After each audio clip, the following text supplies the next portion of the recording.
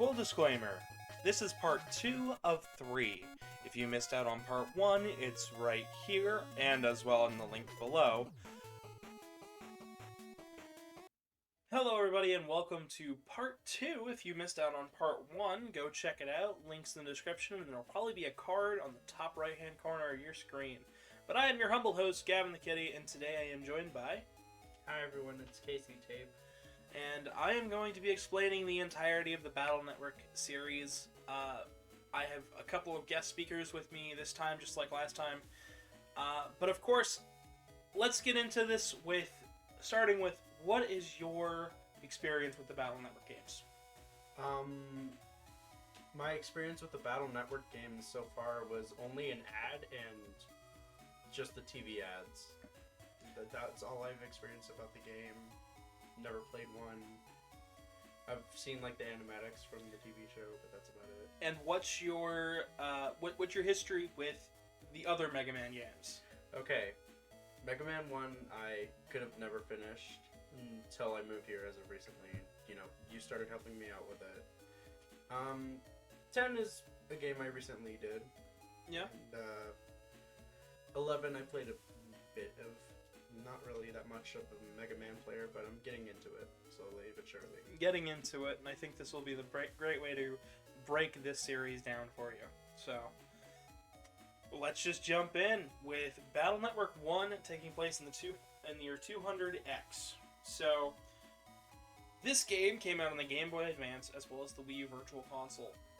There's one more port of this game that didn't come out in the States at all, but there's been a recent fan translation of it. We'll get to that when we get to it. It has added story content.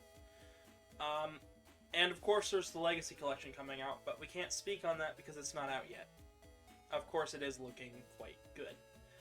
So the game starts up with the introduction that the world has been fully connected by the internet. People have things such as NetNavis and whatnot to help them traverse the internet and as well connect with other people in faster ways than ever before. Any questions so far? No, I'm just listening. Honestly, I think it's really interesting. We open up on a school kid named Blan Hikari. He and his friends get up to mischief and trouble every now and again, but they're generally good kids, and this game starts out with the mentioning that there are ovens all over town that are starting to catch fire. After Lan gets home, he finds that there's a weird repair guy fixing up all of the heating systems in the house, and then the next morning, there's a fire in the oven. Lan's NetNavi is Megaman. Okay. Technically, this one is denoted by Megaman.exe, which is generally how people call him, but we'll just be calling him Megaman throughout this entire video. But he goes in and he stops Fireman from starting a fire. We don't know why they're jacking into, ovens and stoves yet, but it seems that Fireman was operated by Mr. Match, a character we'll be seeing quite a lot in the anime. He was given a little bit of a Scottish flair to his voice, and I think it fits the character pretty well. But some people have been making jokes about it, and that's okay. This series isn't too serious. Yet.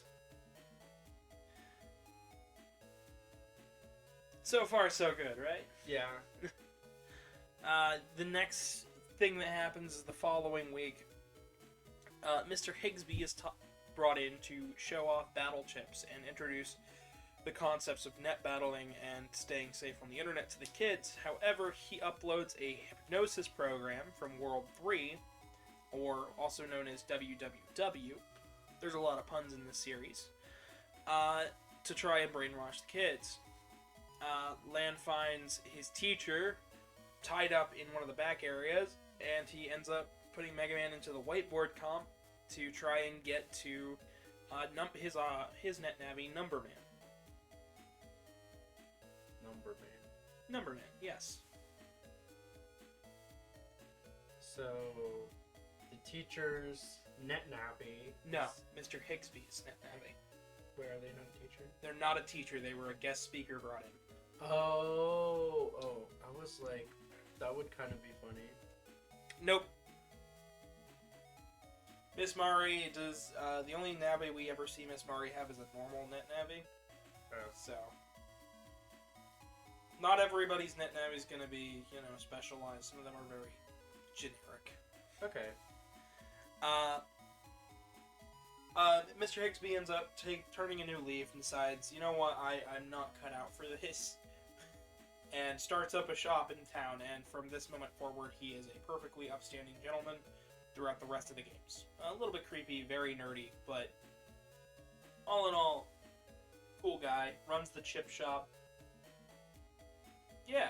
Yeah. Of course, directly after that, it turns out that the rail station's down, and they're not letting anybody on or near it, so Lan decides if he can't get near it, he can't ride the rail station to visit his dad at work, he's going to log onto the internet, get all the way to where the rail station is on the net, and see what's blocking it.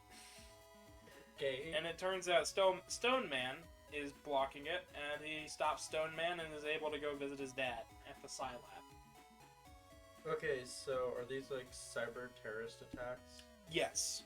Okay. That is the entire story of this game, of all of these games. Interesting. So, this game started development around 99, in terms of like when certain things were designed. So, around 90 That's when like the internet was starting to actually 97 to about 99, and then this game came out in 2000 as a launch title for the Game Boy Advance. I gotcha. And it's a pretty good launch title, but I haven't really gotten into any of the gameplay elements yet.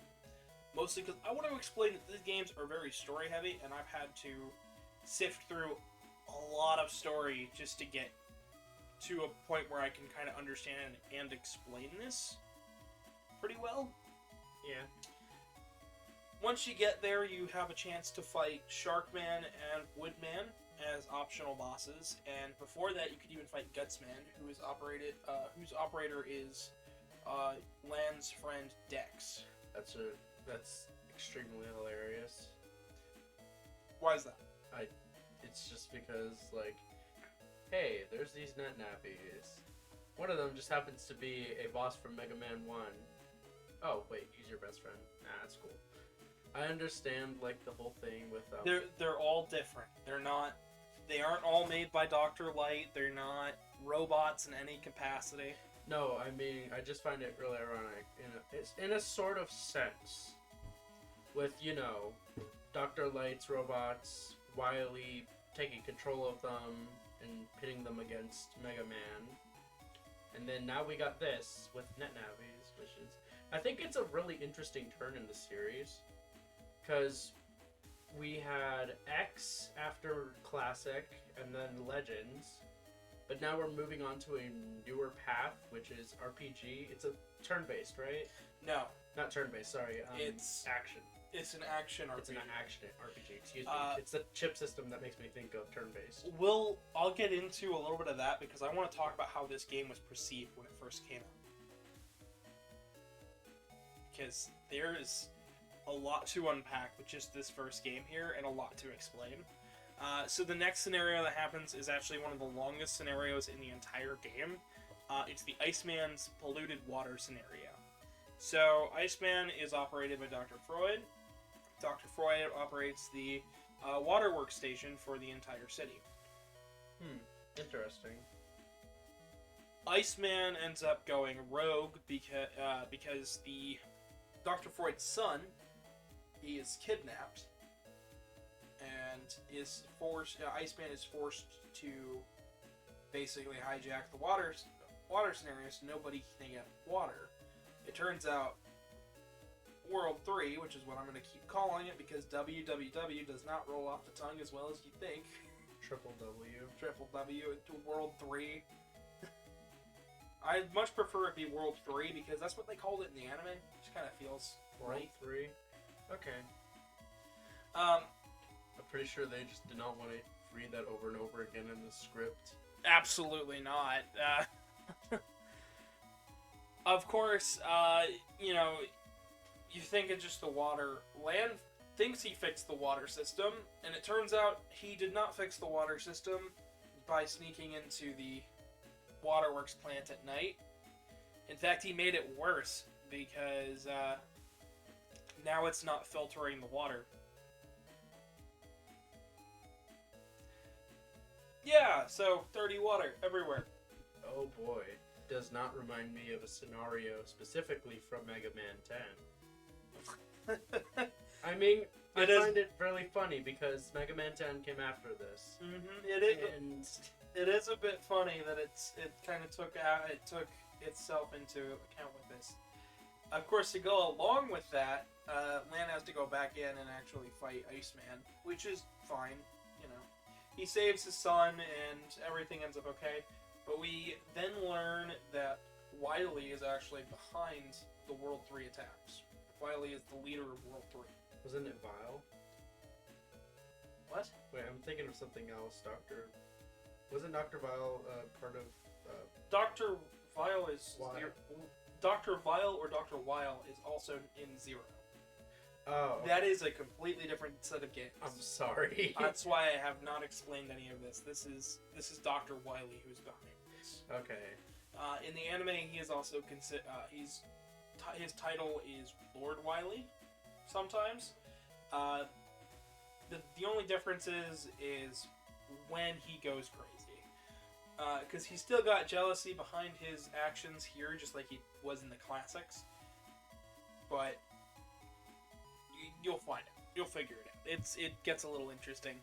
The next scenario is male Sakurai takes Lan on a date out to the mall, and while that's happening, the traffic system is hijacked, and now cars are going haywire on the streets and just crashing into each other because they're self-driving cars. I know. This gets scarier every second because it's very much like the real world. And it's going to get worse in the second game, but... That's interesting. So, Colorman is the one who's behind this, am I correct? Yes. Maddie is the person who operates Colorman.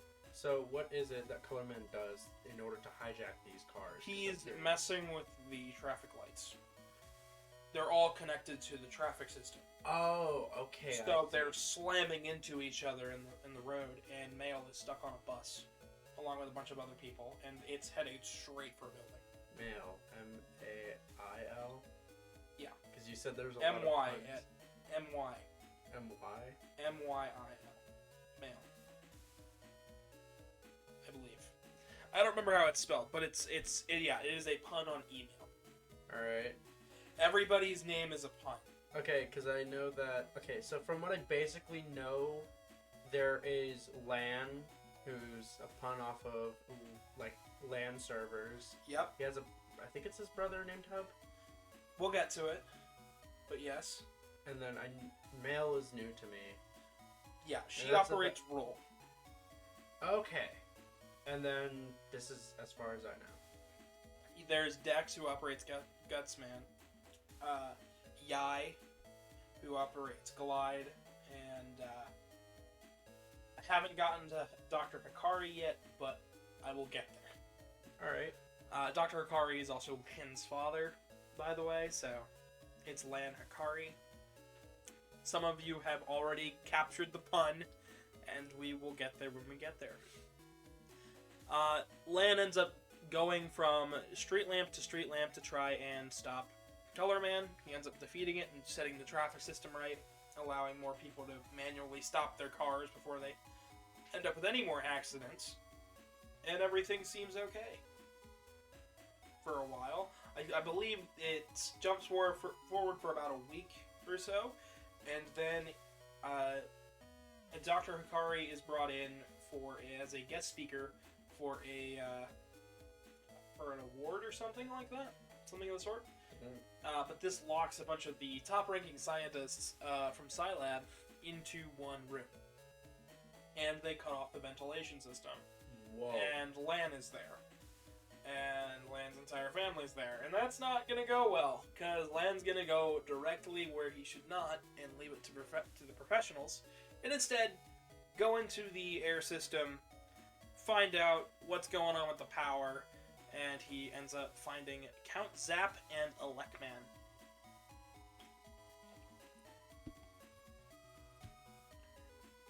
Yeah. Count Zap. What an interesting name. Yeah. So, question. So, are all the people who have the main net navies that we're going to see in this series, their names are going to somewhat, or appearance are going to allude to who they... Yes. Yes, that happens every single time. There's, in fact, the emblems on all of the navies. They are linked up with emblems on each character's body. Sort of like the headband that Lan wears, and Megaman's chest piece. And the... Yep. Okay. Male has a hairpiece, Roll's got it on the chest, Gutsman has two on the sides of his head, and Dex wears a shirt with the same symbol. Okay, that's kind of cool. Yeah, every character's got that. Once you beat Elecman, you then find out that World 3 was actually collecting elemental chips to supply a new virus called the Life Virus, which could infect not only the Internet Society, but completely shutting down most of modern civilization with it. Whoa. Okay, this just became completely catastrophic. Yeah, I mean, if you think about it, we've got fires, hypnosis, we've got railway systems going down, drinking water going away, traffic lights going powered out, the entirety of electrical systems going out. So now, the thing that helps run this city being taken Helps run away. the world.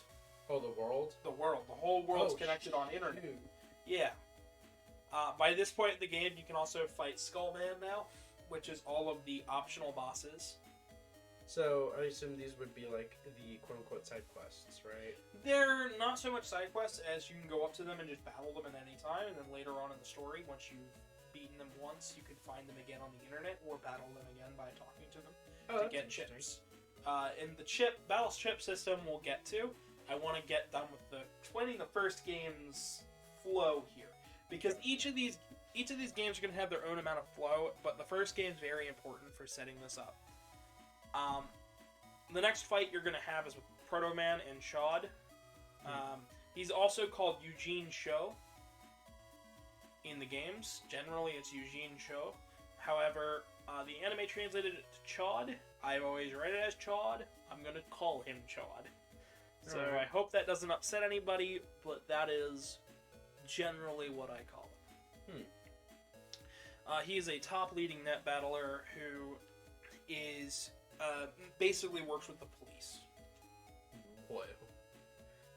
That's pretty cool. Yeah. Of course, after you beat Proto Man, you're able to fully enter go in and stop Wiley, and Dex, Higsby, Dr. Freud, they all end up helping out along the way.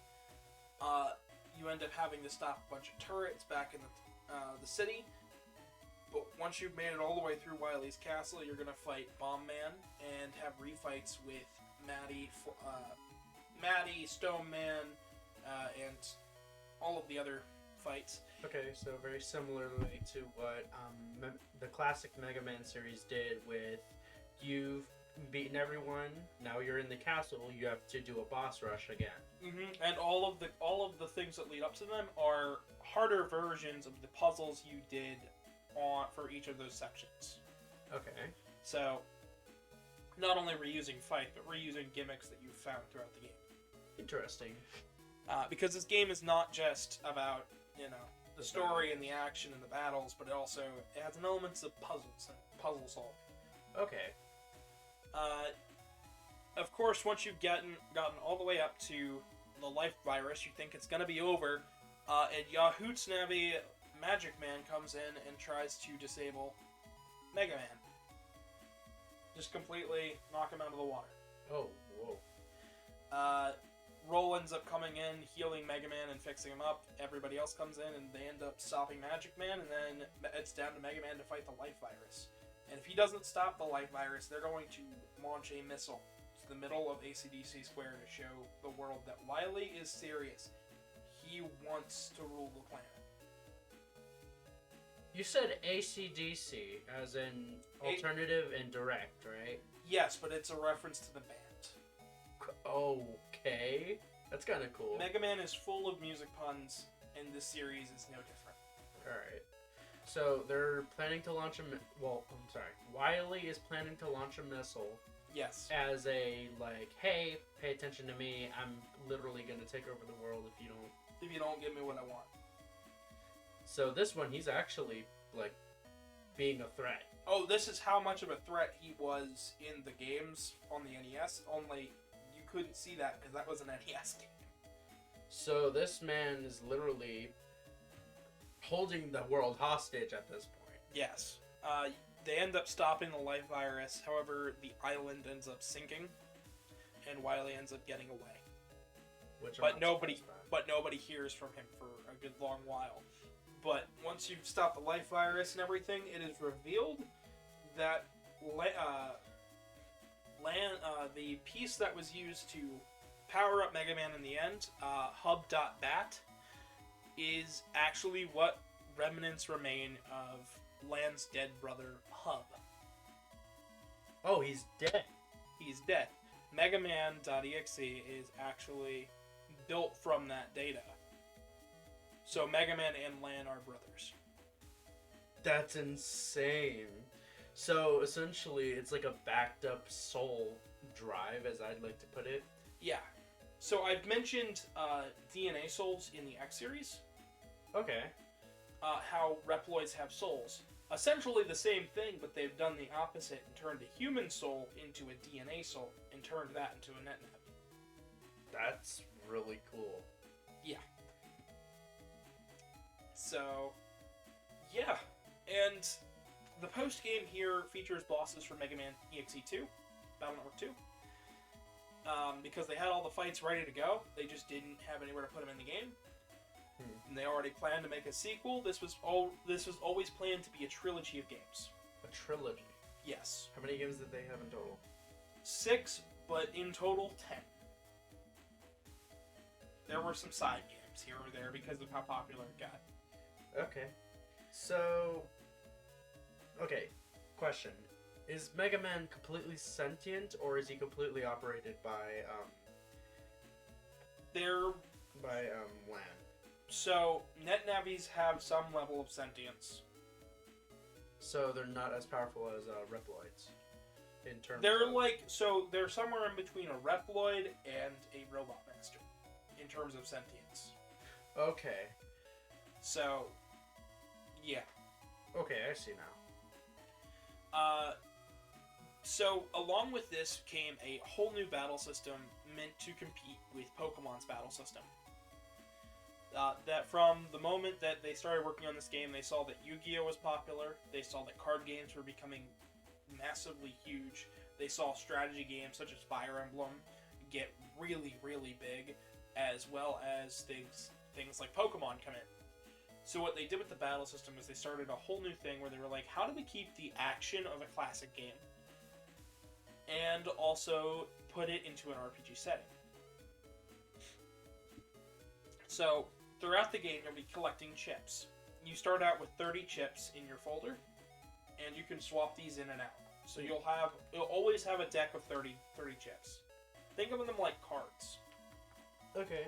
So you've got 30 cards, and you pull 5 up.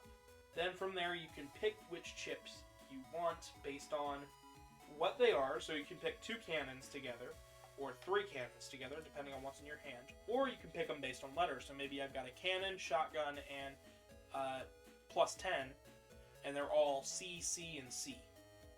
Okay.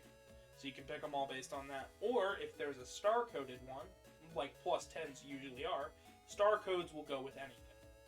So you can pick A cannon, B cannon, star chip. Okay, so So the weapons either A, have to match, letters have to match, or star would count as a wild, and technically work with anything. Yes. That's very interesting. I like this concept. Once you've selected your chip, you go to the battle screen, and you've got a grid of 3x3 to work on, and so do your enemies. You can't go onto the enemy's side of the field, but you can stick on your own, and you can move on any of those 9 squares. They can move on their own squares as well. Yes. Interesting. So they can attack you, and you can attack them by shooting them. If you hit B, you can do like a regular buster shot. And if you hold down B, as long as you've powered up Megaman, you can do a charge shot. You can also press A to use those chips you've selected. Now but you've only got those 3 that you've selected. Once the bar at the top fills up, you're able to go back to that menu screen. You'll pick up however many chips you don't have left in your hand, because you need a maximum of 5. Okay. So you pick up so many, and then you can pick your chips again. And that's how the battles flow. Okay. So it's a little bit easier to understand if you play it, but the game is very heavy-handed with its tutorial, and I feel this is the one failing point with this game, and with all of the Battle Network games in general. The tutorials are very long, very wordy, and it gets a little bit tricky to remember everything if it's not explained to you in easier terms. Okay. Because I played through most of Battle Network 3 without ever knowing you could switch chips in your folder. So you've been collecting chips from like bosses and stuff, and I was never putting them in my folder to use them. Because you assumed they would automatically go in there. Yeah.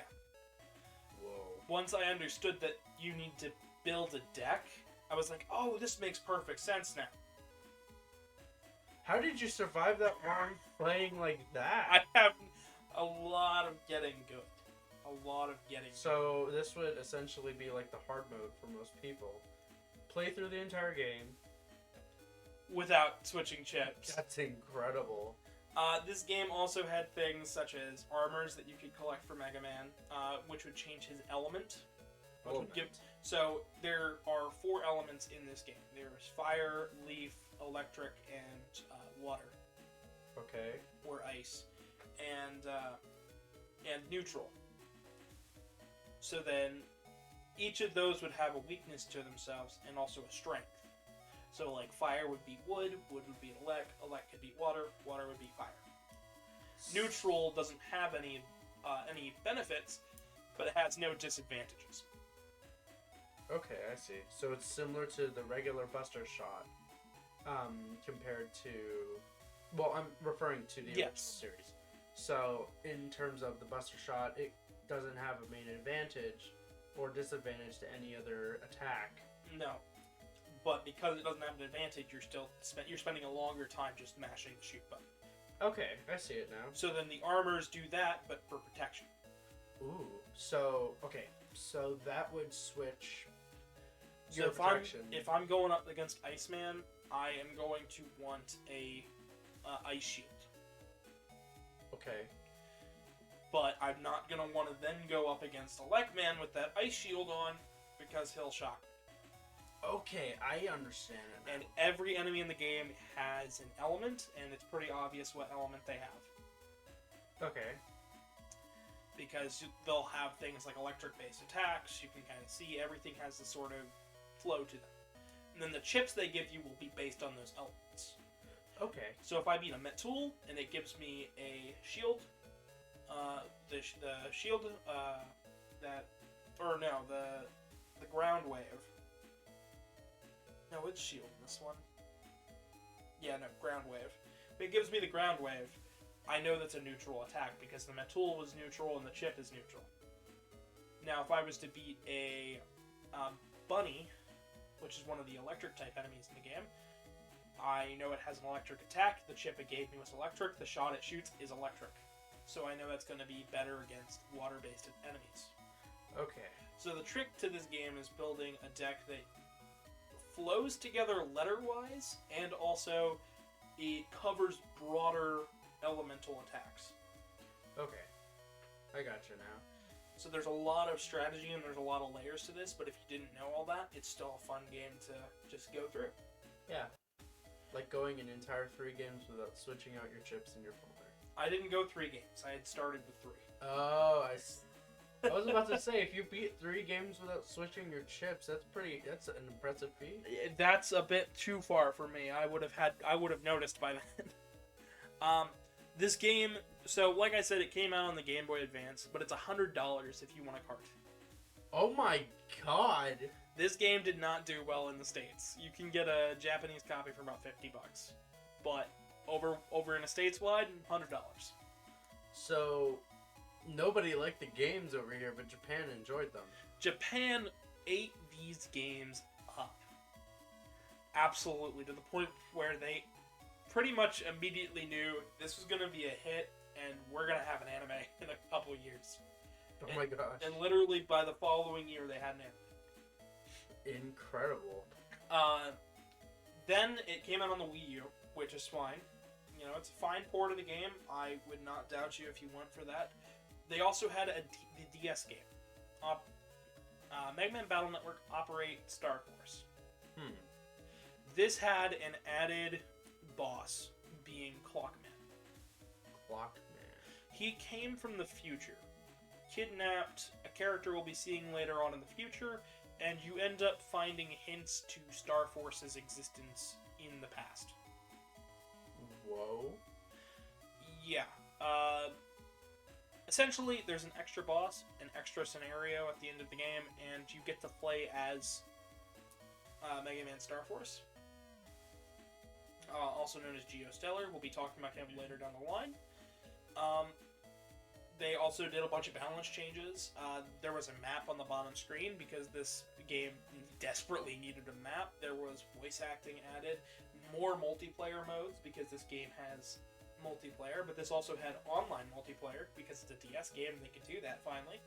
Oh, yeah. And they also found a way to separate the internet and Utternet areas from post-game to regular game.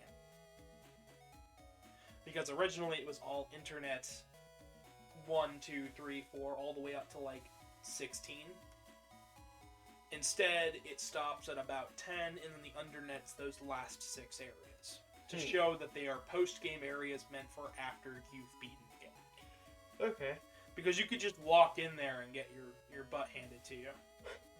Okay, so it's sort of like Champions Road from Pokemon? Yeah. In a sense. Kind of. There's generally more to it. There were also some added side quests to go along with the Star Force theming, but BN1 didn't have a whole lot of side quests for you to do. Most of it was post-game battles. But overall, Battle Network 1 is a good game no matter which one you go for, but it is rough around the edges, and I think Operate Star Force is going to be your best bet, but I think the Legacy Collection is going to have a lot more features to help ease a player into this. Okay. So, but that's just the first game. What do you think so far? I'm kind of liking the series already. It sounds really interesting. And you said, okay, so the carts are 100 here in US, but 50 for Japanese. For just this first game. For just this first game. I went and did price checking for multiple different titles here. Okay. Yeah. So with that, I'm going to take a moment, pause here.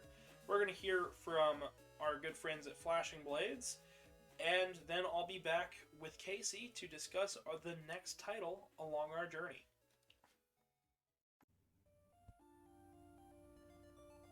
Alright, I am here with the 2 members of Flashing Blades. What do you guys do this is my first question for you guys, so tell my audience what you guys do. We make a lot of Mega Man videos. A lot of them. Pretty much. We actually did our first Mega Man video about 5 years ago, a little more than that. It was in celebration of Mega Man's 30th anniversary. So we decided to do a franchise-wide retrospective of everything that was already out at the time, what was coming out in the near future. And it was just, piece by piece, giving you a brief summary of here's the classic series, here's X, here's Zero ZX, and then here's Battle Network. But the problem we had is that at the time the computer I was using wasn't excellent, and it just completely stopped working, just up and died for no visible reason. So the project was delayed for about 4 years. We lost a lot of footage from that. We actually managed to, like, the footage that we saved on the camera was still fine, so I was able to revive the Battle Network video 4 years later after the Iceberg video that dropped. But we've been trying to resume with that. Once we got the Battle Network video up, and then we're going to do a Star Force video later. But aside from that, we started doing Mega Man content back in 2020 or 2021.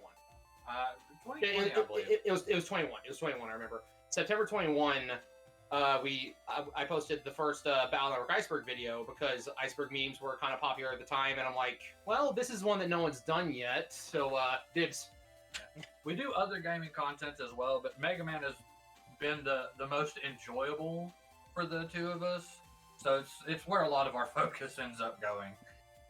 It's also actually what brings in the most viewers, surprisingly enough. Gotcha. Well, that's about the same time. About 4 to 5 years ago is when I started working on this retrospective, so that kind of lines up. So that's a little curious. But on the topic of this retrospective, in terms of the video, we just finished covering Battle Network 1. What are your guys' thoughts with that game? I think I'm probably going to take point on most of this one because I actually have played all the games multiple times. That's actually the only one I haven't at least touched at some point, so I'm going to defer to Blade here. This is good because I'm actually in the process of replaying it myself to give a full retrospective breakdown series for each game later.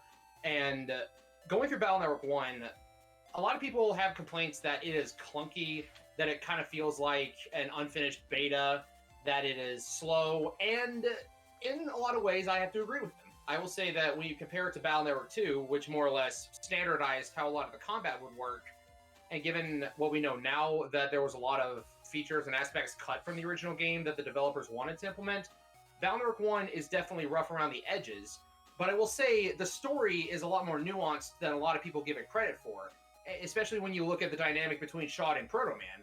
I'll come back to that here in a moment, but one thing that we don't really get to see a lot of development outside of LAN and Megaman with is the other characters. We know they exist and they have their own little moments. They have moments where they shine really bright, like Dex coming back in Battle Network 3. But one thing that kind of sparked the entire development arc for Shot and Proto Man was one single moment in Battle Network 1 after the fight with Electman, and then you fight Proto Man for the first time. But the story is very subtle, and if you actually pay attention and read the dialogue that's being presented, then you can actually see hints of subtle storytelling. Like, there are a couple times when Lan's father is trying to tell him about the special connection he has with Mega Man, but he gets called away for something else, because, you know, he's a scientist, he's always busy, he's always working. But it's not until the very end of the game when the pod bomb is finally dropped, and we see what all that was building to. I don't think nearly enough people talk about this simply because, again, the game itself is rough without having a proper escape mechanic, which is standard for most RPG games of the time period. And it can be kind of clunky to navigate when the entire internet looks the same. Like, there's no differentiation between internet areas. So most people will say, just play Battle Network 1 one time for the story and never look back. On the topic of the clunkiness in Battle Network 1, Yes. Would you recommend newcomers start with Operation Shooting Star then? If it is a viable option, then absolutely, yes. The only thing that is fundamentally different story-wise between Operation Shooting Star and Battle Network 1 is the inclusion of the Star Force side quest. But aside from that, it feels like they tried to update Battle Network 1 by giving you the escape system, by making the gameplay a little bit faster. Not quite as smooth as Battle Network 2 will go on to be, but if you had to pick between the two, then I would say yes, Operation Shooting Star is an excellent substitute. I don't think that anything would be lost by playing Operation Shooting Star over Battle Network 1. Gotcha. On the topic of that added bit of story, do you think, even though it is small, do you think that changes the outlook for the rest of the series if you know that Star Force is what kickstarted Lan being confident enough to go into the Wily Castles? Me personally, I always viewed Operation Shooting Star as either a non-canon bonus or as a sequel to Star Force 3. Because we never got Operation Shooting Star 2, even though they had planned it, it is currently just sitting there as a one-off. If we're talking about just the main base game, I personally don't count it as part of the main story, unless it's a sequel to Star Force 3. That way, it creates like a separate timeline. I count it as both, believe it or not. I count it as both a sequel to Star Force 3 and a small story that didn't really do too much on the level of didn't do too much to rock the boat, but it was a nice addition. I guess it's because I've seen so many stories that dabble with time travel, and no matter how small or insignificant the change is, there is going to be a huge butterfly effect, or it could be some instance of a strange causality loop sort of thing, because we have Geostellar walking around in the real world as Megaman Star Force Megaman, and people see him, and that plants the idea, Navi's in the real world. Where do we go from here? There's a tangent I could go on, but it's not relevant to the immediate conversation. But for those who've watched the stream arc of the anime, you'll know what I'm talking about with causality loops. It creates a bootstrap paradox. I understand that. I understand the bootstrap paradox and all that. But when I look back at the classic timeline in the first part of this series, and I see all the crazy shenanigans with timelines being destroyed and flip back around, all within Classic. When I see something small like this for Battle Network, I just look at it and I laugh, because it doesn't seem like it affects too much in the grand scheme of things. In the end, it's one of those things to where I don't think we are supposed to actually sit and dwell on it, because again, we didn't get any continuation to it. It's just meant to be a fun reimagining of the first game, kind of like change up the gameplay a little bit. Just have some fun with it. It's one of those things that's like, don't stress think on it, and don't dig too deep. Enjoy it. Think about it. Just don't. Don't go nuts. I kind of compare it to a couple other Mega Man remakes, like Mega Man Powered Up and Maverick Hunter X. They are retelling of the events of the first games in their own series, but just enough is different to make it a different experience. Like with Maverick Hunter specifically, one big thing that is different is that Dr. Kane dies before the game starts, but Dr. Kane shows up in X2 and 3. So Maverick Hunter as a remake needs to be a separate timeline now, unless they just resurrected him somehow, like they did with Dr. Vile in the Zero series. But Powered Up gave you 2 extra Robot Masters, so it's kind of one of those things to where it's just meant to be a fun extra, and if we're not crafting our own timeline from it, we don't need to stress about it too much. Alright. And thank you, Flashing Blades, for all of your insightfulness. Our next title on the timeline is Megaman Network Transmission. This came out for the GameCube. It's about $40. It was developed by Eureka for the 15th anniversary of the entire series. And this game's very different than Battle Network 1. How so? It is a 2D platformer. Okay, whoa.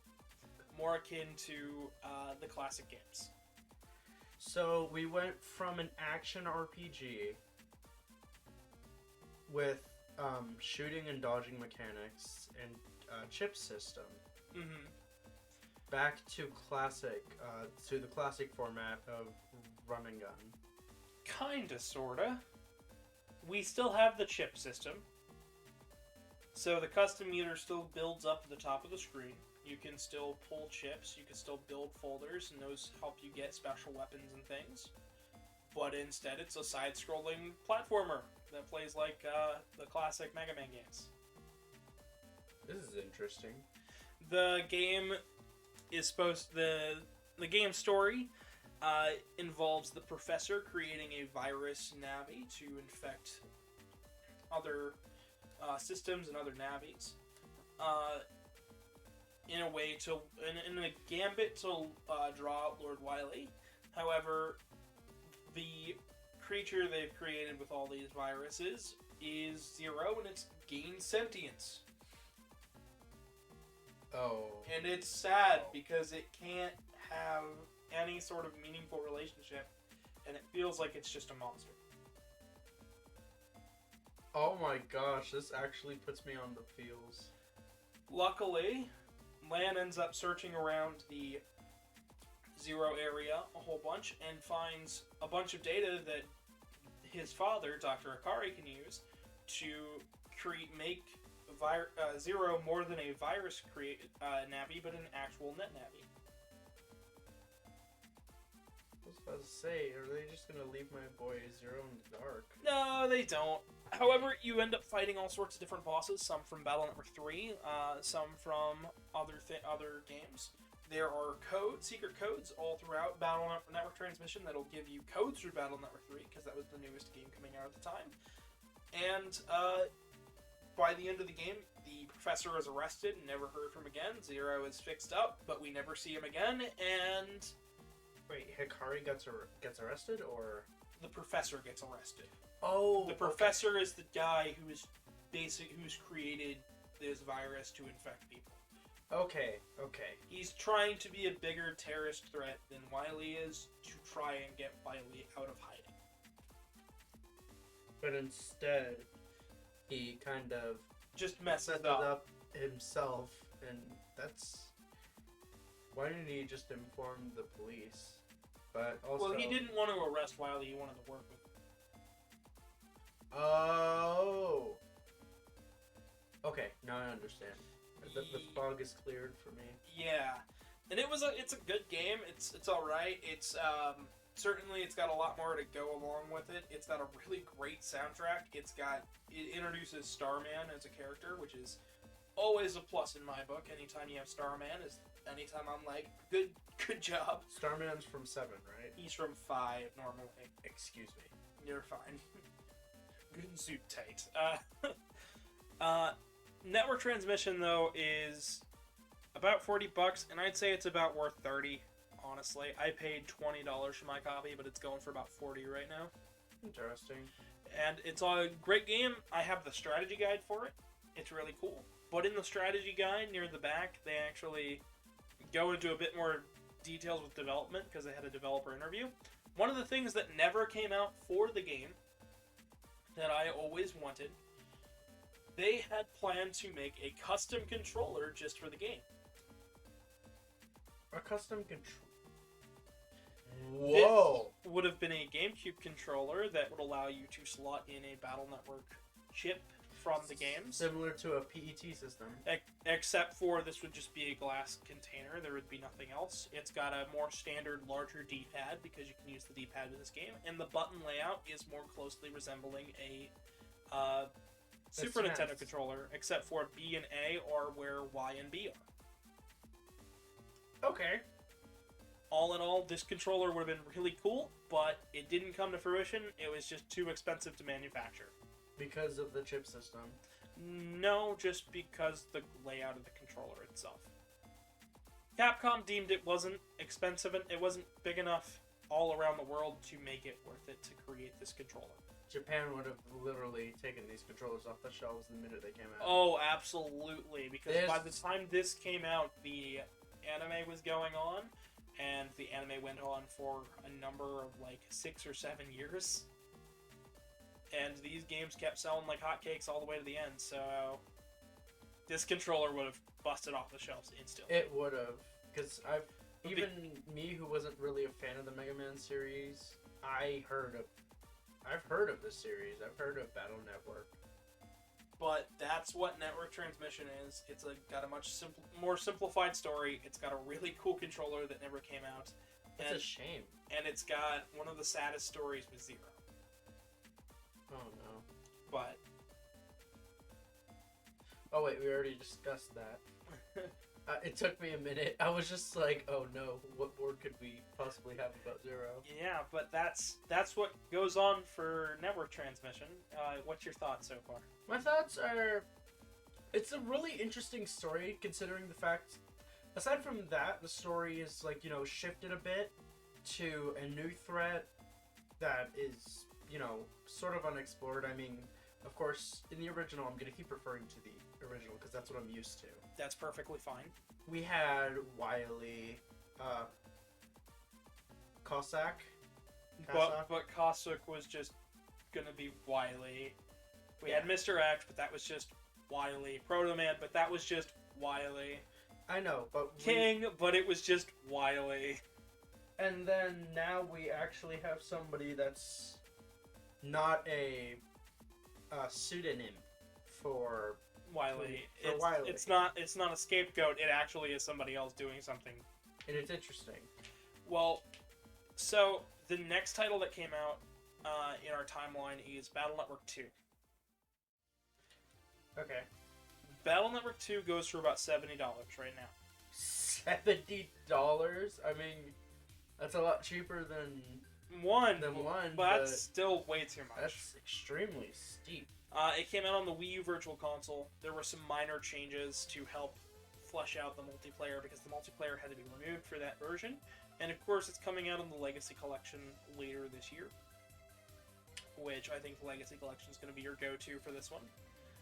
This game involves the new syndicate known as Gospel trying to create a bug fragment monster. Okay.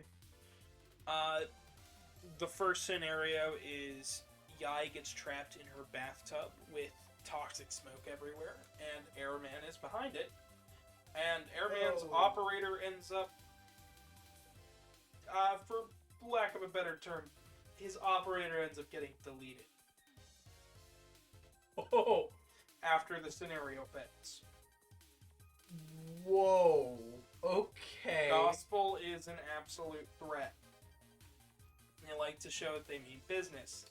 The next scenario happens with Dave the Bomber and his Navi Quickman trying to blow up the dam. Interesting. I would have assumed Bombman instead of Quickman. Bombman doesn't have an operator, though. They do not. Not all net navis need operators. Well, okay, that's interesting. But Quickman, like a time bomb. Ah! We saw Quickman before in Network Transmission, however, Quickman was very... Quickman there, you didn't ever see his operator. You just saw him. You saw him. We just saw Quickman, where he was robbing a bank. Oh boy. Yeah. The next scenario is Cutman is brought in to clean up after an assassin just murdered an entire civilization of net navis. Okay, hold the... Well, what... Okay, wait. Where is 2 going? Because I understand the first game, like, cyber terrorist attacks that could actually... These are the same cyber terrorist attacks, it's just... This game is dark. Gospel gets a bit darker, yes.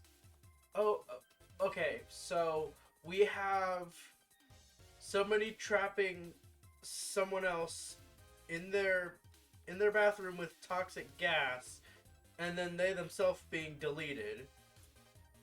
Then we have a bomb threat on a dam, and now we have Cutman cleaning up an assassin's recent murder in the cyberspace, I believe, is what you said.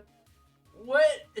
My brain hurts. After we get rid of Cutman, they have to look around to try to find out who the real assassin is, and it turns out to be Shadow Man, who was hired by Gospel to try to basically take out the leader of the leader of Yumland, which is what it was translated to.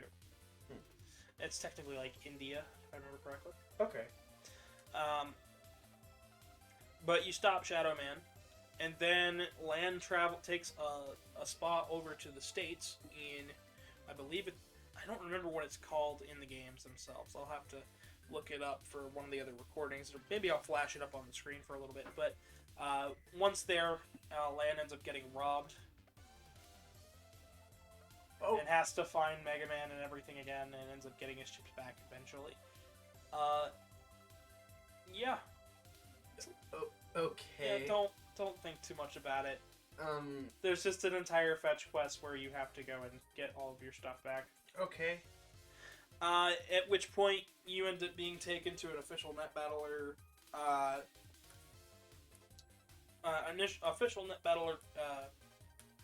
get together, and it turns out one of them was actually working for Gospel, and Lan has to work his way all the way through essentially an entire trapped castle to stop Princess Pride and her NetNavi Nightman. So far, so good. They were basically trying to kill all the official net battlers, which work with the police to stop crimes. Oh, okay. And then our next scenario involves Magnet Man. I'm not allowed to... I shouldn't go into full detail with this one. I don't want to. Let me be more real. The YouTube guidelines might get angry, but I'm going to simplify it as best I can. Okay. So this game came out in 2001. Okay. This game came out 1 week before 9/11. This scenario needed to be changed for the sake of the anime, which aired in 2003. This scenario involved Magnet Man messing with the gyro and magnet systems inside of an airplane to make it crash.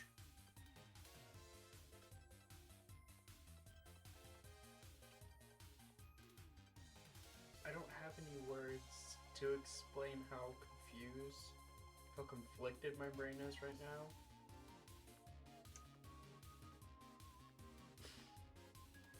I don't know what to say, because we went from a very nice, charming first game about cyber terrorist attacks, yes.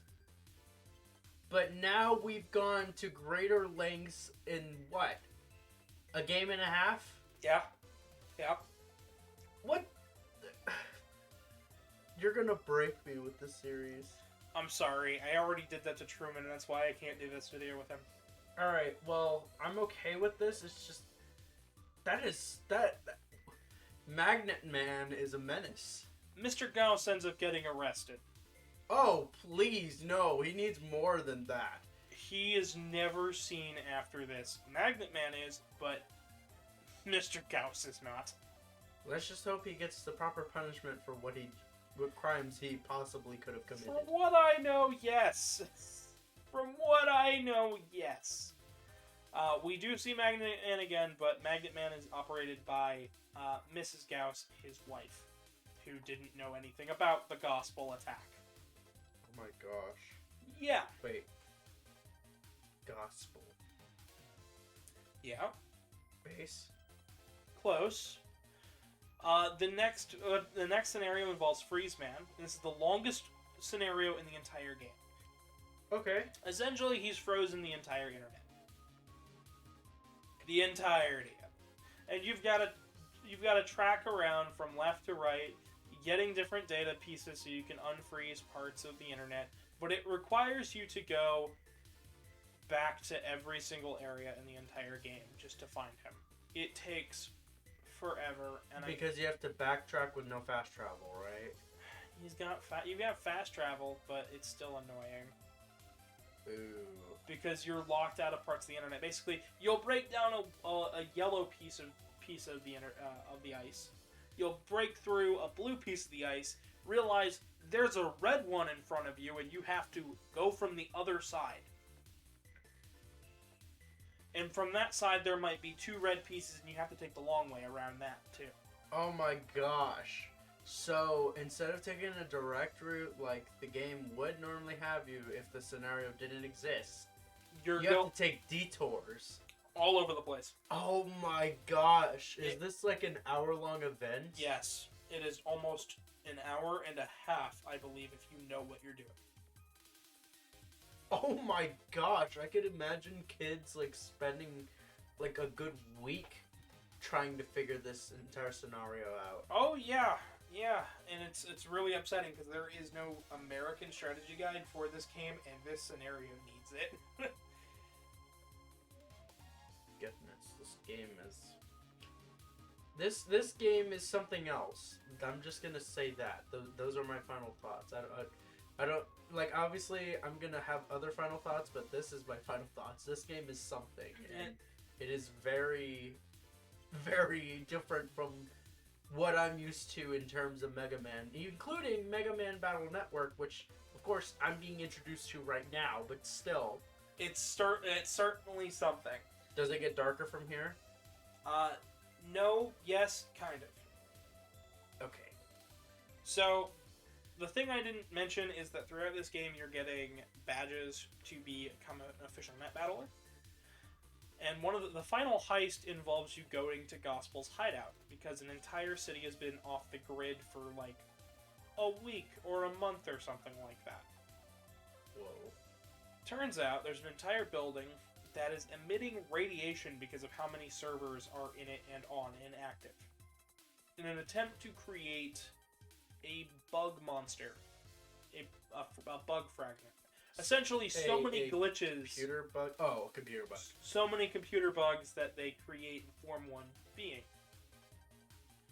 Along with this, multiple sightings of a netnavi known as Base have appeared throughout the internet. It turns out the young kid Sean, who was Proto? no, No, sorry, wrong person. Sean was essentially trying to had a very bad upbringing and ended up deciding, well, if he can't have a nice life, then no one else can, and wanted to create a cyber beast known as Gospel to try and destroy the world. Basically ruin everyone's time. Because Sean never had a net. What? So you're telling me This kid got really mad and had a little hissy fit because they never had a net. He started an entire terrorist organization. He started Gospel. How old is this kid relatively? He's 16, I believe. Okay, I get that sort of, but he started it. So you're telling me this kid became like what is the word I'm looking for? A crime lord. I guess it's probably best if I use that instead of the word I was gonna use. Probably, yeah. But he just became a crime lord, all because this kid never had a netnavi. His parents died when he was a kid. He never had a netnavi. He was screwed out of his entire family's fortune because of his aunt and uncle. So he started a crime organization to try and build Gospel. Yeah, that's still not a good reason for No, him to do what he it's did. absolutely not. I mean, that's a good villain backstory, but rendering what he actually did, kind of. He ends up going to juvie. I don't blame. No, don't send him to juvie. Send him to federal prison. And he ends up getting. And Gospel ends up getting defeated completely. But Gospel looked one heck of a lot like Gospel from the from Mega Man 7, which was also known as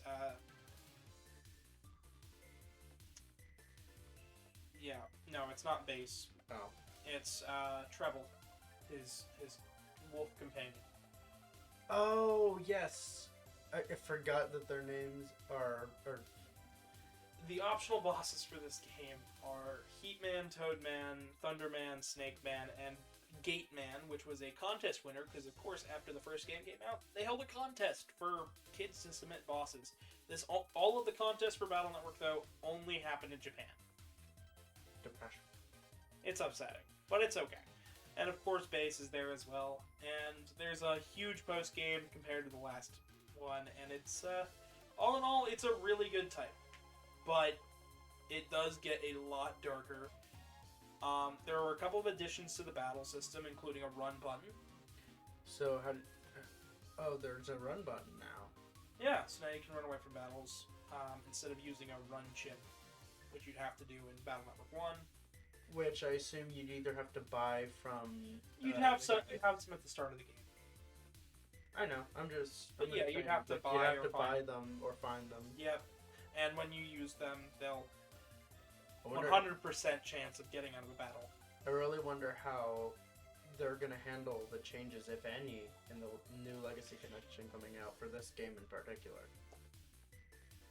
Well, seeing as the Wii Virtual Console version didn't have that many changes, comparatively, I don't think Do you think they're gonna keep with the changes they did for the Virtual Console? I think they'll keep most of them. I know for the online they fixed a couple bugs with this one. Okay. But as far as I'm aware, so far there haven't been too many changes. Alright. But what's your final thoughts here on Battle Network 2? So Battle Network 2, as we've mentioned repeatedly, and the fact that I kind of fear for the world of Battle Network, it's extremely much darker in tones of how bad these cyber-terroristic attacks get. There's much darker tones in terms of what happens.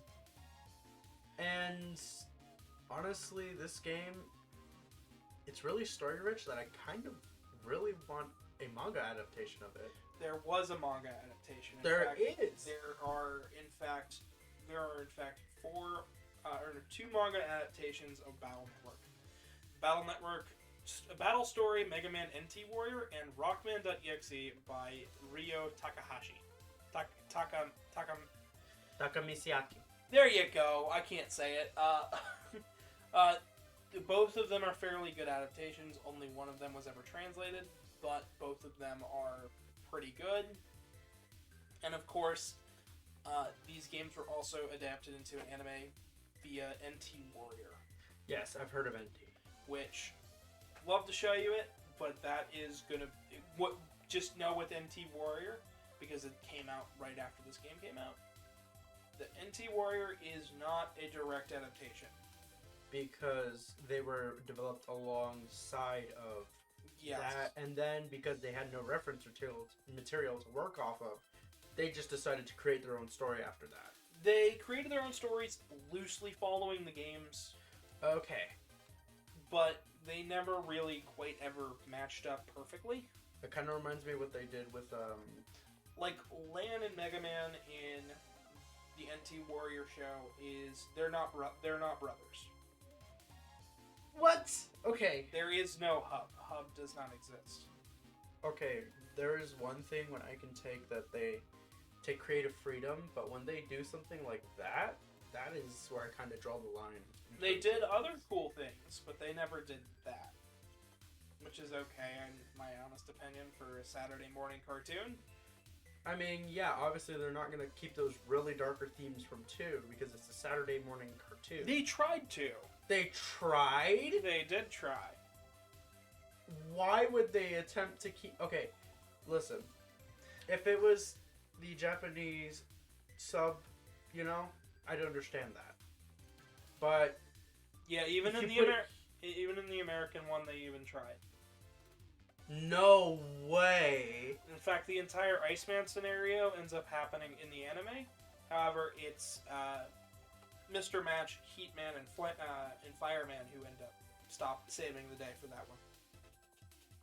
And it's one of the better episodes of the entire show.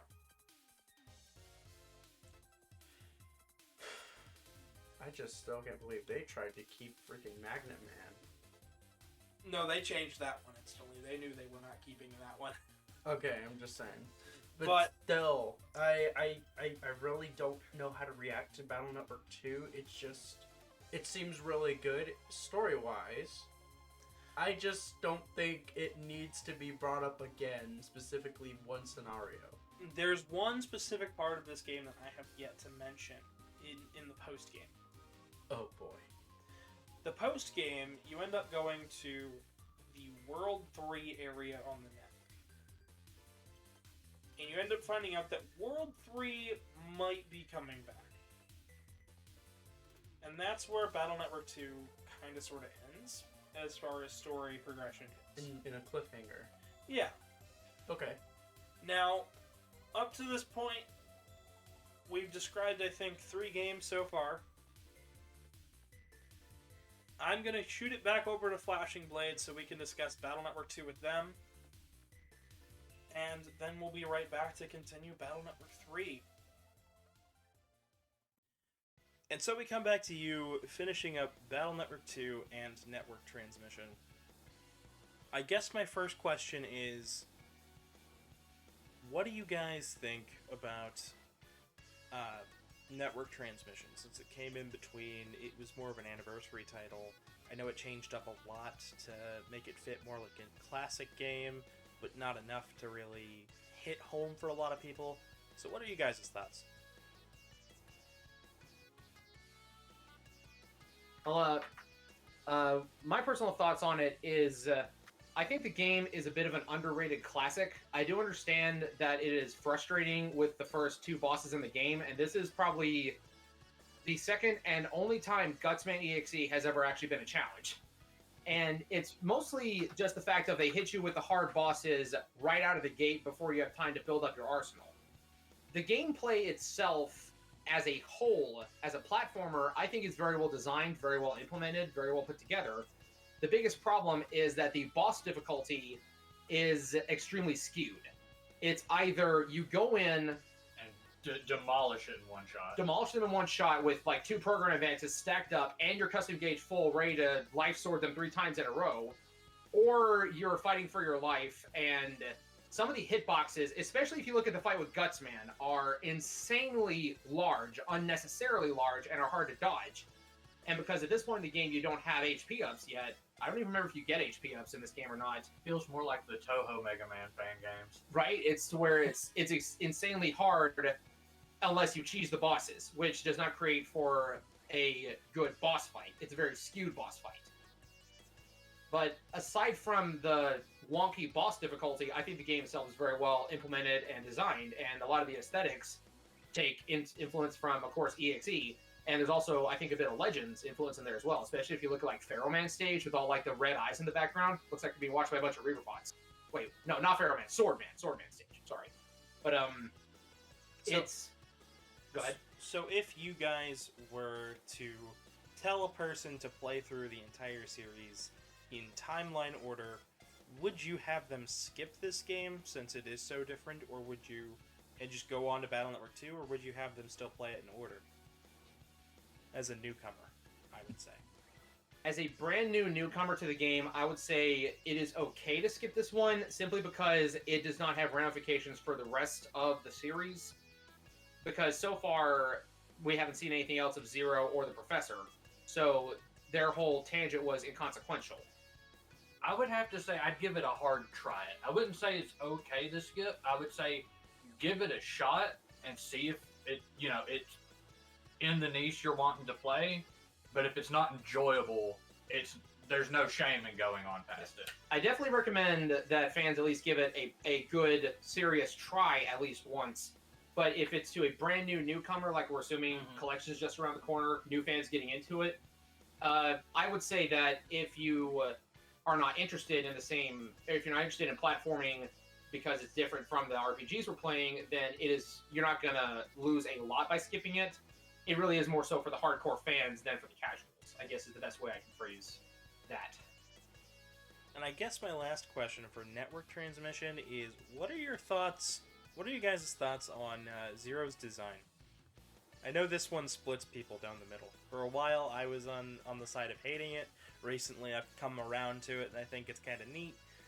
But what do you guys think? Alright, this is... I guess, just preface this with it's going to sound a little cringy. It's more Zero.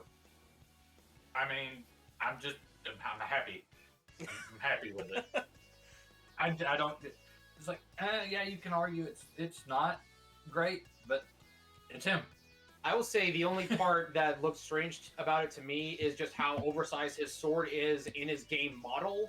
It looks weird with the colors they use, but as far as looking at the concept art and looking at the anime design of Zero EXE, given that he was created from a virus and it's playing off the whole Zero virus tangent from X5, I have no problems with it. I think it looks spectacular. Granted, if we were to have our hero, Zero, like the legendary Reploid, brought to Battle Network, then yeah, I might need to look a little more human. But as being spawned from the Zero virus and turned into a Navi, I have no problems with it at all. But that's just me. Again, fanboy. I'm happy it's more Zero. That's not. The edgy high schooler is talking here. That's literally the only reason that Rogue from Star Force 2 is my favorite character. So off of that, I guess Battle Network 2. What are your initial thoughts on this? If somebody came up to you on the streets and went, Battle Network 2, go, what would you say? Where do I start? All right.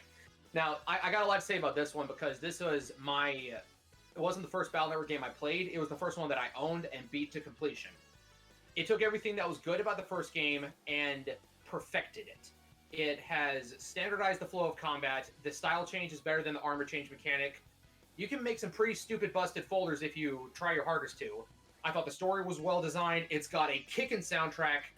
How it is subtly building up to what is going to be the payoff in Battle Network 3 with the whole storyline featuring bass and gospel is really well put together. I like how it kind of skirted the line between the E for Everyone, T for Teen rating back in the day before E10 Plus existed, because there was swearing, there was crude comic humor. You're literally rapping to some guy on an airplane to get a glass of whiskey. It's full of cheese. It does have a bit of cringe, but Is it Gouda? Yes, it is very good.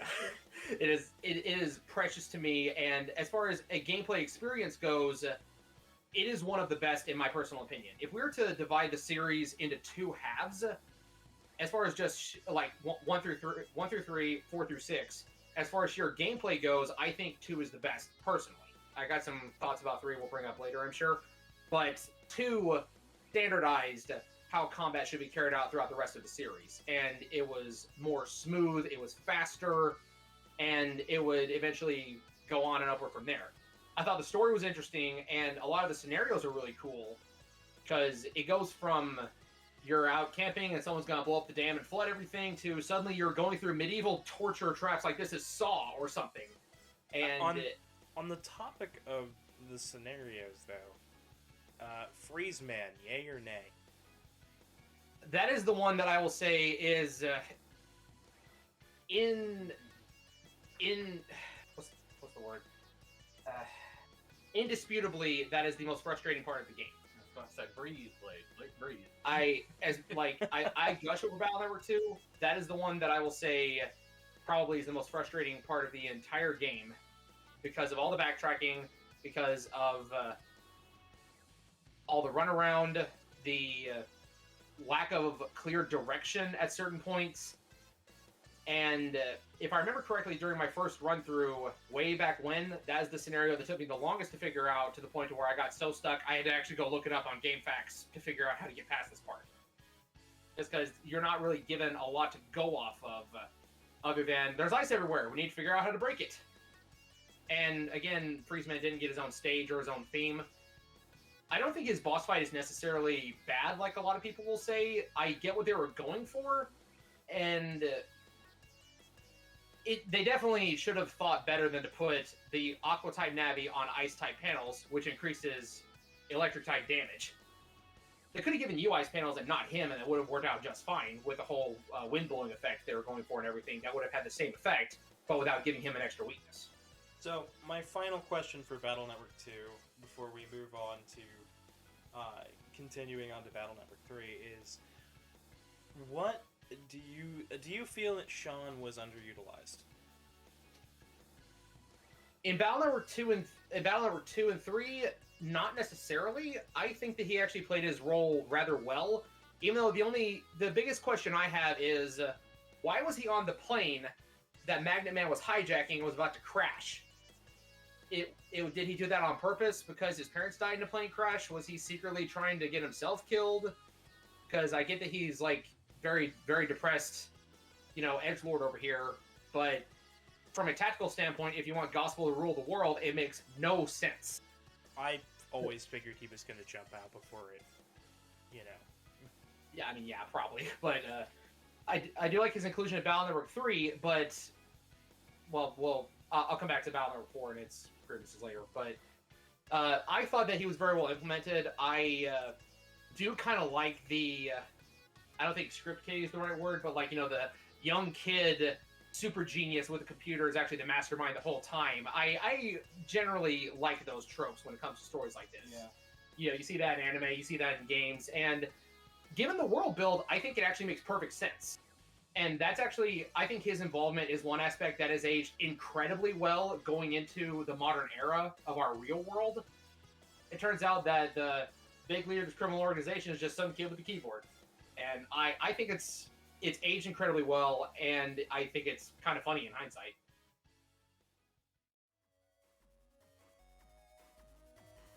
So the next game we've got on our timeline is Battle Network 3. I'm a little worried about Casey's sanity, but 3 goes for about $30 for blue and $25 for white. There are 2 versions this time around. Okay. They came out on the Wii U Virtual Console with some minor changes. They also had a system where you could download the other version's chips, so you could access all of the post-game. Okay. And, of course, it's coming out on the Legacy Collection. I'm going to say Legacy Collection or Wii U Virtual Console are 2 of the best ways to play this one. Or there is a fan patch that includes certain things that had to be removed for space concerns. Okay. But this game opens up just the same as the other 2. But this time around our first scenario involves Flashman stealing data from the school at night. Because Dex forgot his homework at the school, they end up all having to go back to the school at night to get their schoolwork, and they end up finding an intruder in the school. At night. At night. After that, though, Land's PET gets damaged from Flashman, which is a little upsetting. Oh, and no. they end up all joining a tournament for something called the N1 Grand Prix. Network 1? I assume it's just called the N1. Okay, then. You then end up having to satiate a child who is blocking you from leaving the via the rail system. Turns out Dex had just told their brother that Dex is the best net battler in AC/DC Town. So you have 2 choices for this fight. Once you get Dex, you can either let Dex win, let him be the hero to his little brother, or break this child's heart by defeating Gutsman. We all know the obvious answer that I would pick for this one. What's that? Just absolutely decimate him? No. Let him win? Yeah, you know why? Why? Because that little boy's spirit deserves to be crushed. Dex does... So, I don't think that Dex's little brother really means any harm one way or another. But the next game is going to make you hate him. Battle Network 4 will make you hate this little kid. But for now, he's just a small nuisance. That prevents you from going anywhere. Yeah, well, you end up stopping them and you're able to head off to the zoo. Okay. That sounds nice. Yeah. And then the animals are let out in the zoo.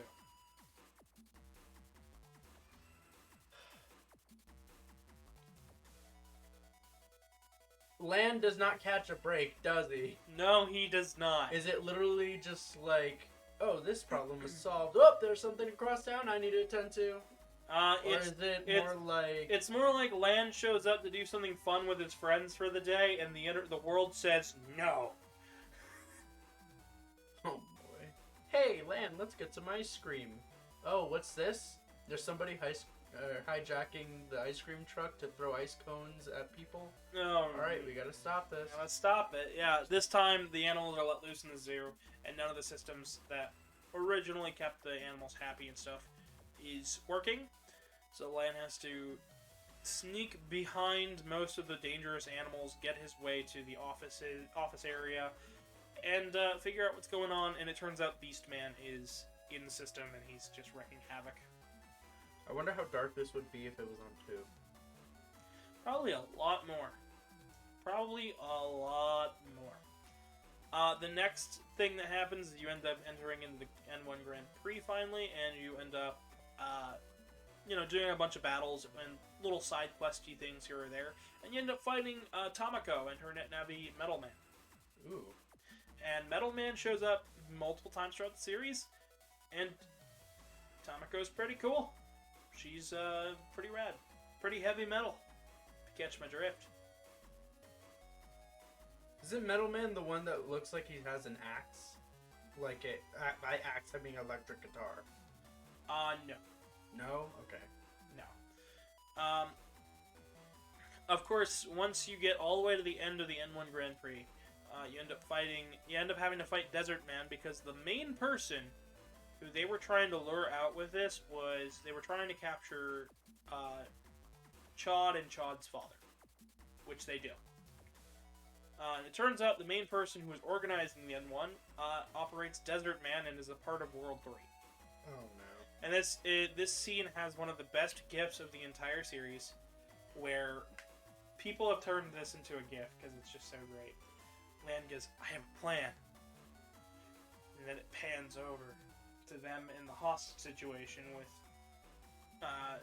Chod's father being tied up. Lan walks in, "Megaman, attack!" And he throws the PET and it just hits him in the back of the head and they chunk on the ground. What? Wait, no, you're messing with me. No. This is an entire meme on the internet? This is an entire meme on the internet, and I will probably play the GIF right about now. Gosh. Yep, it's great. I'll show it to you after we get done here, because it's like the best.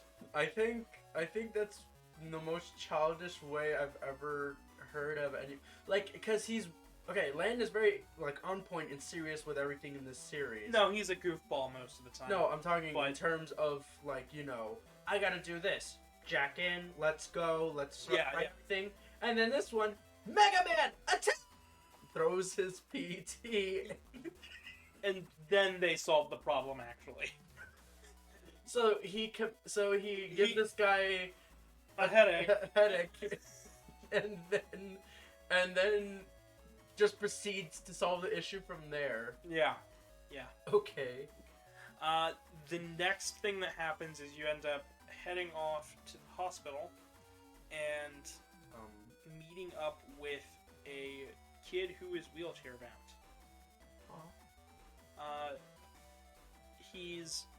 His name's Mamoru, and he has an illness that was supposed to kill him, basically. It was the same illness that killed Hub, Oh. but it hasn't fully taken the toll, and apparently if he can have one more operation, it might fully cure him.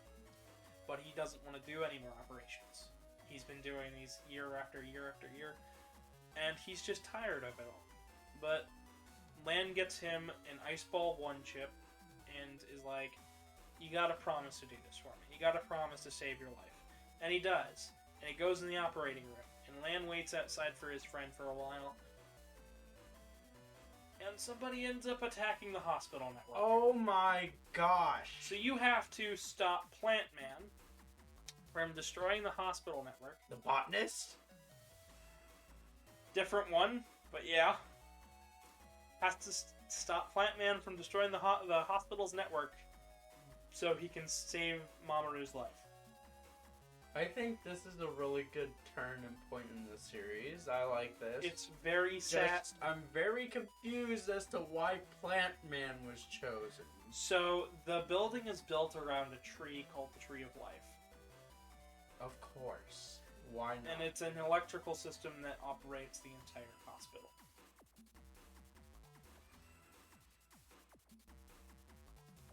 Okay, that makes sense. That checks out. Yep. But as you were saying before I interrupted you, You end up stopping Plant Man, they get arrested, and their operator gets arrested, and Mamoru ends up living. Kaboom. Yeah. Just like that, it's fine. And then you end up meeting up with Mr. Match again, okay. who is trying to turn a new leaf, and you think that's what he's doing, and he's trying to fix things around Silent. What he actually ends up doing is stealing data and running off and using Flame Man to hijack the whole system and overheat all of the processors. Whoa, okay. Wouldn't that affect Flame Man himself? He's getting out of there beforehand. Still, I'm just saying, Like- because the processors would affect him because... Yeah, but if he's being operated from a PET, he could just zip back in when it gets too much. Oh, okay. Lan ends up stopping Flame Man, and then just as the battle is concluding, Base comes in and absolutely decimates Flame Man. Okay. And you end up having to essentially make your way back out of there and having to learn more about what's up with World 3 and why they are back after this. And you end up running into a lot of trouble, almost getting killed, and a NetNavi who looks a lot like Gutsman saves you. His name is Copyman. We never see him again. We never even see what his true form looks like. Is he like that one robot master whose name I cannot remember for the life of me? It's kind of like the Copybot, but we don't ever see Copyman himself, so I just thought he was worth a mention because he shows up once and never again. That's interesting. I really don't like the one-off thing, but, you know, it works. It's okay. I mean, Copyman would make a very formidable foe if you were to truly think about it. Mm-hmm. It would be like a nice, you know, boss before World 3 thing. Because from what I see already from the first game, in terms of classic, World 3 seems to be like Wily Castle. Yeah. So, you know, everything seems to be going fine. Because Lan's okay. The next thing is that there were stolen Tetra codes for Alpha, which Alpha was basically the pre-internet internet. But he couldn't have been let loose because problems. The codes for him were stolen by Drillman. Drillman ends up getting stopped, but not before he makes it back to Wily. And Base ends up being summoned. There's a few things I haven't mentioned here with the story. So throughout the story, you meet up with a scientist called Dr. Mikhail Cossack. He created the first NetNavi that was automated, known as Base. The first fully autonomous NetNavi was created by Cossack, Okay. and it was Base. And Base got accused for some things, and Base ran off. And Cossack has been running around trying to figure out what's up with World 3 as well, and ends up bumping into Land and helping him out with some problems. By this point in the game, we find out that there was a way to send human data into the cyber world, which was what saved Hub. Cossack ends up stopping Base because of that, but it nearly killed him. I see. By the time you get to Alpha, you find out that the only thing holding Alpha to itself is an AI, Dr. Hikari. Specifically, Dr. Tadashi Hikari.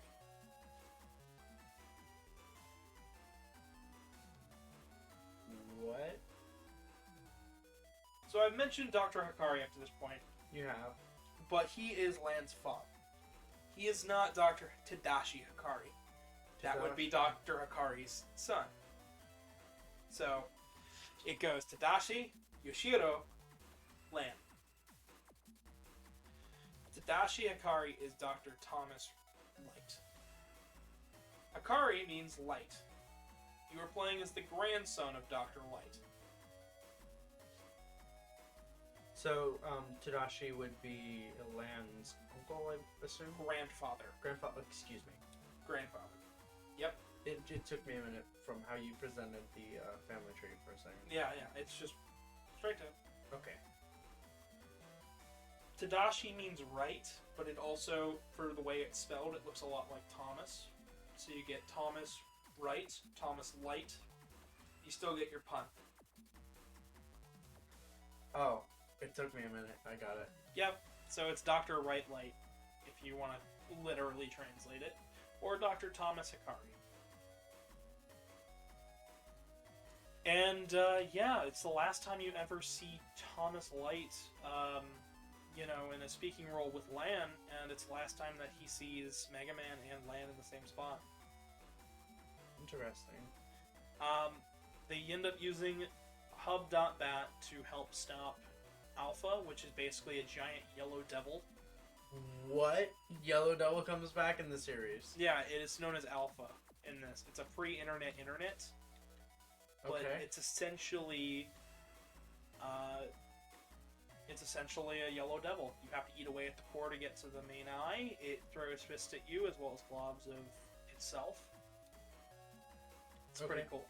That's pretty interesting. However, to stop Alpha once and for all, they had to use hub.bat.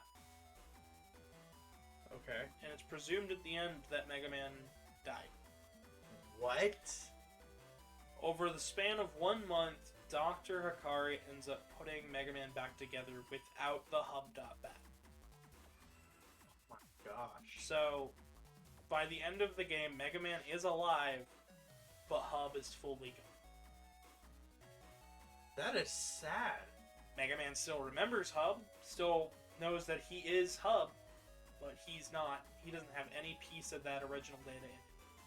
So Hub is just vanished. He's No longer a part of the system.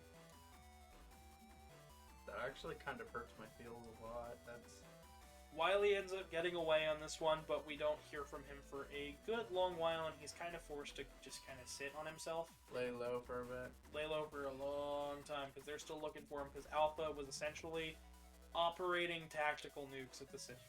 Okay. Yeah. Walking drones with chemical weapons and all that jazz. Napalm Man, sort of like Napalm Man. Kind of like Napalm Man, yeah. I'm talking OG Napalm. Yep, I know. Okay. Of course, all of that's good and whatnot, but I've just covered Battle Network 3 White. Oh, that's right. I forgot about the second one. There are two Blue/black. versions, blue/black. In Japan, it was called black, and in the States, they translated it to blue because they didn't want to be too derivative from Pokemon. Okay, because Pokemon Black and White was a thing. Pokemon Black and White wasn't a thing for another number of years. Oh yeah, because it was on Advance. Look at me. Well, it's because they were DS titles and not DSi specifically. So, White came out first, Black came out 3 months later. It added in a new design boss contest character known as Punk. Mr. Famous, who is an actual person who worked in the dev team. He appeared in Battle Network 2. He also appeared in this game. Showed up and operates Punk. In the last game, he operated Gate Man. Here he operates Punk. And then we also had the other contest winner, Mist Man, was replaced with Bull Man.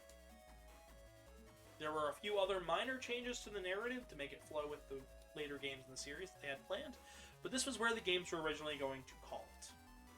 You end up, optional bosses include King, Mist, Proto, Darkman, Japan Man, and Base GS. There's also a character called Serenade, who is operated by Mamoru, who is a character without gender, who is essentially the leader of the underworld. So we have a non-binary Crime Lord.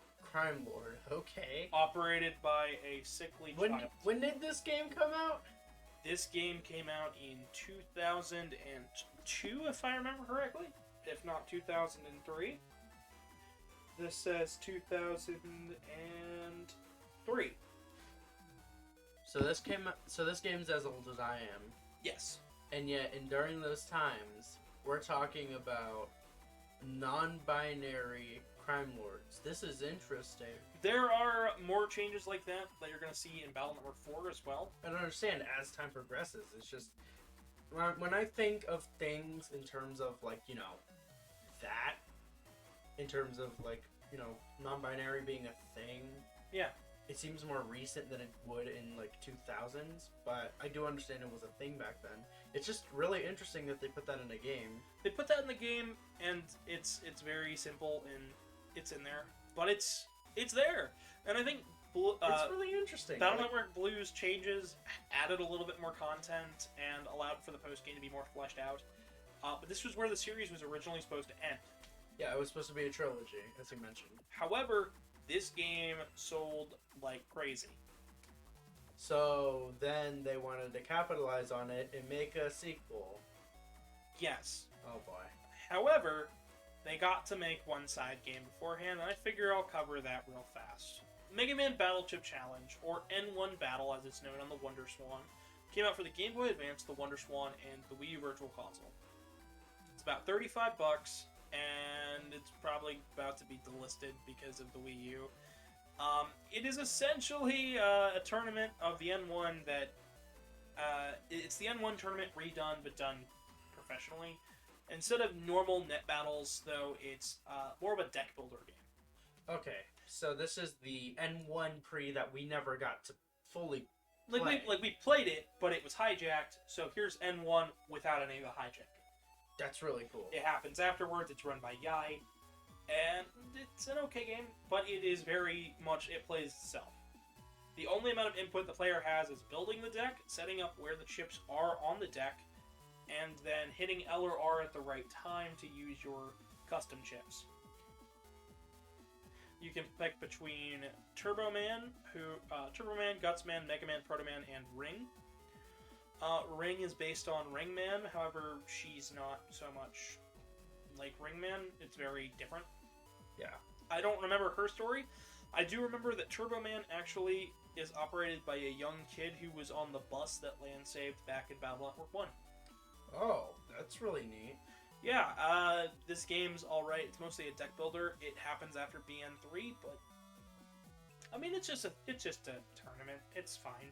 It's really interesting. I wish it had more of a like Battle Network 3-in-1 type of battle style instead of it just being like build a deck and then L and R.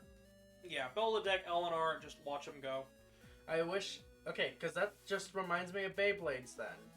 Excuse me, but it reminds me of Beyblades, the ones where you could take it apart, mix and match the pieces to get higher stats, and then just go at it. Yep. Without doing That's anything else. The last thing I should probably mention about Battle Network 3 and Battle Network 2 is that because Hub.Bat is no longer in Mega Man system, he will no longer be able to style change, which is something I haven't mentioned up until this point. Style change. So style changes happen when you battled enough enemies. They were based on what type of playstyle you had. So let's say you were really into just burning through the deck as fast as possible and entering the custom screen. Then once you battled something like 200 battles and reached a point in the story, as long as you stayed consistent with your playstyle, you would get custom style, and with that would come an element. So you could get fire custom. If you were really into just buster attacks, you could get like guts style, and that could go like aqua guts, elect guts, and then once you had 4 styles built up on your list and they were all maxed out, you could get hub style, which was it would half Mega Man's health but max out all the stats. And each of these would have different. Half out as in like max health being halved, or Max health being halved. Oh, that is a really big risk. But at the end of the game, by the time you get it, you'd have 1,000 health. So your max health would be 500. Okay, that's not bad. But all of your stats are crazy, ridiculously high. Does this continue on into the next game? No, this was only in 2 and 3. I was talking about from. Okay, so it does do 2 and 3. I was talking about 2. Does it continue into 3 and then... It stops at 3. That's really sad. 3 added 2 more styles. I think the system they had after 3, though, is much better. Okay. But since Mega Man was rebuilt, he, from this moment onwards, gets things known as Soul Unisons. Soul Unison? And we'll get into what that means when we cover 4. But for now, what are your thoughts on Battle Network 3? Battle Network 3. It's an interesting title. It's obviously much more lighthearted than 2. However, it does seem that the game is more throwing you inside of the Wolf's Den in some terms of certain events, but it's not bad. It's really good. this game's combat system is what led most people to realize that this was a really fun game to play at tournaments. And I heard about the tournaments. This is the game to start bringing tournaments into the fold of the series, and also make it a forefront for the dev team. Which is why when they announced online play, people freaked out for the Legacy Collection. Because this game, 6, 4, and 5 are all really known for their multiplayer. Yeah, they kick butt with the multiplayer. Yeah, they held full-on tournaments. Okay, so I heard about this through an old magazine, because I used to have these old magazines from around the time Battle Network came out. Mm-hmm. And one of the things on there was Blue. Yep. And what it said is that there was going to be, like, tournaments. This was after Blue was released, but it was saying it was like a little tournament poster inside, like, the magazine. Yep, so the tournament actually happened. Some of the winners of this tournament ended up with specialized chips, specifically for the game. Oh, tournament chips. Yep, these are the tournament chips that you can now download for Legacy Collection. Oh. Because they were lost media. Essentially, you could play them, they were in the game's code. However, you could not activate them. You couldn't activate them unless you won the tournament. Unless you went to the tournament and won. So, essentially, that or Game Genie. It's kind of like the specialized Pokemon that you bring into GameStop and they'd send to your Game Boy Advance or your DS. Oh. Essentially, I remember that. So essentially, that's what that was. That's interesting. But they'd be full tournaments for it.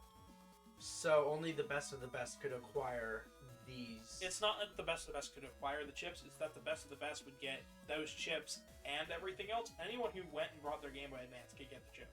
Oh. But that was only about, like, I don't know, 250 people, maybe 300? Whoa. Per tournament? Yep. And they were crazy good chips, too. But, and last but not least, what's your thoughts on Battle Chip Challenge? I like the concept. I would change the fact that, once again, I do not like it's a deck builder and L and R is the only controls or things about it. I want it to be an actual battle, not just a Beyblade.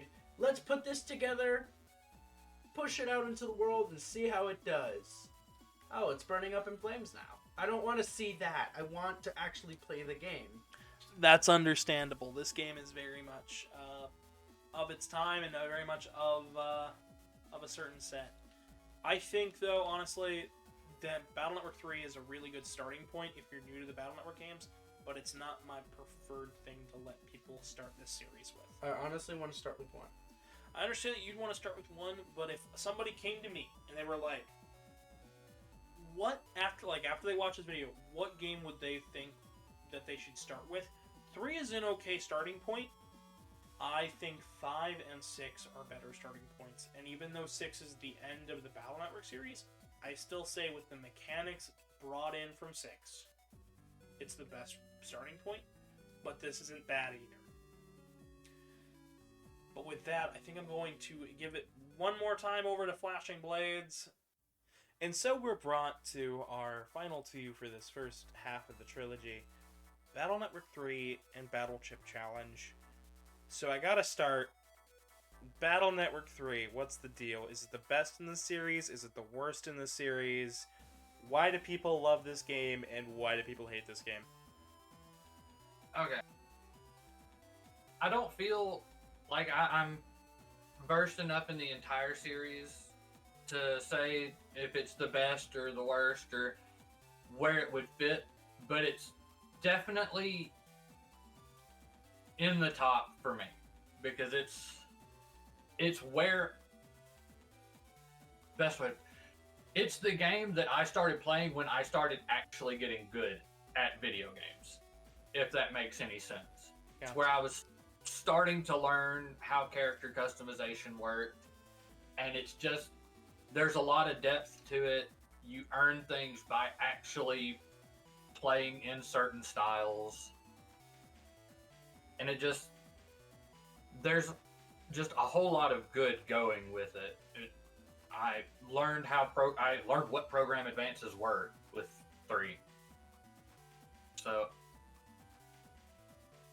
my personal take. First of all, people hate this game. I've never heard anyone say that. I've never heard anybody say that Battle Network 3 was bad. The general consensus among the majority of the fan base is that 3 was the best, irrefutably. And if you say otherwise, then you're a scrub. I've had one person in my entire life look at me and say Battle Network 4 was better, so that's where that was where I was getting that from. I have some thoughts for that. We'll come back to that later. I'm sure we will. Now, I will say even though I'm a lifelong Battle Network fan, I will say I don't actually share the same amount of love for 3 that the majority of my peers do, for a few separate reasons.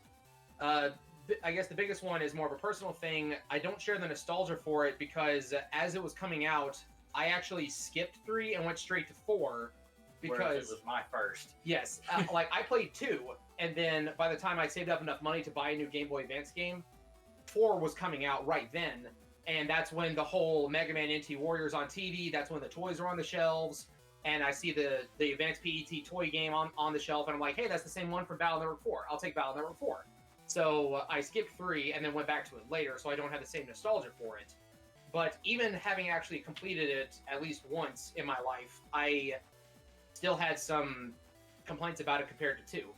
Why do people say it's the best? I will say probably for the, like you were saying, Rio, just sheer amount of diverse customization that styles in this game allow for with the Navi Customizer. And of course, the story. The story gets the darkest we have seen it in a while. With actually, on the topic of story, I have one specific question. Do you think the Plant Man scenario went too far? Yes. Yeah. Absolutely. Yeah. Abso-freaking-lutely. Yes. We'll see this concept revisited in Battle Network 4, but yes. Insanely too far. That's why I said the story got dark. Like the 2 or 3 darkest points in the game, that's one of them. The other one is the Flame Man scenario, especially since Lan, unwittingly helped with all of that. And the thing that everyone loves the most is the climax with Base and how his whole story arc just comes full circle. And it's all wrapped up with a nice little bow on top. The story arc is beautiful, and from a story standpoint, I have next to no complaints about how Battle Network 3 plays out. The majority of my gripes as a player come from the gameplay and how I feel like in some ways it innovated and took some steps forward, but when you compare it to Battle Network 2, it feels like a step back, so to speak. Primarily, I feel like style change was nerfed too extremely. It's like in Battle Network 2, you get the style change, you're allowed to have 2 separate styles and your default one, and you can mix and match on the fly. You can use whatever element you need for that particular scenario. But with Battle Network 3, you get one style change, and you get the Navi Customizer, and your styles don't even have all of their abilities unlocked at the base. Like, you have to unlock Super Armor for Gut style. You have to unlock more Battle Chip custom pluses for custom style, etc. Whereas in Battle Network 2, you just had them. And while you could say that's a balancing thing, if you're coming off the heels of 2 with that absolute power fantasy you get, then suddenly you just feel underpowered and you feel underprepared. And with the introduction of Mega and Giga Chips, I definitely think that was a good step forward for balancing reasons, because otherwise, Battle Network 2 with 5 Zeus hammers, everything dies. But that's where the majority of my complaints lie with Battle Network 3, is how it handled the style change and Navi Customizer together. While I do love Navi Customizer's implementation in the overworld, which really should have been a thing in the later games too, like with the whole energy change, Black Mind, and Press, like you have to customize Megaman in order to actually progress in the real world. That actually makes a lot of sense. But it was new, it was fun, but it was clunky and unrefined. Yeah. Is the best way I can describe that. And style change, again, I feel was, comparatively speaking, absolutely destroyed. But that's just my personal opinion. And conversely, I like, when I'm playing a game, I like to feel like I've earned what I'm getting a lot, which will actually come up in later games as well. But like, I really enjoy it. It's like, oh, you have to play this many battles in this style to unlock something, but then you can carry that into other styles. You see, people will praise Mega Man Battle Network 3 for that, but they'll condemn Final Fantasy 2 for that. But I don't condemn Final Fantasy 2 for that. I feel Final Fantasy 3 really actually like did Final that style of mechanic better than 2.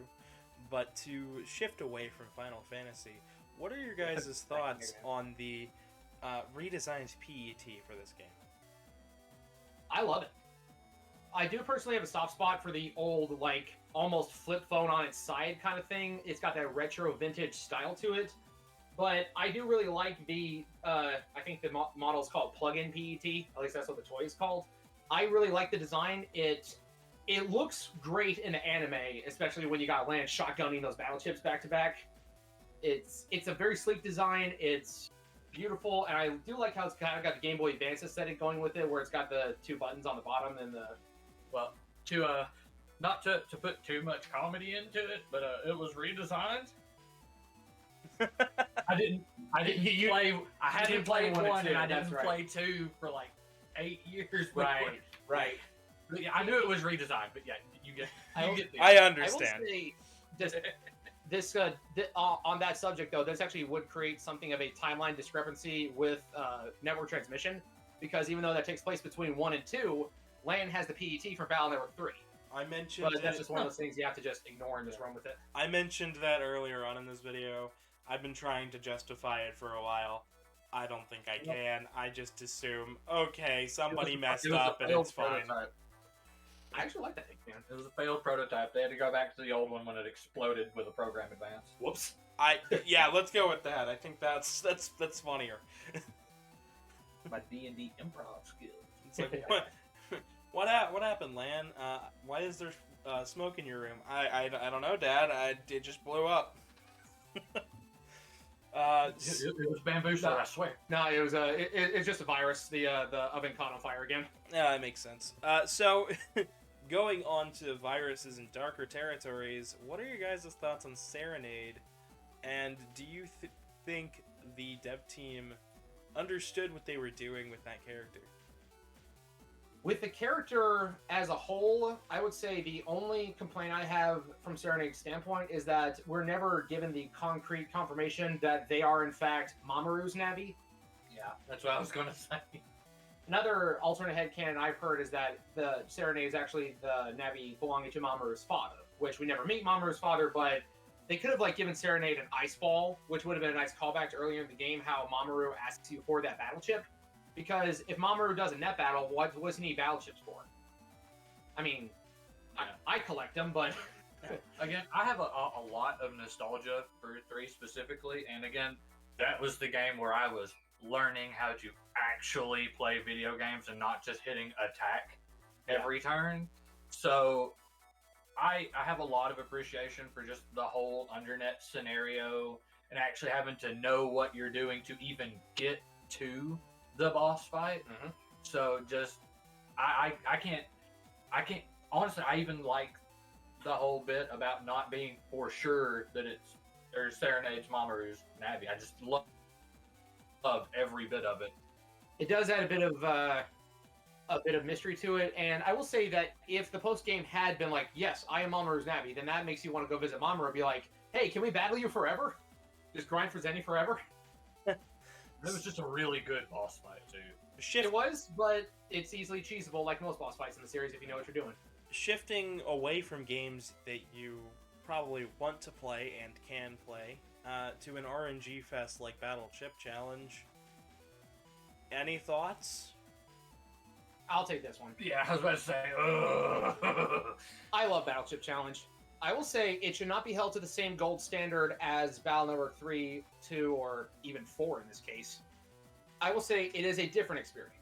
It is fun as a novelty, but visually speaking, because the Navis don't all have the proper animations or the proper movesets, it comes across as clunky, and it looks like something you might have downloaded off Game Jolt back in the day. It looks like an internet fan game put together by a couple of kids in their basement, making a fun passion project. And for that, I think it's great. That would be admirable. As a released game, though, if they were to remake this game, like they said, everything going forward with the Battle Network collection was source ports, then I think they need to update the characters and sprites to have all of the full animations, like sword slashes, gun arms, things like that. I think that it is a fun game on its own, and I actually really like Battleship Challenge. I'm going to play it again here soon. And it gave us two of my favorite characters in the EXE series, Ring and Turbo Man. Like, I absolutely love Turbo Man's design. Ring is really cool too. It just sucks that they're stuck in this one game that isn't even part of the main story. That was going to be my next question, but you answered it perfectly right there. I will give just a little bit on mine as to why I'm not speaking much on it.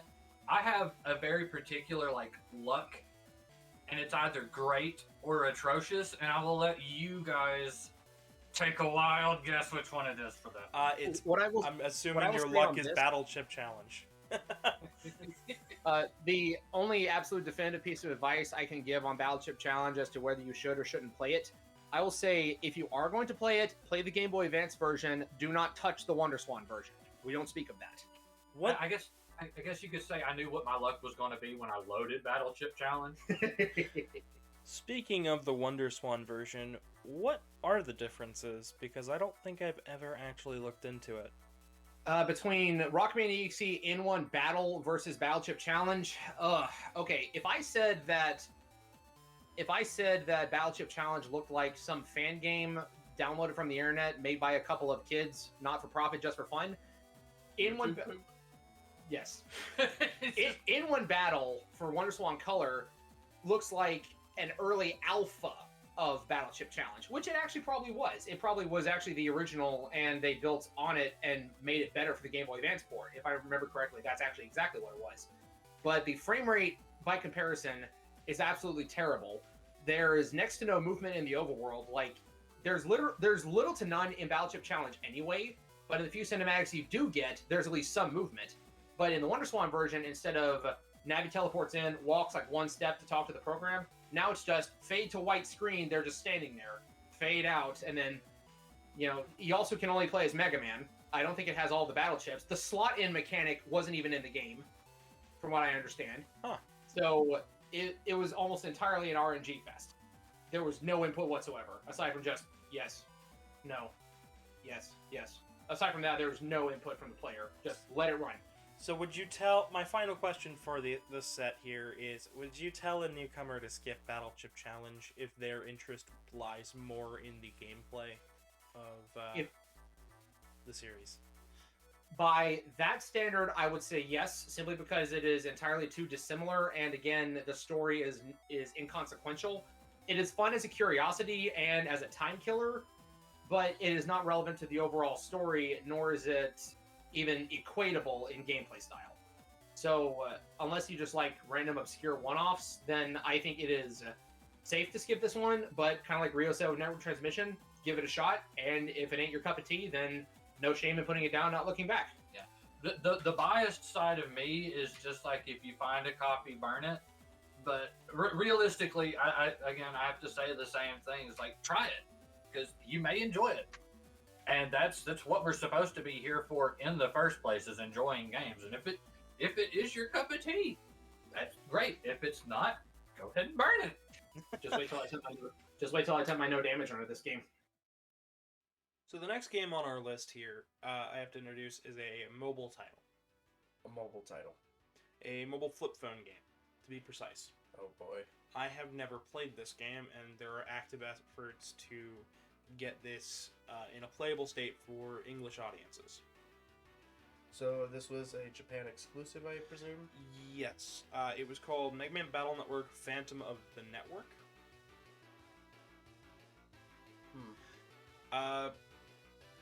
The game split between, instead of overworld exploration, there is sequences that are more akin to Ace Attorney. Ace Attorney. Yes, with portraits and full text boxes and just little glimpses at each of the areas. Okay. then the only exploration stuff that they have is top-down network areas and basically the full battle system from Battle Network 6. I could go in more depth with the battle system here because there's full playthroughs online for this game as well as the other mobile title that we'll be seeing later on in this video. However, I feel it's easier for me to just describe the story to you so we can get to something that's a bit more readily available. Okay. So this game is split up into 8 chapters involving a network being known as Cache, bringing back navies or making copies of navies who are good to remind the humans of their past follies and mistakes in an attempt to cause disorder and chaos as well as hopelessness in the hearts of humans. Whoa. Cache was basically left in an abandoned facility after a bunch of network tests, and it kept evolving into kind of a net navi, kind of not a net navi. He appears all over the place, but this was also the first Battle Network game to allow transfer of player data for simulated multiplayer. We'd see this again in Battle Network 4, but in terms of lore and the way it's handled, this is the first one where you could send out your player data. It would use how you played in the battles to simulate you playing for an online battle. So then you could send that out, another player could download that data, and then fight you. Sort of like ghost battles in video games and fighting games, sort of? Essentially a ghost battle with another player. That's pretty cool. It is. It's timed. I mean, this was 2006, 2007, give or take. Yeah, those were starting to come out as a thing for fighting games. So, yeah. But the cache data essentially brings back Fireman. It makes a copy of Iceman. You end up teaming up with Chad. You fight a being known as Jamming Man, who is jamming Wi-Fi and radio signals. The whole game is very bare bones in terms of what it has to offer, but I feel like it's still worthy enough to talk about it as well as mention it, especially for the oddities, as well as to bring awareness to the preservation efforts fans are doing. So, the preservation efforts that they brought about were, they first tried to just remake the games wholesale. We know what random encounters appear in what areas, we know what the battle system is, we even know the whole story, where all the mystery data is, what the random tables are. But we do not have a physical playable copy of it. There are playable copies of it, but they're flip phone Japan only, and the first attempt was basically to remake the games from scratch for PC. And then to translate that into English, because we have a fully translated English script for the game. Okay. This was shot down by Capcom recently. Oh no. Because this effort was brought about to, help preserve this game, Capcom already has their own efforts to try and preserve this game, but we haven't heard anything about this for a little while. In fact, it's been, I believe, 7 months since they canceled that project. 7? 7. It's very recent. We were hopeful that they were going to bring out playable versions of this for the Legacy Collection. However, since we haven't heard anything about it yet, I'm assuming it's just not going to happen, and we might find out about it sometime later. But for now, that's not playable, it's not possible.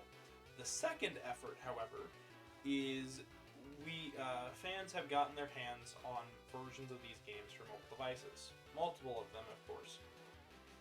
This game got delisted in 2017. It's no longer playable. But if you've got it downloaded, you can play it.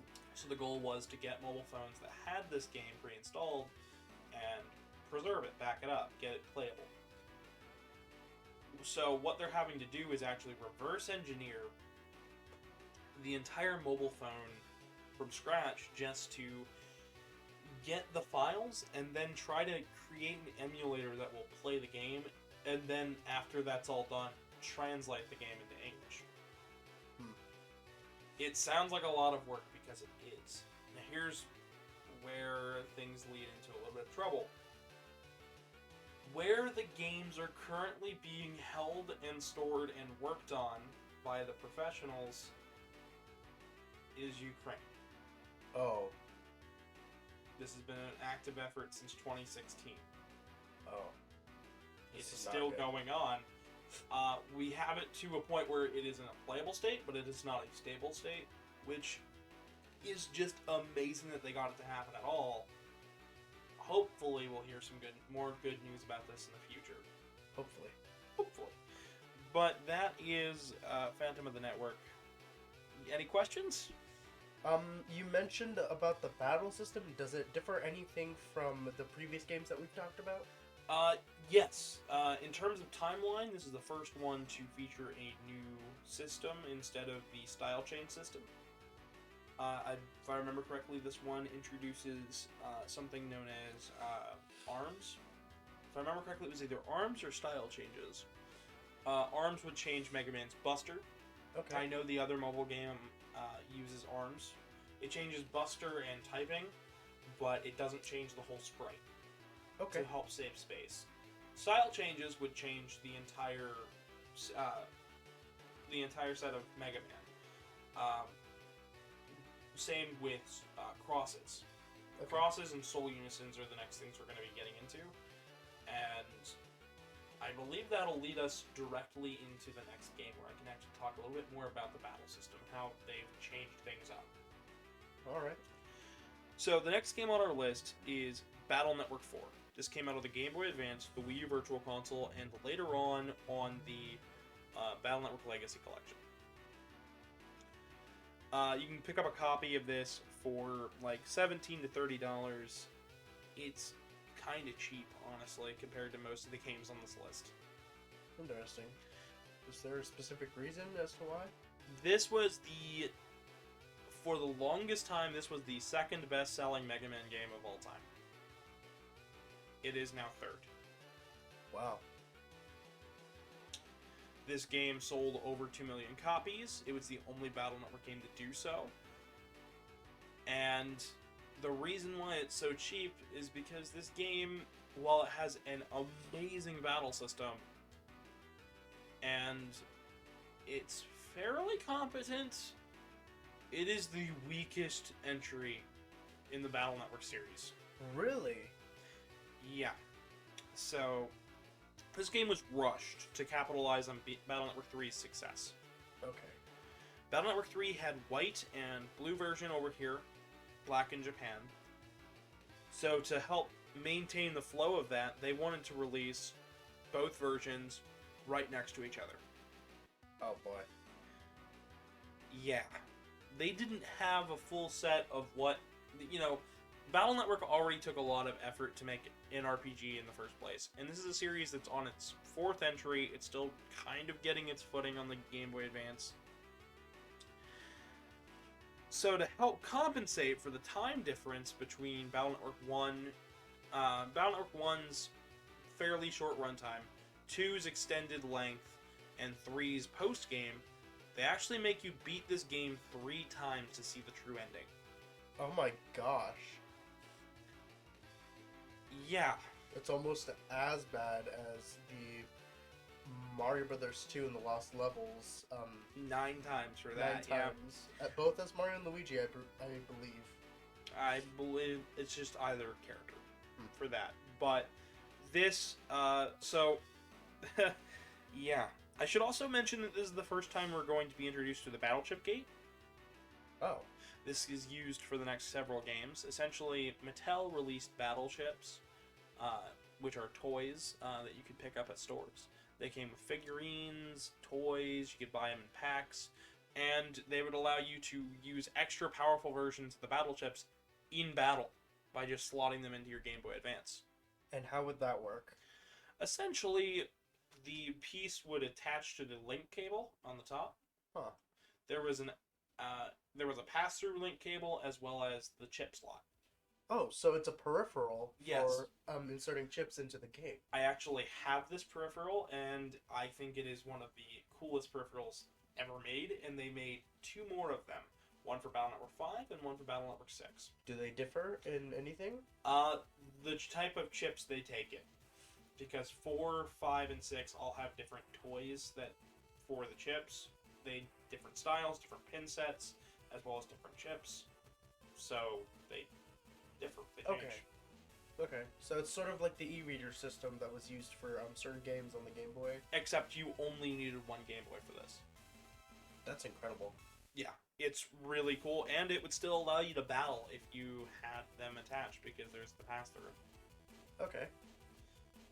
So you can use these in multiplayer. So I assume from what you've told me, in terms of the chips, these are chips that can only be acquired in the real world, as in contrast to the game. Yes. So, were there... I remember you mentioned there were competitions and certain things like that. Did they give out chips there? Yes, they did. Okay. For Battle Network 4, 5, and 6, they gave out the battle chips. Specifically, Battle Network 4 was the only one that came out over here in the States. However, I've got a large collection of Battle Network 6 chips. I've got a very large amount. I have some of the competition chips as well. And what type of pretty penny does that go for? Quite a lot. I spent, I believe, $300 on a full set of Battle Network 4, 5, 6, as well as the PETs for those. For 3, 5, and 6. Wait, they released PET systems? Yes, these were LCD handheld, and I plan on talking about them a little more either in part 3 or later on in this video. To go along with the Battleship Gate, though, there was another series that released on the Game Boy Advance and was running parallel to this one. Oh. The Mega Man Zero games that we talked about in part 1. Oh, okay. There is a PC in Mega Man Zero 3, where if you talk to it, you can actually, if you go and check it out, you can actually link up with a copy of Battle Network 4. What? This will change the internet areas in Zero 3 to have viruses from the Battle Network series. And for Battle Network 4, it'll give you the Z-Saber chip. Did they plan this ahead? Yes, they did. That is incredible. The chip is also found in Battle Network 4 through the Lotto code system, where you could go to Higsby's shop, insert a Lotto code, and you would get out a chip. This was the only one. This was the only one that wasn't actually officially ever given out in the real world. There were cafes where they would the dev team would go to them and they'd write out the code on the walls. They'd hide them on like lampposts and things. Oh, sort of like a geocache. You could find them all over the internet. You could find them all over the real world, in Japan at least. And for the sake of this game, this started over here with Network Transmission giving you codes for Battle Network 3's Lotto system. Huh. So over here you could also find them. Strategy guides would give you, certain magazines would give you them as well.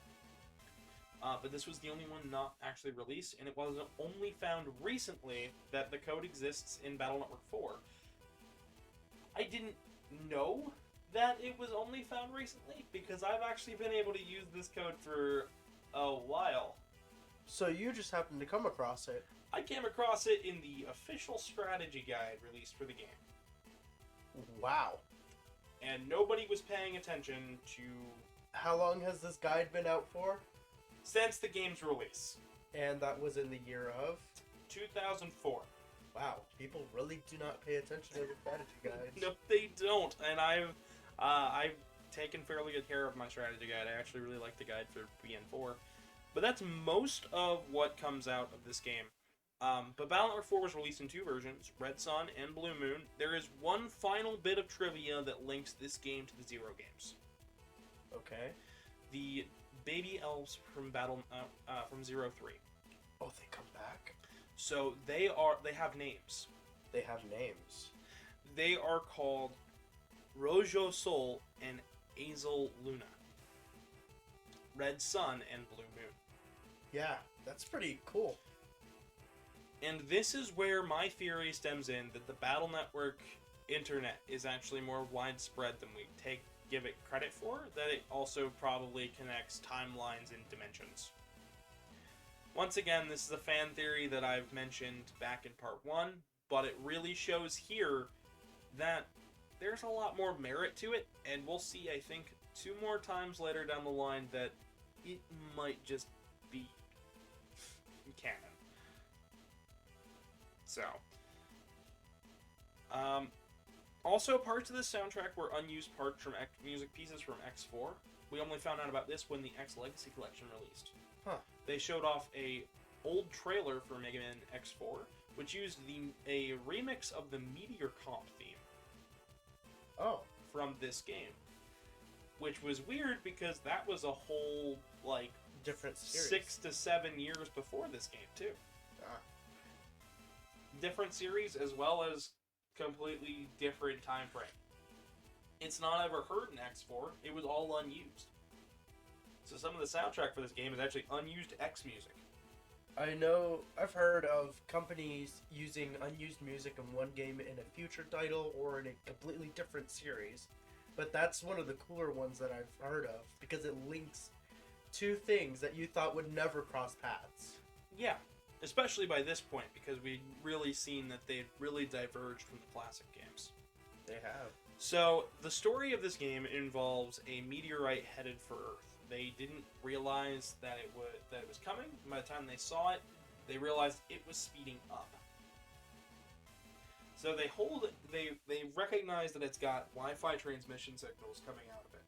So the only way to stop it is to send in a net battler to hopefully see if they can destroy the asteroid from the inside. Their second course of action is to shoot a laser at it and hope it destroys it completely before it enters Earth's atmosphere. This is essentially an extinction level event meteorite. Okay. And this is where we pick up with Lan's father basically having to help out the whole Scilab and NAXA teams to stop this meteorite. And this enters in for multiple tournaments to be held to find the best net battler for the job. Lan, of course, enters not realizing that there is an incoming threat because it's not being told to anybody yet. Huh. Lan enters these tournaments, and these tournaments are broken up into essentially you'll get a random roll of the dice net battle. There'll be some normal navies, some heal navies, which this is heal like as in the wrestling terminology, as well as some net navies that that are custom that you'll get either battle chips for or more or the new soul system with them. Okay. Each of the tournament sections have their own set of mini games as well as like story attached to them. So if we were to say get Sparkman as our first battle in the first tournament, once you find out who you're fighting in the tournament, there will be a new NPC standing outside of the main area, outside of the tournament hall, and you'll talk to him, and he'll be like, "Here, I can fix your PET, I'll make it stronger for you." And you don't realize he's part of the tournament yet.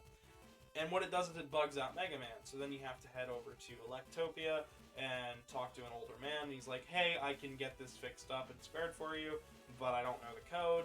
There's a bunch of hints. Here you go." And then you basically have to run around and search for, how many trees are in Electown, how many of this, that, or in this area. Then you go back, put the code in, you're fine. Then you're like, "Oh, I'm late for the tournament." You go to the tournament, you find out, "Oh, that's the guy who hacked your PET. He was cheating to try and win." And then you fight Sparkman, you beat him, and then you move on to the next battle. Wow. Very simple tasks, and you think these wouldn't be too hard to program. However, they did unique scenarios for every single custom navi in the game. So all of the normal navies and heal navies are the exact same across both games, but then we have Sparkman, Topman, Burnerman, Videoman, Kendo Man, Coldman, and all in both games. But they have different scenarios. They've got the same scenarios for those ones. Oh, okay. But then we also have, for Red Sun, Gutsman, Fireman, Windman, Roll, Thunderman, and Searchman custom scenarios. And Blue Moon has Aquaman, Numberman, Metalman, Woodman, Junkman, and Protoman as their custom scenarios. Huh. So already it's like developing two games side by side incredibly quickly. That does not sound very good. Yeah, so to extend the length, since they only had enough to really fill up one game, they added in those normal and heal navies as extra scenarios. And then to top that off, made you have to go into go and replay the games multiple times to see the true ending. Doesn't seem that bad, but midway through the story, we start to meet a new character named Dr. Regal. Huh. This man is from a war-torn country, and he is brought in. He's known as a ruthless scientist. He's brought in to basically help and stop this meteorite.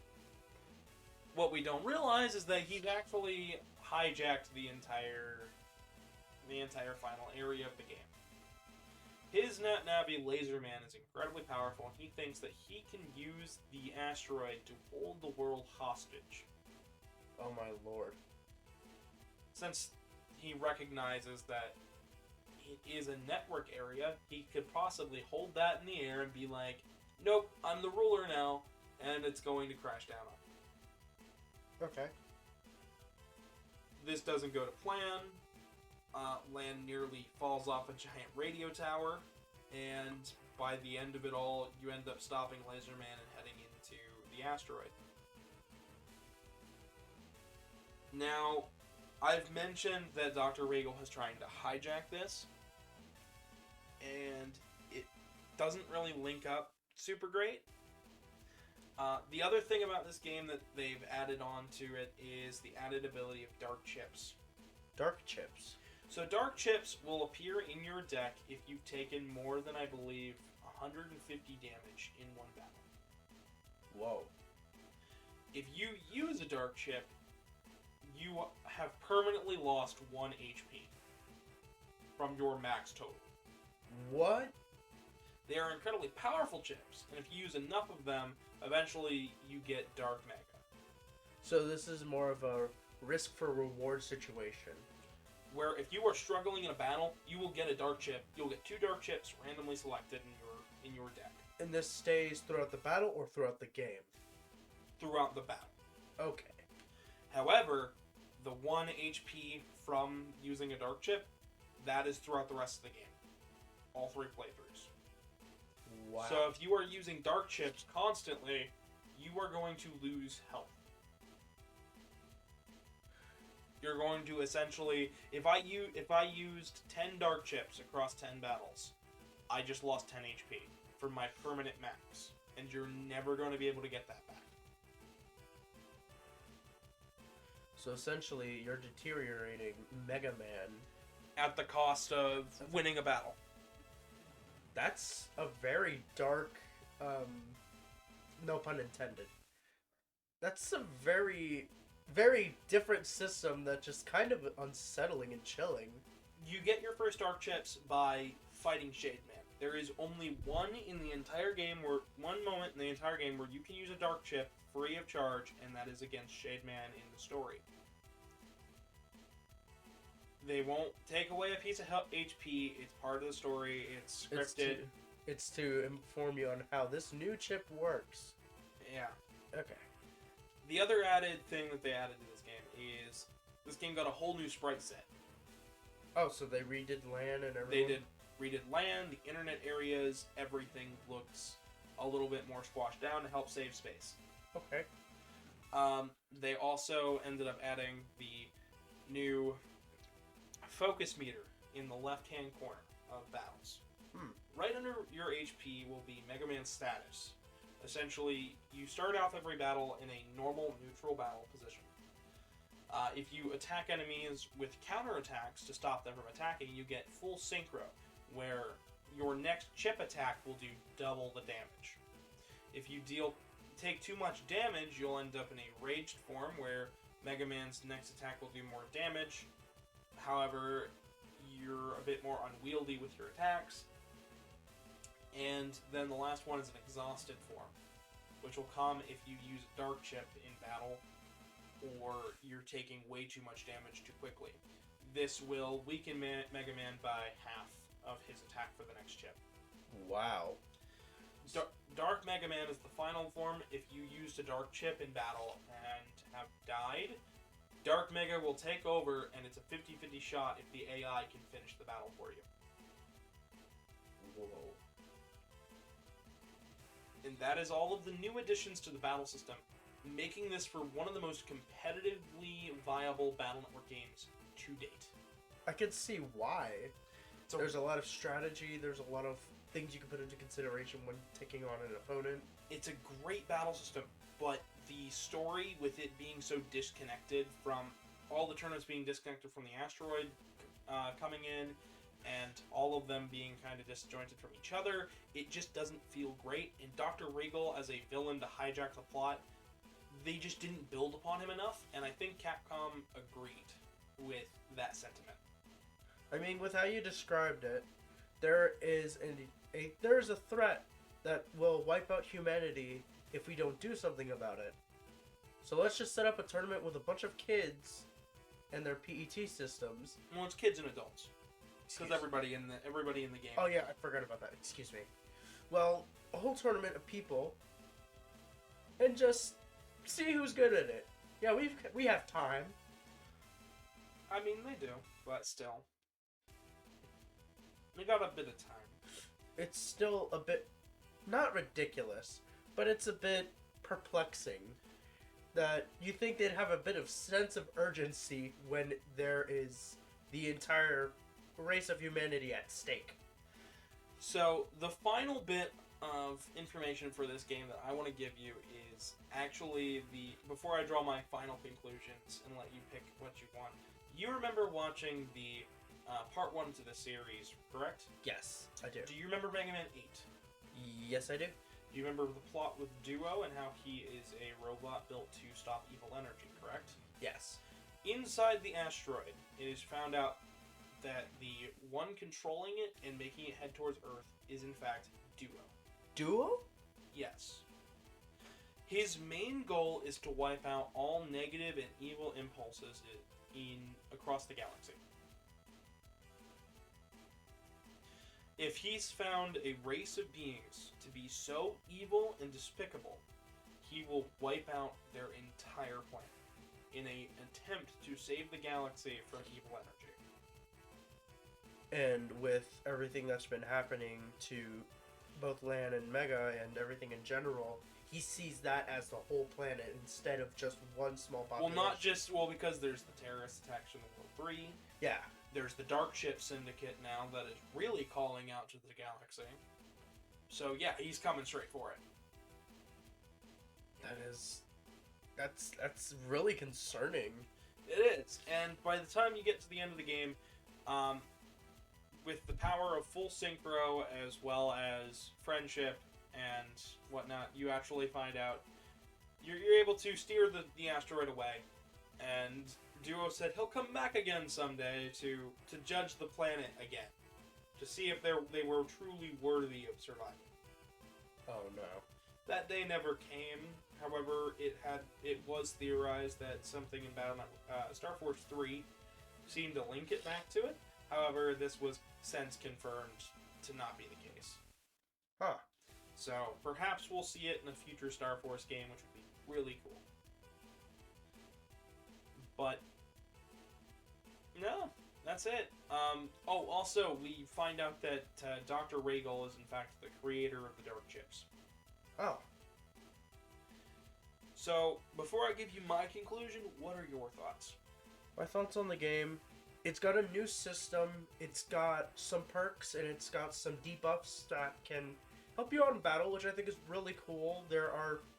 Honestly, this is a very big change from the initial Battle Network battle system. Mm-hmm. And it differs a lot, and because of the new dark chip system, I feel like you can get very creative, but it's such a risky move. Oh, I didn't mention. I've mentioned the souls, but I didn't mention the souls. I should probably bring that up before you draw your final conclusion. The Very other well. thing is, in battles, you can actually, you know, the different element types to chips, correct? Yes, lightning, water, fire, wind, I believe. There's Correct me. also swords, brake panels, cursor chips, all sorts of types. Okay. Well, if Mega Man's soul resonates with another Navi's, you can get their abilities. So let's say Mega Man fights up against Fireman. You get the Fireman scenario in which one is it? Red Sun. Red Sun. You get the Fireman scenario in Red Sun. By the time you finished with the battle in the tournament, Mega Man says his soul resonated with Fireman's, and you can now, if you have a fire chip in your deck, you can sacrifice that chip from your hand to turn Mega Man into Fire Soul Mega Man. Oh, So your element changes to fire, your charge shot changes to fire, and now you can charge up fire chips to make them do like 3 times the amount of damage. okay. So But you take more damage from water type elements. And you're also invulnerable to fire panels on the ground. okay. I see how this works. It's sort of like classic, but with a new twist on it. Sort of like Classic's Copy's ability, except not quite. I get it. However, Mega Man does look really cool when he's got a soul. In fact, it's a lot like Mega Man 11's look of changing his whole appearance. Oh yeah, because that was a new element that was added in Yep. because of 11, which I hope to see more of in the future. To be honest, It seems like that's here to stay, which I think is a good change, honestly. And I don't mind the color changes of, Mega Man as he got new abilities, but I think it's really cool that they added certain elements from that boss to really differentiate who's who. Oh yeah, and this is all compounded by the final bit of this system that kind of breaks it at the kneecaps. So the thing about changing into like Fire Soul, Gut Soul, Roll Soul is the fact that you only get that for 3 turns. Okay. Once you've dealt your third hand, you turn back into normal. Okay. And you can't reuse the same soul just to go back into it. You have to wait out the rest of the battle before you can use the soul again. Okay. So I can't go roll soul, skip into fire soul, and then back to roll. I'd have to go roll, fire, and then whatever else I have in my deck. Okay, so it's not one soul per battle in terms of what you can use, but more or less of what character your Yes. soul. Yeah. Oops, I'm trying to think of the word. Give me a second. Your soul unison in. Yes, soul unison. Thank you. And it's a fine system, but it really does kind of break it at the kneecaps because it limits you in how you're going to play with this. But it allows for good strategy, a good way to sort of combo with different souls in different orders. The other big thing about this game that makes this one of the hardest Battle Network games is since you have to play it 3 times, you will never be at max health for the final battle. You will never have all of the souls of your version of the game by the time you're done with the final battle. You will only ever have, I believe, 3 souls the first time you fight him. The second time you fight Duo, you'll only have 2 or 3 more, or no, 2 more of those. Sometimes only 1. And by the final 3rd round, you'll finally have all of your HP and all of your souls. Okay. So this makes the final boss really difficult for no reason your first 2 times around. Because you're not playing with your full hand. Okay, so honestly, the way I would change that, if I were, to help direct or write at least how this boss is supposed to go out, obviously the first time around is going to be easy. But Yeah. you wouldn't have as many soul chips. Second time around, you step it up a notch. Final, you have all the soul chips. I think that's what they were going for. The problem is It wasn't implemented correctly. it's not that it wasn't implemented correctly. It's with the structure of the game, with it being a tournament. It's actually random whatever ones you'll start with. The second time around, you're guaranteed at least 1 to 2 new souls.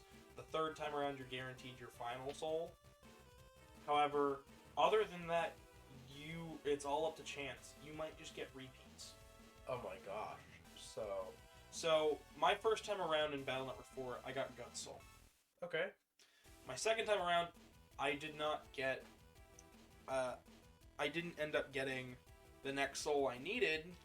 I ended up getting Gut Soul again. I didn't get Fire Soul until my third time around. Oh boy. Honestly, I feel like they should do a check, like an internal check of what souls you have. They do. They do? They do. They guarantee that you'll get all of them by the end, but you'll get repeats if they can throw them in there. Okay, that's So a bit like odd. it'll check to show you that you have guts, man. You have so I've got guts, I've got wind roll, and I have Thunderman. My next time around, I'm guaranteed at least fire or searchman. But which one of those two I'll get, that's all up to the air. And then whichever one I didn't get that time around, I'll end up getting on my third playthrough. Okay. But yeah. So before I give my thoughts, what are your final thoughts here? So, as from what I said before, it still remains. The fact that you added in the soul unison, I believe is what the term you used. Mm-hmm. It's a very interesting concept. And could, well, as very well be built upon. But honestly, I wouldn't build upon it because it already seems like a good system on its own. They actually do build upon it. They do. They do. But we'll have to wait for the next game to show you that. Alright. And what do you think of the story?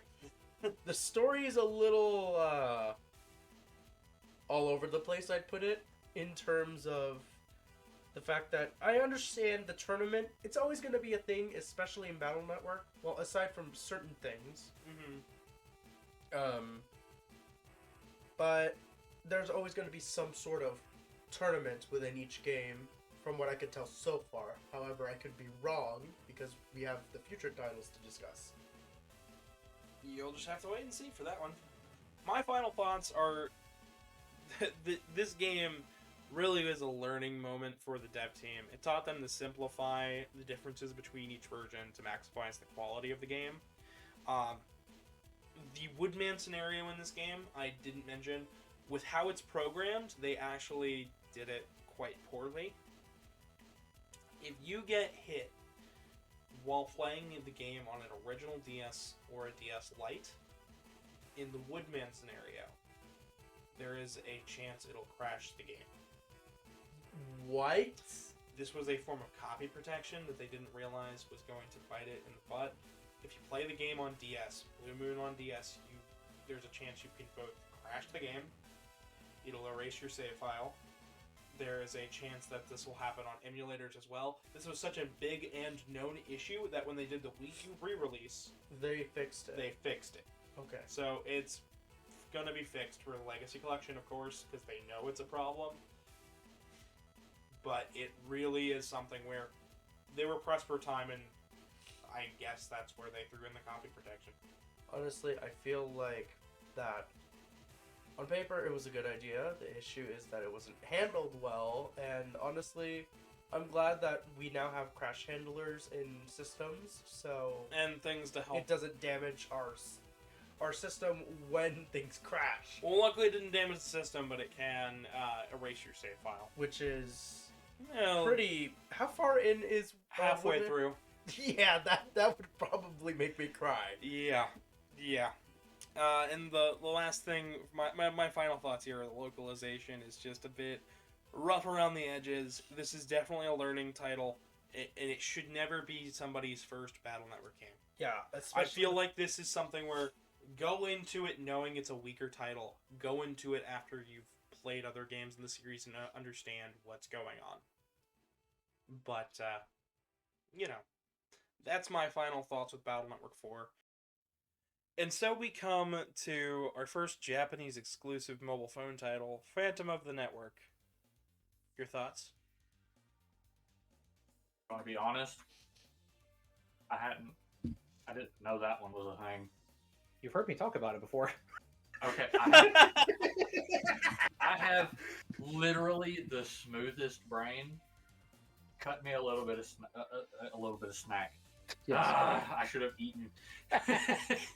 Yeah, no, Phantom of the Network? Yeah, Blake, what's your thoughts, buddy? There's currently no way for us to play this because it was a Japanese exclusive mobile game for dumb phones and the servers are down. Yep. But there is a big group of people out there who are working on preserving both mobile games as well as the Rockman Dash Adventures on 5 Island game, and they're making progress. Best wishes to them. Really hope that they can actually come through with this.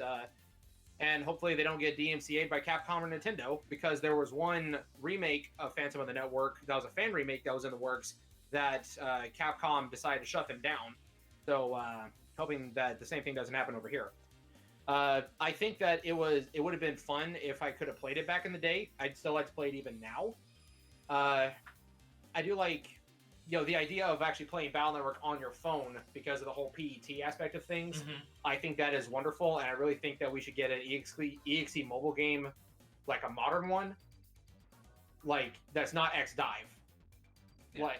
But from what I know about the game, I know that it actually gave influence to the Beast Plus arc of the anime, which is the final, I guess you could call it season, or the final arc of the anime. That was going to be my next question. What did you think of that final episode of Beast Plus, if you've seen it? I have seen it, but I have not seen a subtitle because, as far as I'm aware, the fan subs have not been making this yet. Yeah, they just finished about a month ago, actually. They did? Yeah. Oh, I gotta go find that then. We have a project. But Trill kind of coming out of nowhere was a huge Deus Ex Machina. Just, yeah, we need a way to get Megaman and Lan out of this unwinnable situation. Yeah, here's Trill. May as well. Calamon? Right? Okay. That's basically what Trill was. Yeah. So I guess shifting over to things we can actually play. Battle Network 4. Red Sun or Blue Moon? Oh, Blue Moon, easily. I believe Blue Moon was the one I had as well. I had both, but I picked up Blue Moon first. I will say Red Sun had one thing that I indefinitely enjoy over Blue Moon.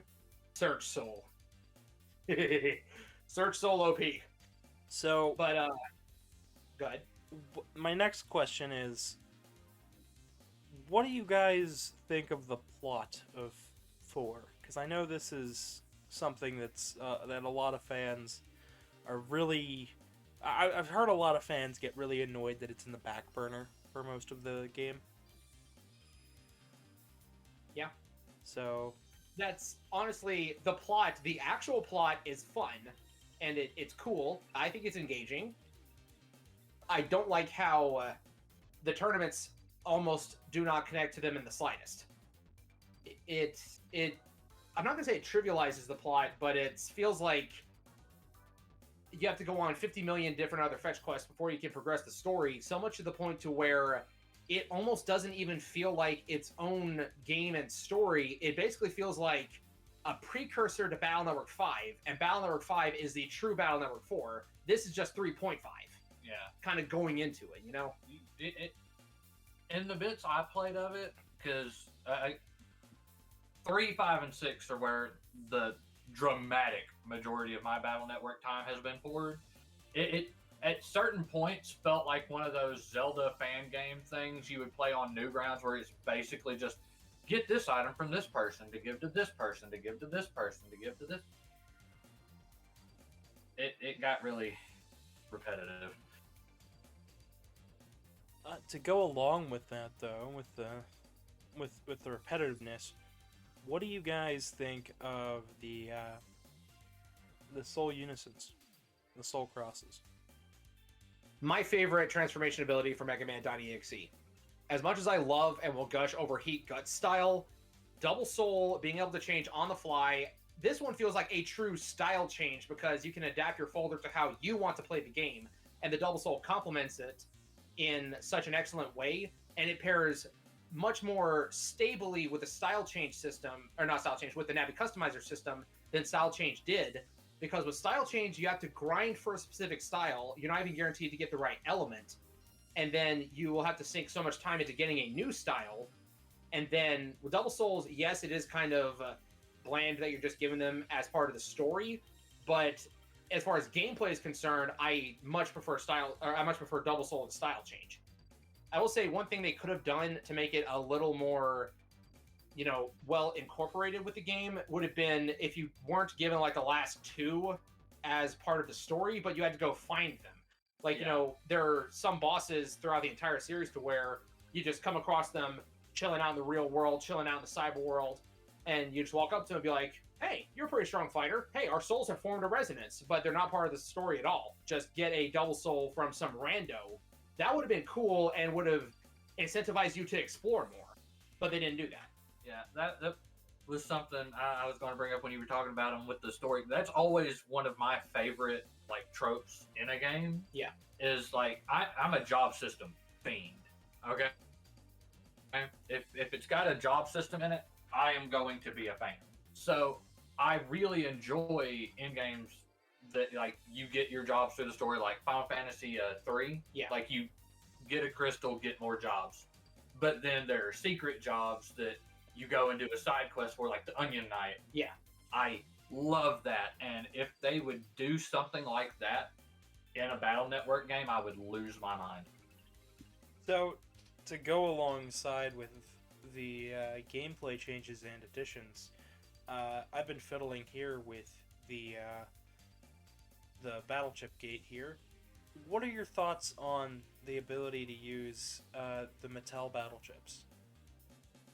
If it didn't put it into Operation Battle mode for Battle Network 4 and 5, then it would have been spectacular, and I would have absolutely loved to have one as a kid. I'm not a huge fan of Operation Battle, though, and I'm really sad we never got the Beast Link Gate for Battle Network 6. Like, the English version is not compatible with the Beast Link Gate, as far as I know. No, it's not. But I am sitting on a big pile of battle chips that I've collected over the years over here. They're just gathering dust, but they're cool trinkets, and I like them, so I'm keeping them. Gotcha. I'm trying to think about what else to say about 4, because most of my opinions on 4 lie solely into the deep depths of frustration in design. But I would say that's perfectly understandable, because there were very few unique dungeons in Battle Network 4. The majority of it boiled down to run to the end of the internet area you have access to at the moment. And when you got to the Castillo scenario, you had to do that for all but one of the opponents you fought in the tournament. You had to run to the back of Park Area 3.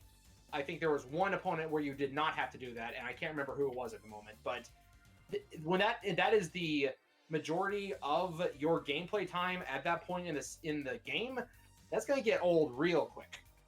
So I definitely understand the frustration behind that. And not to mention the localization was absolutely atrocious. The water got very infuriating. What a polite young man she was. Exactly. The meme, all of the meme. So, however, go ahead.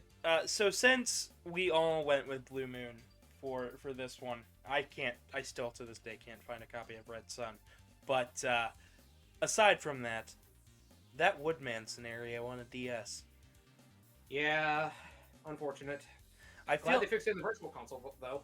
I feel like this game's programming really does leave a lot to be discussed, especially with the amount of glitches and problems that are found into it. Did that hinder your enjoyment of this game in any way? Not really, because I actually played it on my Game Boy Advance, and I didn't really play through much of the... I didn't play through the story multiple times on my DS.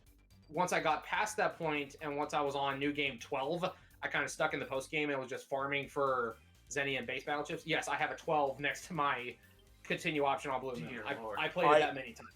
I am curious to see that, just so I could put that in the video, but... Sure, I'll get my capture card DS and I'll send you a screenshot.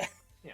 That's some. honestly like that's some Dark Souls New Game Plus 7 level. Like I Yeah. said, I enjoy Battle Network 4 even with all of its quirks.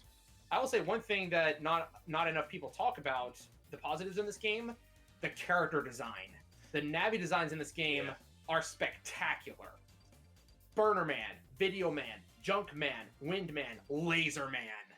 Laser Man is my absolute favorite net Navi, almost entirely from design aesthetics alone. So my roommates and everybody love the designs from this game. Believe it or not. Oh yes.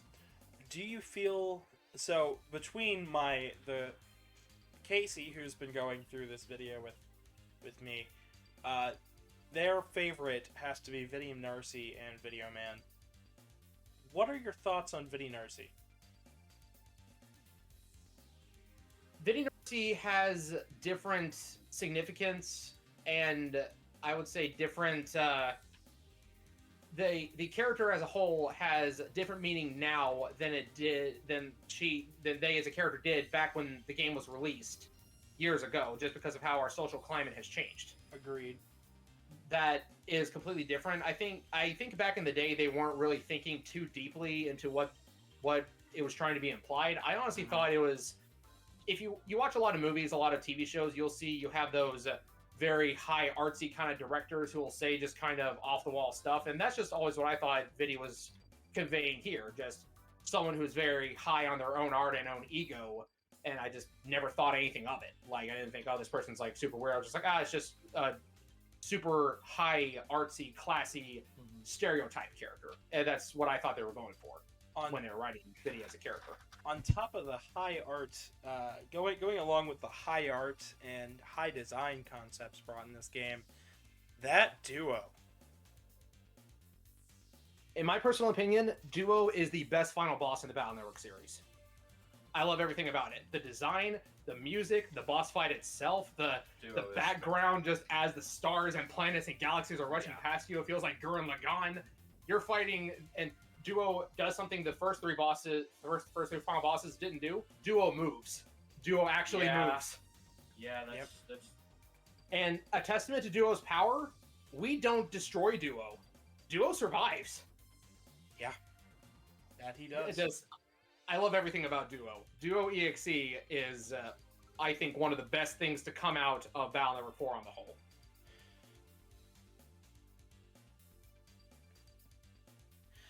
Battle Network 5 was the next one to be released. It came out on Game Boy Advance, DS, and Wii U Virtual Console. As well as the Legacy Collection. Wow, that's a wide range. It is. It's a lot wider than the other ones we've had. The DS version, the Game Boy Advance version will run you about $40 to $80, depending on the version you get. Okay. Wait, there's sort of like what they did with Sun and Moon 3 and 4. This one had Team Proto Man and Team Colonel. This time they spaced out the releases like they did with Battle Network 3 to give them more time to polish the game. They also did a couple of other really cool things. The DS version comes with both versions of the game on the cartridge. One save file for each. Okay. It also adds in Gundel Soul as a cross, because this game came out shortly after Battle Network 6. They included... The DS version included some unique features, including a test out for the cross system. Huh. So if you inserted a copy of Boktai into the Game Boy Advance slot on the DS... Boktai? Boktai. We will get into that. Okay, sorry. It would allow Megaman to turn into Gundel Soul Cross. This gave the Charge Shot the ability of the Gundel Soul chip, as well as strengthening him when he's in daytime or outdoor settings in the game. So there was a time cycle within this one. Not a time cycle. It just, each area is located as outside or inside. Okay. So if you're underground when you go into a terminal, Mega Man is going to have like nighttime style stats with the Boktai chips. Okay. when if he's in an outside area, he'll be stronger. Okay. Certain things happen at certain times of day. Sometimes it'll be nighttime or daytime, and all of those were categorized by the game itself. None of them are based on reality or real time. Okay. Boktai, however, did have a day-night cycle and had a lot of focus. Interesting. So Boktai was actually... The Boktai crossovers were introduced in the last game. Boktai was created by Hideo Kojima of Metal Gear fame. It was his attempt to create a Vampire Slayer style Game Boy title. He pitched this title by attaching a solar panel to a Game Boy Advance. What? Okay. Let's back up there. So the reason why this is all important will come up in a second. Okay. So, we've already shown that Shademan is in Battle Network. Shademan also appears in Boktai titles. Interesting. But Boktai has a little solar panel on the cartridge, and what you can then do is, if you're playing outside in the sun or with a light, you can cover that panel, and it'll sense what you're doing, and that'll change how your attack is. Most emulators until recently weren't able to play Boktai properly. Because of the... But now you can. Boktai is owned by Konami, and it is the main crossover between Battle Network and Boktai. What a horrible night for a curse. Absolutely, there's tons of Castlevania references in Boktai. And that brings us to a couple Castlevania references here. Another cross that they had was Base Cross. Base Cross.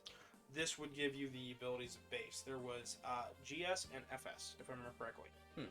And they would change your charge shots to be Gospel or the Wild Machine Gun. You could get different panels and things, but that's not the main system and gimmick of Battle Network 5. In fact, Battle Network 5's main gimmick is the new Liberation missions. So, to help with the story, they added in essentially Liberation missions to help conceal the story. Instead of having a tournament where you're going to be fighting a whole bunch of people, this entire game revolves around you clearing out areas of the net to help purify them. Okay. So the dark ships have gone out of control. They've got... Okay. They're all over the place, they're all over the wild, and they're basically corrupting and eroding the internet. Oh no. They're being given out by net navies without operators. Ooh. Much like we saw with Cutman and Bubble Man. Shademan is one such net navi who doesn't have an operator. Huh. These are called Darkloids. Darkloids. Yes. With Team Colonel coming out 3 months after, it's actually the more canonical game. But the game main story revolves around Lan's friends, net navis, being stolen and Lan's father being kidnapped. Oh my gosh. Here we go. And Lan and Megaman are now stuck trying to figure out where his friends' navis are and where his dad is, and he's all upset about it. And Chad and the newcomer Beryl have Lan come in to essentially help them liberate the net and figure out where these dark chips are coming from, because they think they might be linked to Dr. Hikari being kidnapped.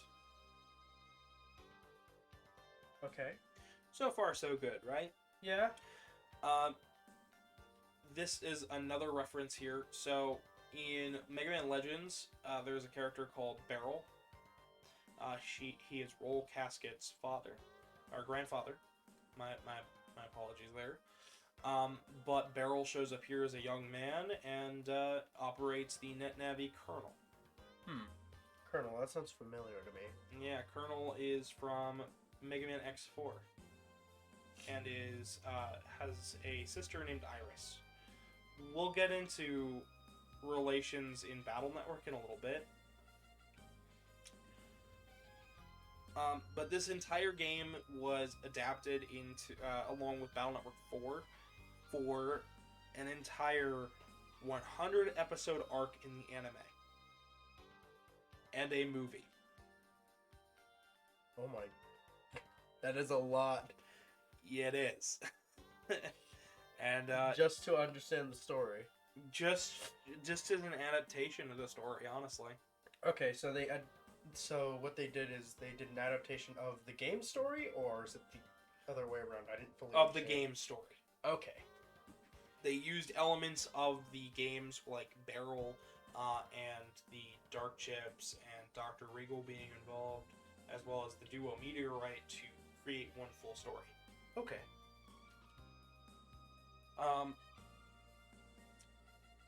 Nebula is your main thing you're trying to stop. Unlike World 3, they are just a dark chip syndicate. They are putting out dark chips like crazy, and it's kind of hard for anybody to find out where they're being held at. The net navies that you end up trying to liberate the net with end up being Blizzard Man, Shade Man, Cloud Man, Cosmo Man. Not a whole lot of net navies so far, right? That Yeah. seems like a very short list for a game. Yeah. However, where it differs is in the team members you would recruit on each version of the game. Oh. So each of the team members, you'd have slightly different scenarios to get them. But in Team Proto Man, of course, you'd start out with just Mega Man and Proto Man. Then you'd get Magnet Man, Gyro Man, Napalm Man, Search Man, and then newcomer Medi. Betty. She is a medical assistant robot. Net Navi, my bad. I'm so used to the classic series. I don't blame you. There have been a couple of times where I accidentally called a NetNavi robot master on accident. I don't know how, but I have. And then in Team Colonel, you'd get Colonel, Nightman, Shadow Man, Tomahawk Man, Number Man, and lastly, Toad Man. So, question. With Team Proto and Team Colonel, is it sort of like the hero and dark stories in Sonic Adventure? Kind of, except for both of them are working for the good guys. Oh, okay. And since both of them are, both of them are the heroes, in terms of actual story, both Barrel and Chod work together. Okay. As far as the plot's concerned, they're working on the same team. But Team Colonel is considered the more canon game since Colonel shows up in the final game in the series. And it seems like Lan and Barrel have met before, but Barrel doesn't show up at all in Team Proto. There is a set of logic with the chips that show up and the net navies that show that Red Sun, Team Colonel, and I believe Gregar are all considered the more canon versions. However, you could really play these in any order and still understand the story, so it's not going to affect too much. Okay. But all of the team members that you get on your team are are the net navies that Lan gets to Soul Unison with. And added to this game are now you can put dark chips in your folder. Oh, so they're not just I appear here. Now you can add them manually. Yes. This changes things just a bit. So dark chips, once again, you probably don't want to use them. However, you can now use them as a Soul Unison chip. Oh. That doesn't sound good. This instead of becoming a Soul Unison, it becomes a Chaos Unison. Chaos Unison. This will alternate the charge shot between a light, dark, and you have to time your charge shot to land on the light. If you don't, Mega Man will end up losing a HP point and dealing less damage. Oh my gosh. If you hit it on the light side, it'll do the dark chip with none of the repercussions. Okay. I still say don't use them, there's no real point, but it is an added bit of strategy. Dark chips will still show up in your folder if you end up taking too much damage, and then, of course, the liberation missions, adding a bit more strategy. Essentially, you have to get to the Dark Void on the other end of the net, by clearing out panels. If you have, you only have 3 turns per battle. After 3 turns, the battle ends. And if you didn't delete all the viruses on the field, that's it. Okay. To get to the Dark Void, you have to clear out all the holes on the field and get rid of all of the larger viruses. Okay. You can clear out more panels by doing 1-turn liberations, which will clear out everything around you. And every NetNavi will have different abilities that'll help out the player. Like Screen Divide for Kernel, we'll do 3 along the side. So the 3 panels right in front of him, regardless of what you do. Megaman's got a longsword. Toadman can heal and protect opponents. Okay. So essentially, the whole game revolves around this. Okay. This whole system of liberating the net, gunning the next area, getting a new friendly NetNavi, and then tackling the boss. Okay, that's a really interesting system. Mm-hmm. Near the end of the story, you end up with either Colonel or Proto Man being stolen, and you have to do an entire liberation mission with all of your other NetNavis up against the leader of each team. Okay. To get them back. Throughout the story, we find out that Dr. Regal is back and is the main one behind this. Okay. We also learn a few other things throughout this game. Like that Dr. Regal is the child of Dr. Wily. What? Yes. I really shouldn't be too surprised because the apple doesn't really fall that far from the tree. You're going to be even more surprised when you find out the next game. Okay. But we'll get there when we get there. We also find out that Dr. Wily never wanted Dr. Regal to turn out like the way he did. What?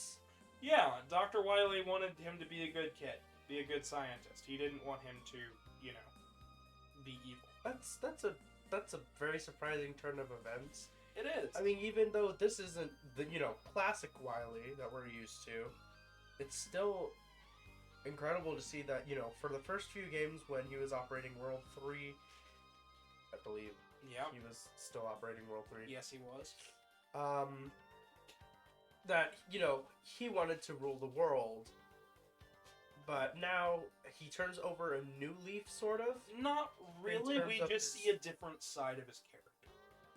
Yeah. Which I think is fair. Another big thing that we learn throughout this game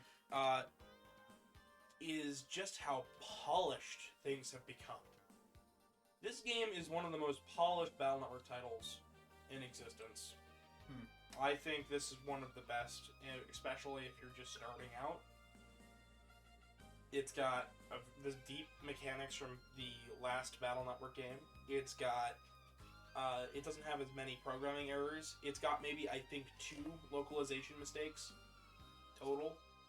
Uh-oh. Like, Such as? typo-wise. Oh, typo-wise in terms of translation? Yeah. Compare that to Battle Network 4, where it was pretty much every text box. Oh my gosh. Yeah. What do you vote as the worst one of them all? Either Legs Go Lan, or What a Polite Young Man She Was. Oh my gosh! However, Battle Network 5, the closest we get is, like, it shows Lan's text box icon where it was supposed to be Mr. Famous. Like, that's, like, the worst it gets. Okay. But the game overall is really good. It's really polished. It's got a good story. It's got a good flow. It introduces new characters. It's got a lot of returning characters from Battle Network 2. And I've been over most of the game, but I didn't go into the DS version's main new gimmick. In normal battles, that aren't liberation missions, you can switch between Megaman or 2 other Navis that you have collected throughout your journey. Huh. So you can control Nightman or Searchman or Colonel or Proto-Man in normal battles outside of Liberation missions. That's pretty cool. You can also call them onto the field like special moves for, just added damage. Okay, sort of like what they did with the Rolling Guts chip from 1. Mm-hmm. And with the DS version, especially this, you can actually switch out. If you're playing through a Proto-Man file and a Colonel file, you can switch out who's on your team. Whoa. So you can have Tomahawk Man show up alongside Gyro and Magnet Man from Team Proto during Liberation missions. That's pretty cool. It is.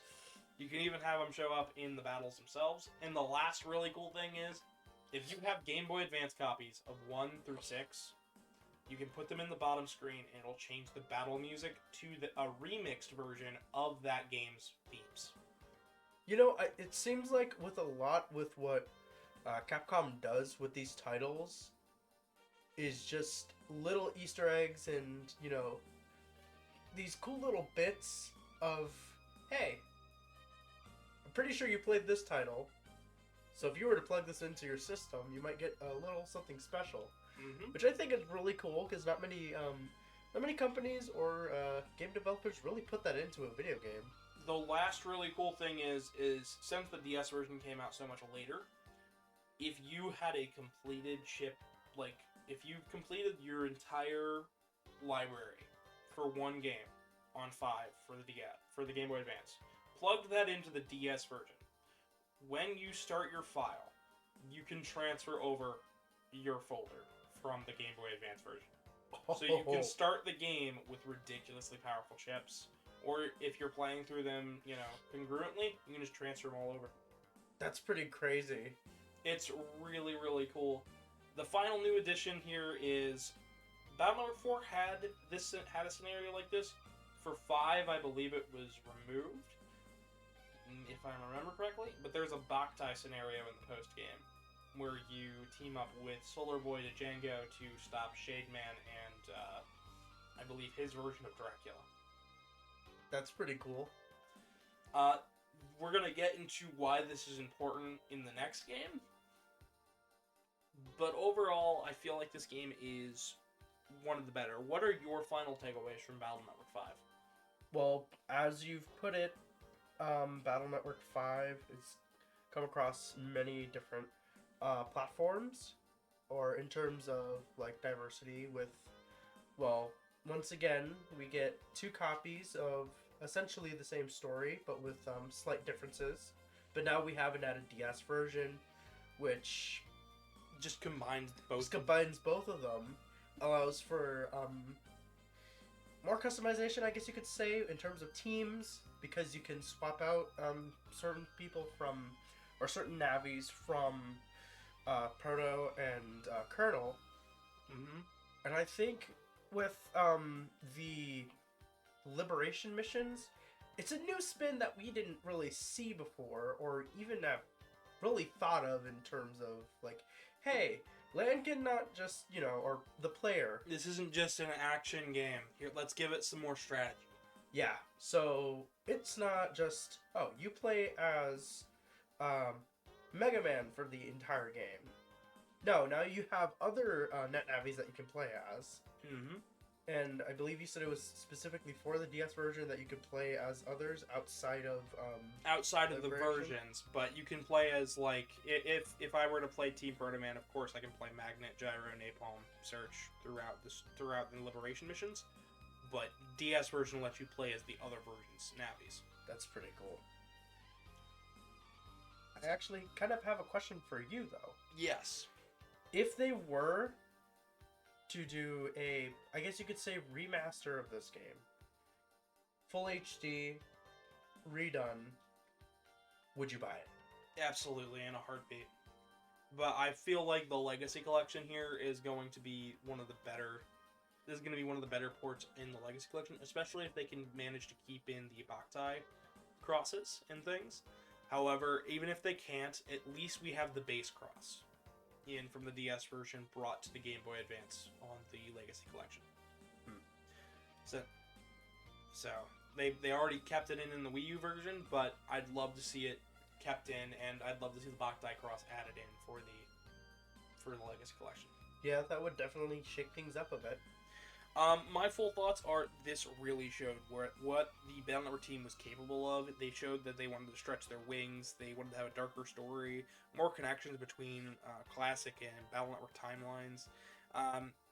With Dr. Regal being Wily's son, it showed that they were there's a lot more inspirations with Dr. Regal's actions, believe it or not, between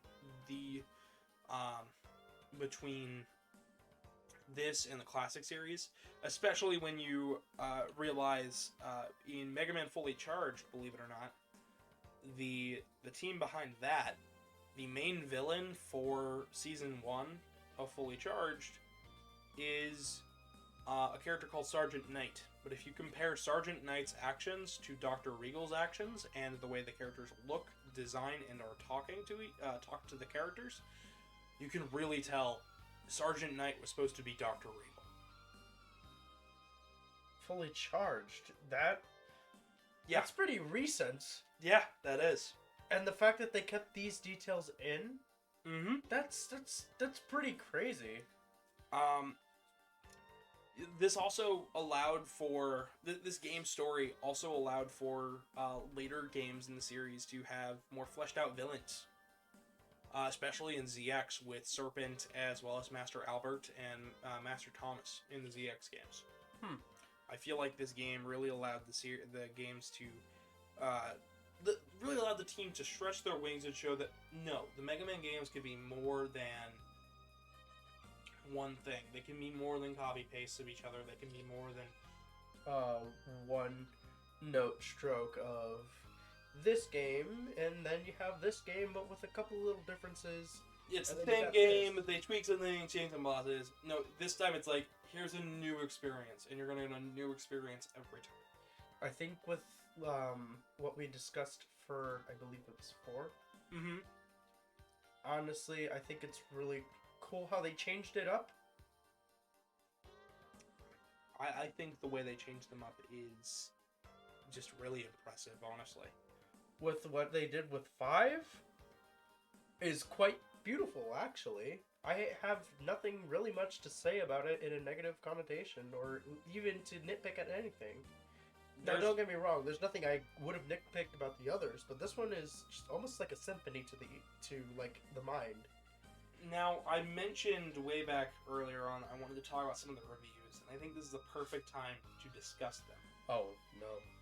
So, if you've ever seen an episode of G4, you may know that they did not like Mega Man very much, but this was the general sentiment across multiple different review sites and as well as magazines at the time. Battle Network 1 came out. Okay. And when reviewers looked at it, there is a famous review from Europe. From Europe. I don't think they even played the game. Because they bashed it? Did they bash it? They described the game as a normal turn-based RPG with nothing new. That is not what this game is. It is an action RPG. Yeah, they described it as a turn-based combat that adds nothing to the formula. That was just Battle Network 1, by the way. The only thing I could see where they would say that, if they weren't to play the game at all, was the chip system, with the fact that you can add chips and then just go at it, but you All gotta of realize you could activate that at any time as long as the meter's All of full. their screenshots were from just the tutorial as well in the article. So it seems like they didn't even play the game. They just shrugged it off and They just did the teaching sequence of the school, and that was called it. And called it a day. That's not how you review a game. No, it's not. By reviewing a game, you have to at least play 50 to 70% of the game. G4 called this game an absolute slog. What? their review for Battle Network 6 starts by them saying, another Mega Man game. And you can check me up on this. There's an entire video of this up on YouTube. These games were absolutely bashed by reviewers. Only because of this one Because big of guy. the amount of Mega Man games that were coming out at the time, I guess gave people some fatigue. But just because something is different than you may remember it, I hope I'm showcasing here that these games are more than simple RPGs, and really something special when you look at them. It's true. Now, don't get me wrong. I will say this, that 1, 2, and 3 are very similar. Yes. Not in terms of story, but more or less in terms of gameplay, in terms of this guy. Structure, yes. And that I could see where they would be like, it's just another Mega Man title.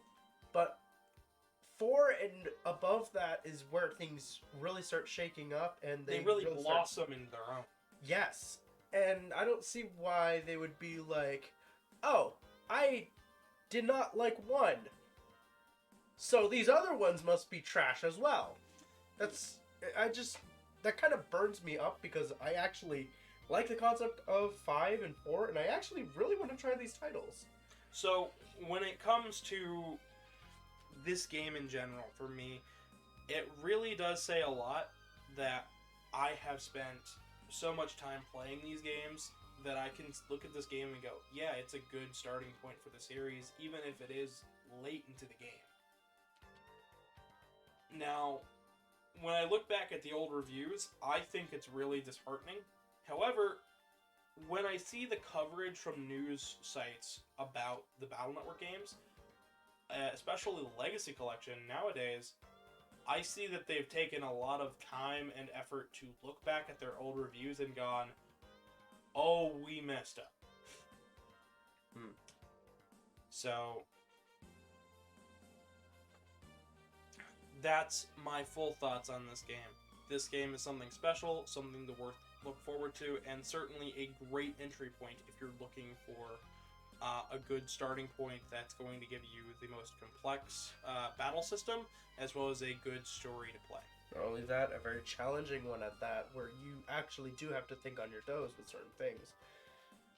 I was gonna say that, honestly, I was very skeptical when you first brought up the series to me, because when I think Mega Man, of course, the first thing that pops to mind is the classic games. And when you brought up the fact that it was a action RPG, of course, I'm going to be confused because, 1, I'm thinking of classic. Mm-hmm. I've never heard of, Battle Network or anything like this. But I really think that if they were to actually play the game about halfway, or at least 60% of it, then review it, they would have a totally different opinion. And I honestly believe that it did not deserve what dirt it was put through. And it's really going to show for the last title once I get to describe it. So we finished up with Battle Network 5, and this game's got so many differences between the two versions. Starting off, which is the version to play? Proto Man or Colonel? Well, that depends. Do you want story or do you want fun gameplay? Oh, really? That's a little bit of a shocker here. What makes fun gameplay compared to... I would say, to me personally, while both teams definitely have their usable navies and both have good double souls to a certain extent, I would say the overall less frustrating one to play for gameplay is Team Proto Man, especially for that stretch where you're playing as Proto Man as opposed to playing as Colonel, simply because Colonel's charge shot of Screen Divide takes way too long to charge, and you might miss with it. Some of the Colonel souls and navies to play as aren't as good or as fun as the Team Proto Man side.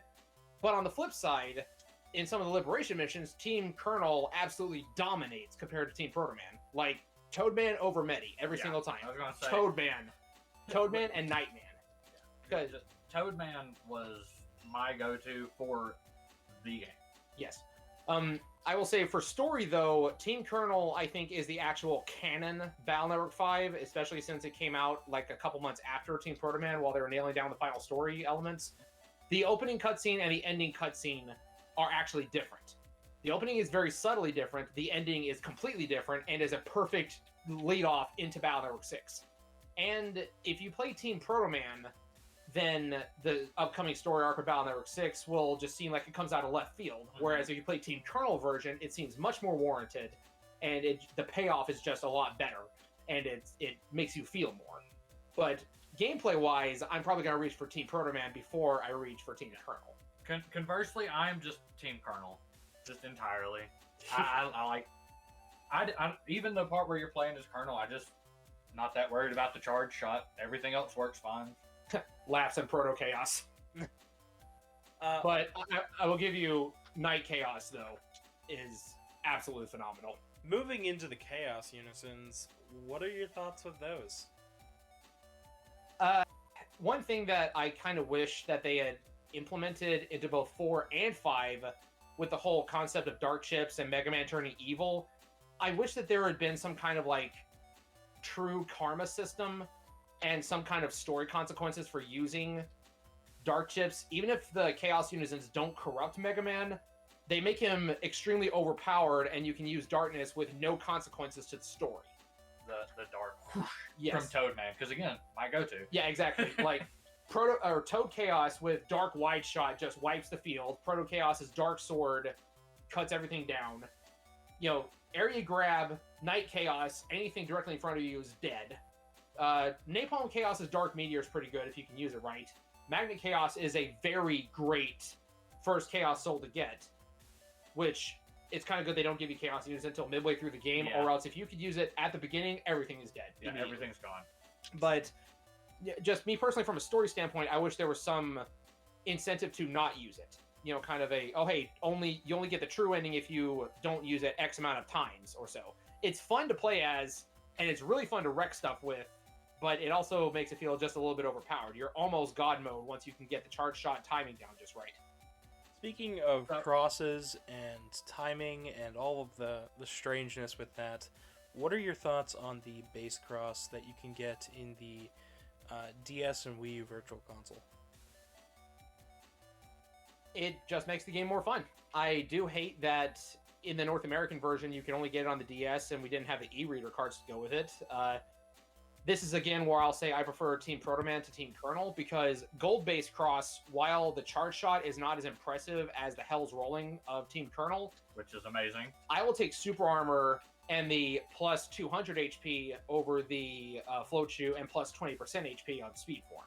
That's just me. When it comes to my personal play style, I rarely go for outright strategy, because the enemy doesn't have time to strategize if you just overwhelm them with sheer power.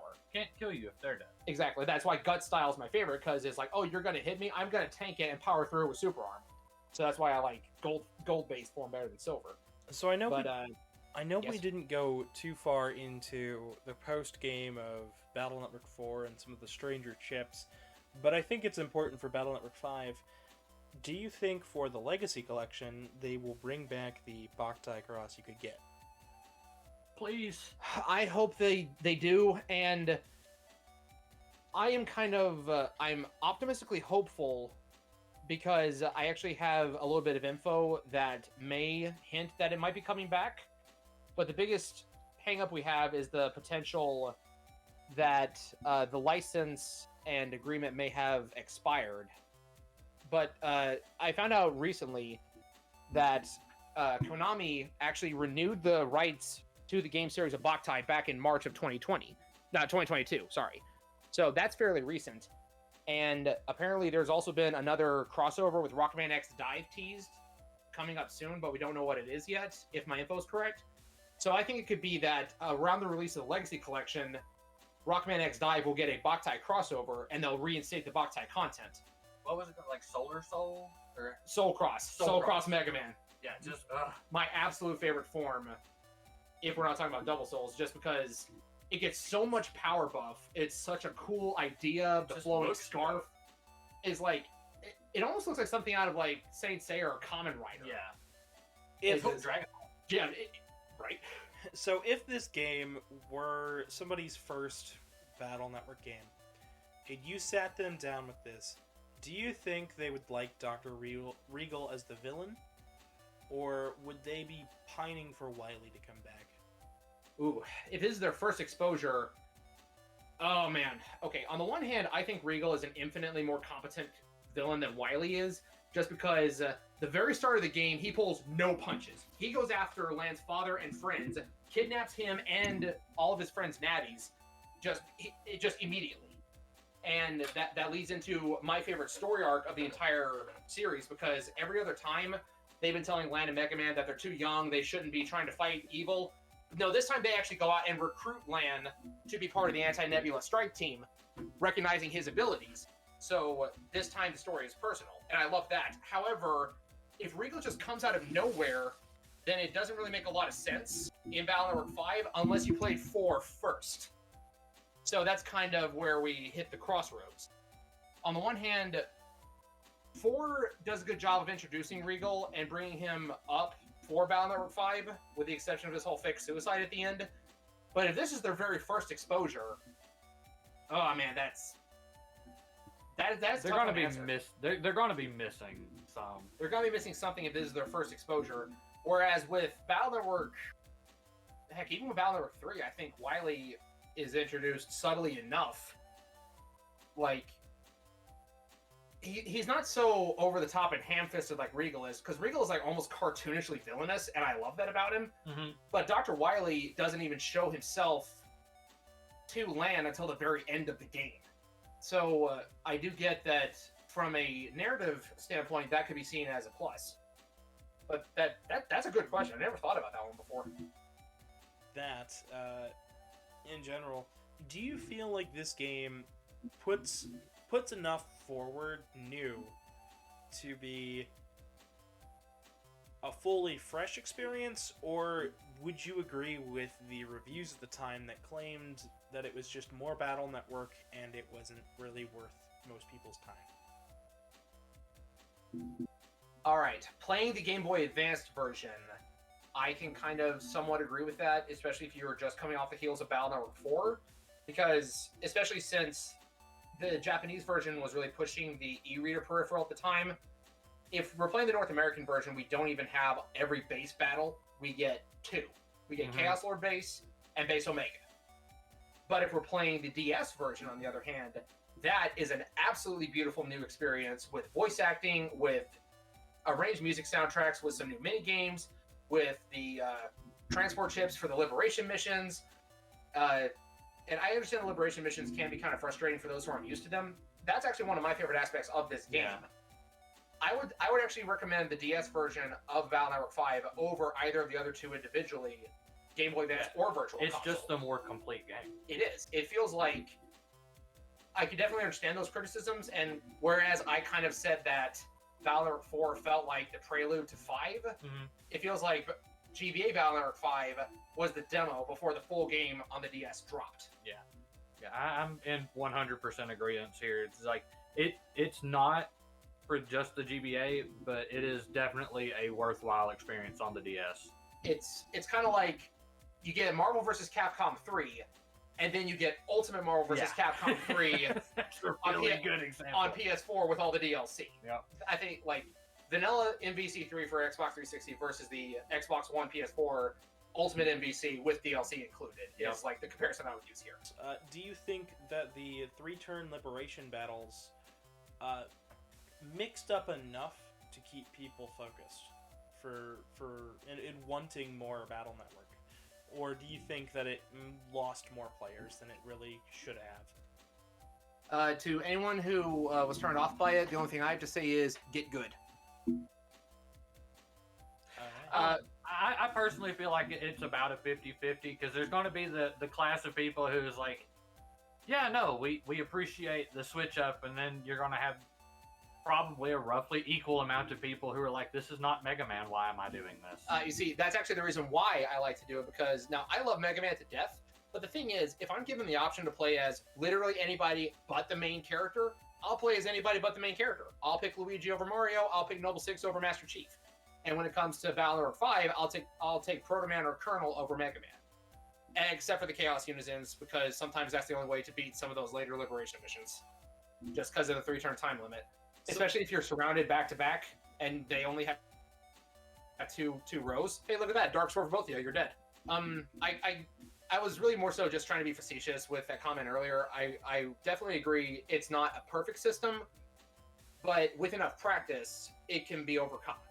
Even in my recent playthrough of Colonel on DS, I had a hard time beating the final Liberation mission in Nebula area. Like, holy crap, that was tough. Yeah. So our final spin-off game is Mega Man Battle Network Legend of the Network. So Legend of the Network came out on mobile phones. This is part of the same effort to get these translated. However, the Wikipedia article for this one is actually a lot shorter because it's harder to... It came out... Get any footing on it? It came out later, and it's a little tougher to get a feeling for it. Okay.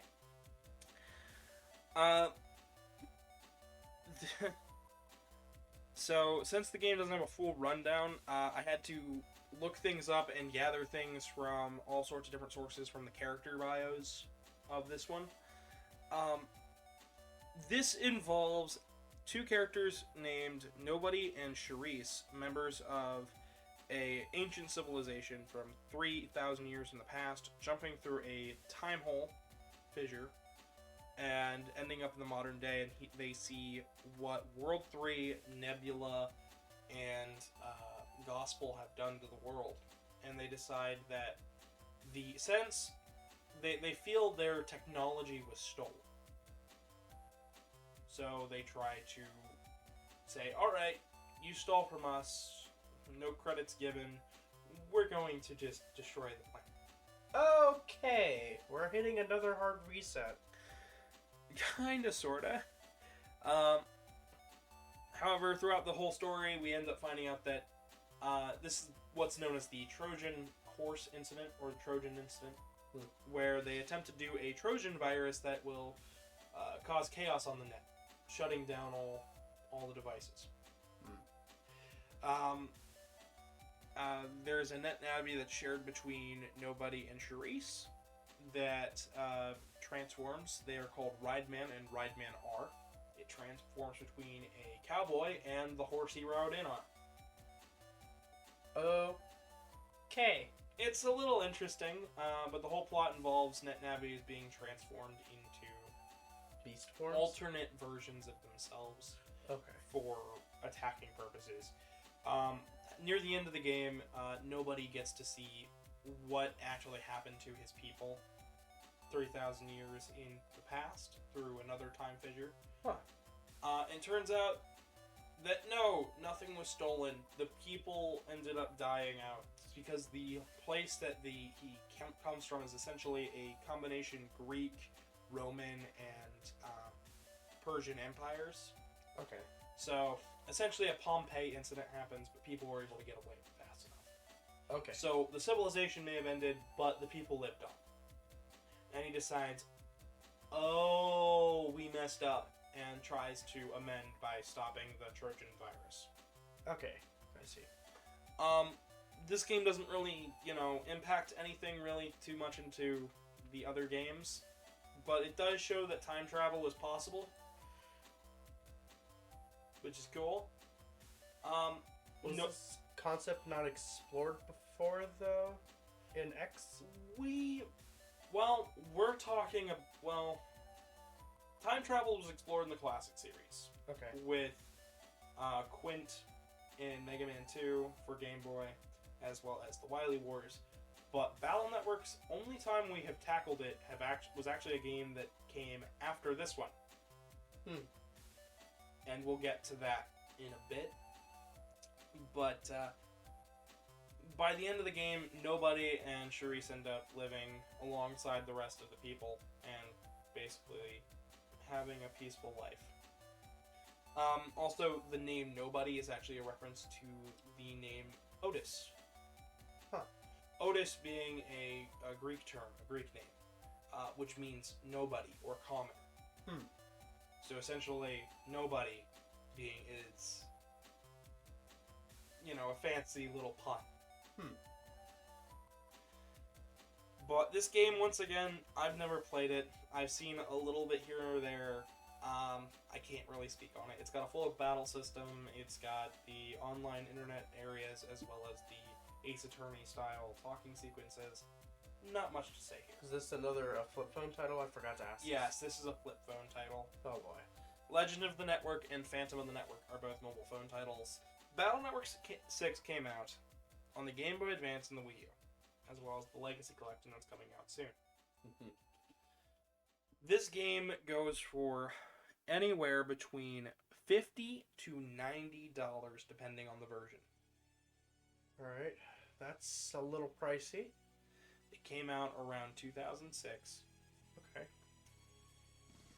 And it's actually missing post-game content. What? A Battle Network game That has no post-game It's content? not that it has no post-game content, it's that it's missing post-game content. How does that work? Explain. So the Japanese version had chips that referenced Boktai. Okay. The Japanese version also had an entire final scenario with Solar Boy to Django and Shademan. Okay.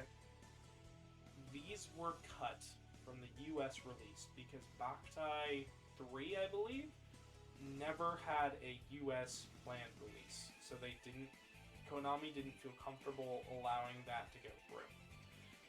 In doing so, this removed an entire 2 network areas from the final part of the game. And when I mean removed, I mean removed. I mean you jump from undernet area like 2 all the way over to 6, but it's renamed like 3. That is quite a gap. The chips that you would have found in that area, in those missing areas, are mystery data in those next couple, in those areas, but you're missing that content. So are they still accessible via Action Replay, or are they just completely, deleted? So, they are completely removed. Whoa, that's quite an effort. Fans have went back and retranslated the entirety of Battle Network 6 just to get that content back in. And it seems like, from what has been said, the Legacy Collection is the only... Bless you. The Legacy Collection is the only way to... is going to be the only official way to play these post-game areas, since the Legacy Collection is actually going to be based on the Japanese versions of every game. So it shouldn't be missing any content. Keyword being shouldn't. We're still not sure about the Boktai situation, but seeing as the solar chips are still left in, there's a chance. And we're hoping. Other things about this title that I should probably get into is that this game was the final Battle Network game, but it was only decided to be the final one near the end of development. That's kind of odd. Well, there was a push for a new Megaman series on the next generation of Nintendo's handhelds, instead of just continuing the Battle Network games. Okay. They didn't want to be held down by the Game Boy Advance titles, which I understand. Because the DS only had one Battle Network game. BN5, but it also had one more that we're going to get into. Oh boy. But we'll get into that when we get into that. I've already mentioned it once, but I feel like it's more appropriate that we cover it again at the end of this whole timeline set. Alright. So, along with the English release removing Django, it also removed some stuff in the new shop for the game. So, that's a little upsetting. But the game involves Lan going to a new school because of his father's work, moving him from Scilab to a different scientific lab. Okay. Over in Central City. So Lan has to move to a new school, and the whole thing is that the next couple of games would have tackled Lan in the new school setting with new characters and it would have grown from there. These are elements that would be played up in Star Force, but we'll get there when we get there. New to this system, new to the game itself, were the new Beast Outs, as well as the new Cross system. I want to get into the battle system because this is the most competitively viable Battle Network game to date. This game is still played competitively to this day. Okay. More than 4? Fans put in Wi-Fi codes for the Game Boy Advance emulators just to run this game competitively. Wow. Yes. This game is incredibly competitively viable. So instead of the Soul system, you still have to trade out a chip to get a cross. However, crosses stay active unless hit with a weakness. Okay. So no longer 3-turn limit. Okay, that seems interesting. So essentially, if I turn into Tengu Cross, unless I am hit with a, I believe, cursor chip, I'm staying Tengu. Another addition is that the other 4, the break, cursor, sword, and healing/number chips, now have their own set of weaknesses. So there's 2 weakness chains. Oh. So break, cursor, wind, and cursor, and then fire, wood, elect, and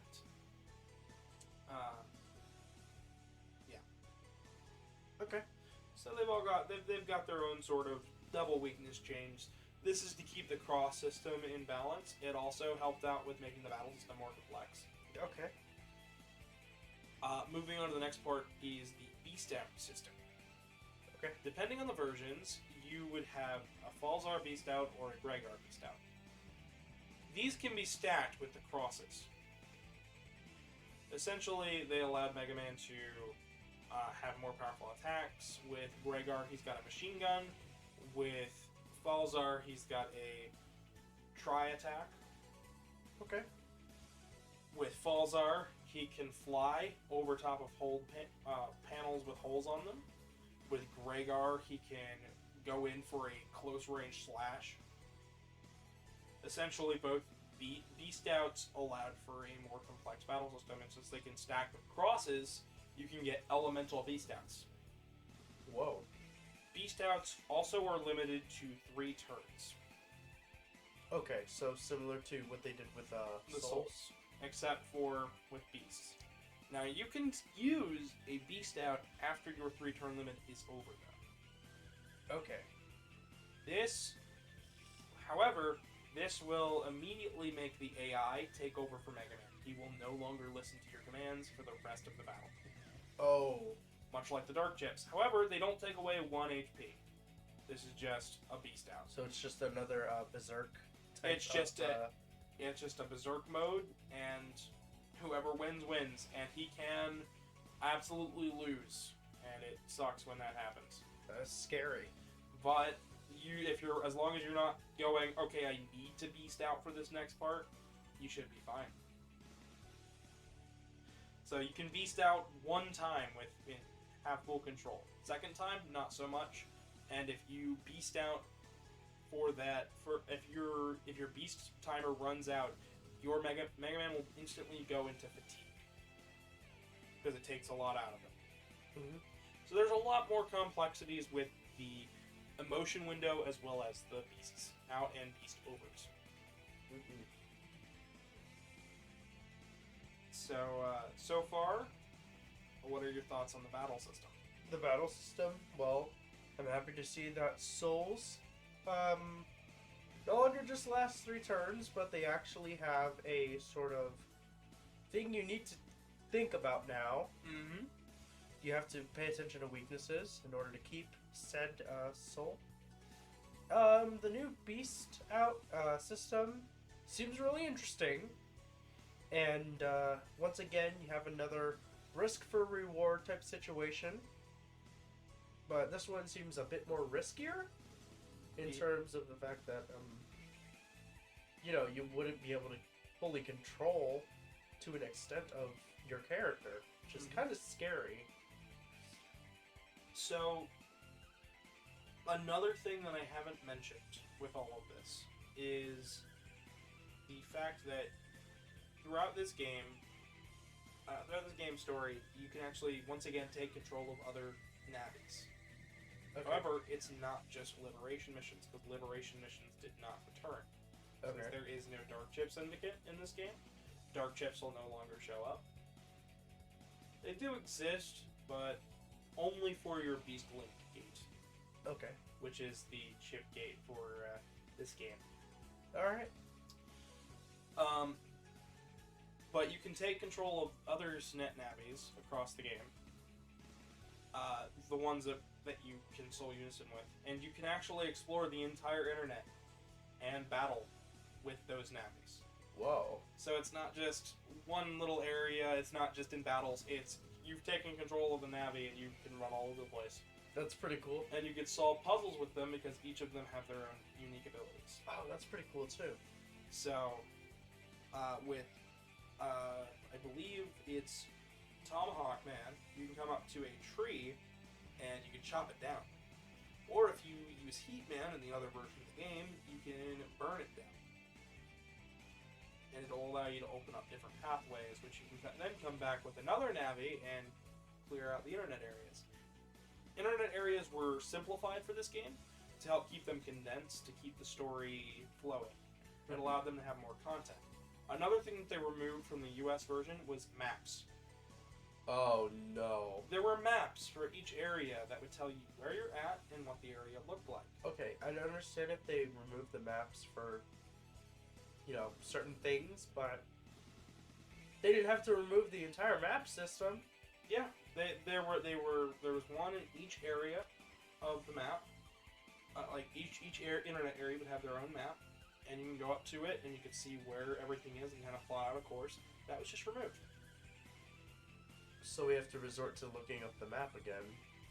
Except, Well, as per the time, the internet areas are simplified, of course. like They're just like they were in BN4 and 5, as well as 2 and 3, where they're easier to understand than the first games.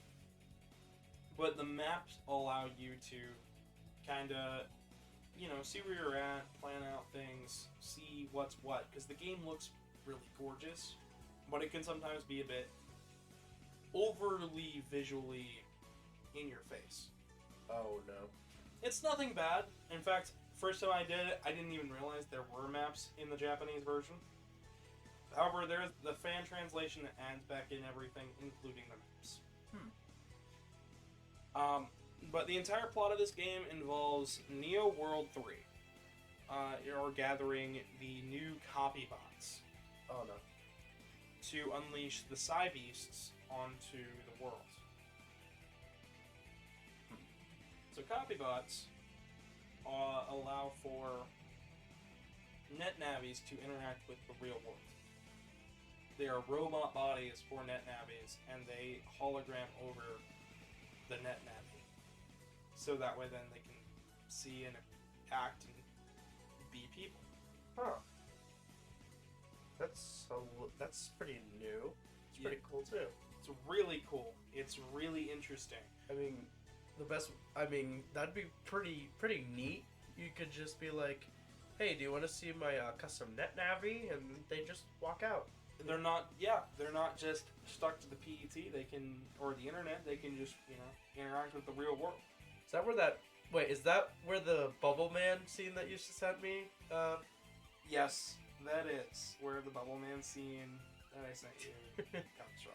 Okay, because at first I was really confused because I was like, net navis are meant to be only tied to the PETs and networks. The only thing that makes this a little weird is that in earlier games in the series, there are hidden net navis in the real world that you can find that will say little funny dialogues.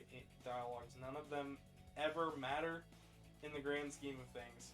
Some of them are explained away as cosplay, but until this game, we didn't realize copy bots existed. What is with Capcom and oh, yeah, we're just gonna hide this little secret here that you'll find out about in the future. Mm-hmm. That's so cool. Yeah, it's also the first time Lan sees Megaman in the real world. Oh.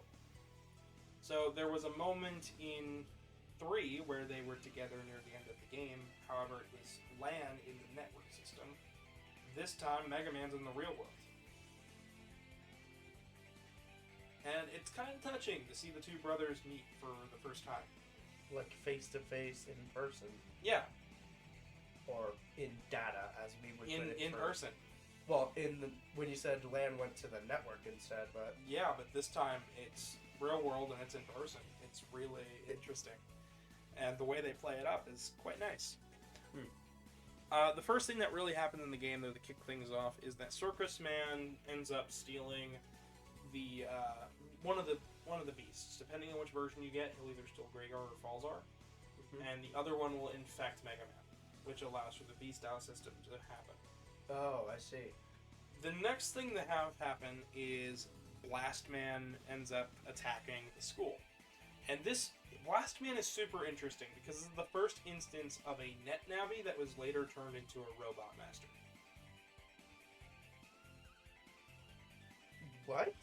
So every So he's original to the. he's original to Battle Network, but then Mega Man 11 came out and had Blastman. Oh, you're right. I didn't even So think about that. In Battle Network, he's based on blast furnaces. In 11, he is based on explosions, like a blast. That's nuts. After that, the Dive Man hijacks the aquarium and tries to let all the sea life out Oh no. into the wild in order to distract to steal more copy bots. We then see Judge Man try and kill Dr. Hikari by hijacking the courtroom sequences to land in his favor. It is a massive Ace Attorney reference, by the way, because by this point I believe Ace Attorney 3 was out. I would really like to see a cameo of Phoenix. I wish I would much rather see Prosecutor Itoi show up in the... Itoi, really? Itoi, yes, that is his name, and he even looks kind of like who you're thinking. No way! Yep. In Battle Network 4, this is something else I didn't mention. Hideo Kojima actually shows up as an NPC. What? Yep. These are all really neat things. But as the plot progresses, we end up meeting back up with Chad and Proto Man near the end of the game, and we discover that the mayor, Mayor Kane, is corrupt and in cahoots with Wily and World 3. Uh-oh. Mayor Kane, of course, being a reference to Dr. Kane from the X games. This game has a lot more in common with the X games. We also see an NPC throughout the entire title who we later learn her name is Iris, and she is Colonel's sister. She is a net navi who looks like a human who has been using copy bots to help out Lan. That's really cool. Another really cool thing is that just like with Colonel and Iris, they were originally meant to be one net navi. However, something conflicted with the data, and they couldn't be together, or it would basically destroy them. Oh my gosh. Just like what happened with Colonel and Iris in the X games.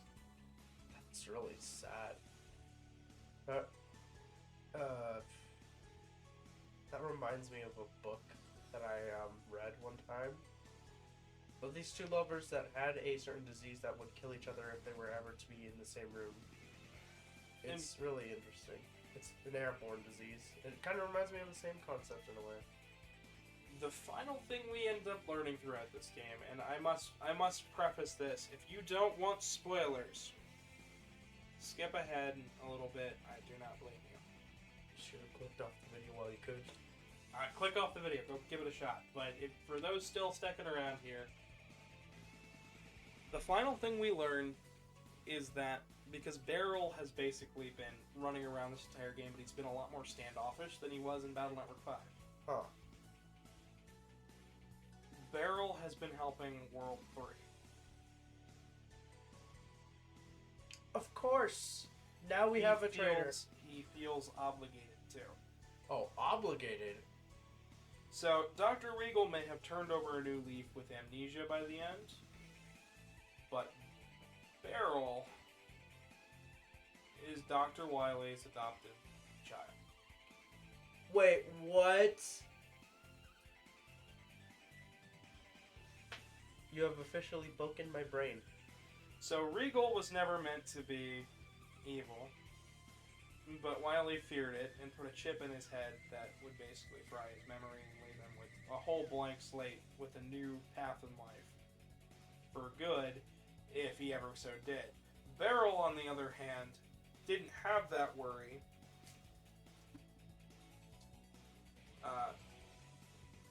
However, Wily needs Beryl to help collect copy bots for his grand final scheme to unleash the Psybeast on the real world.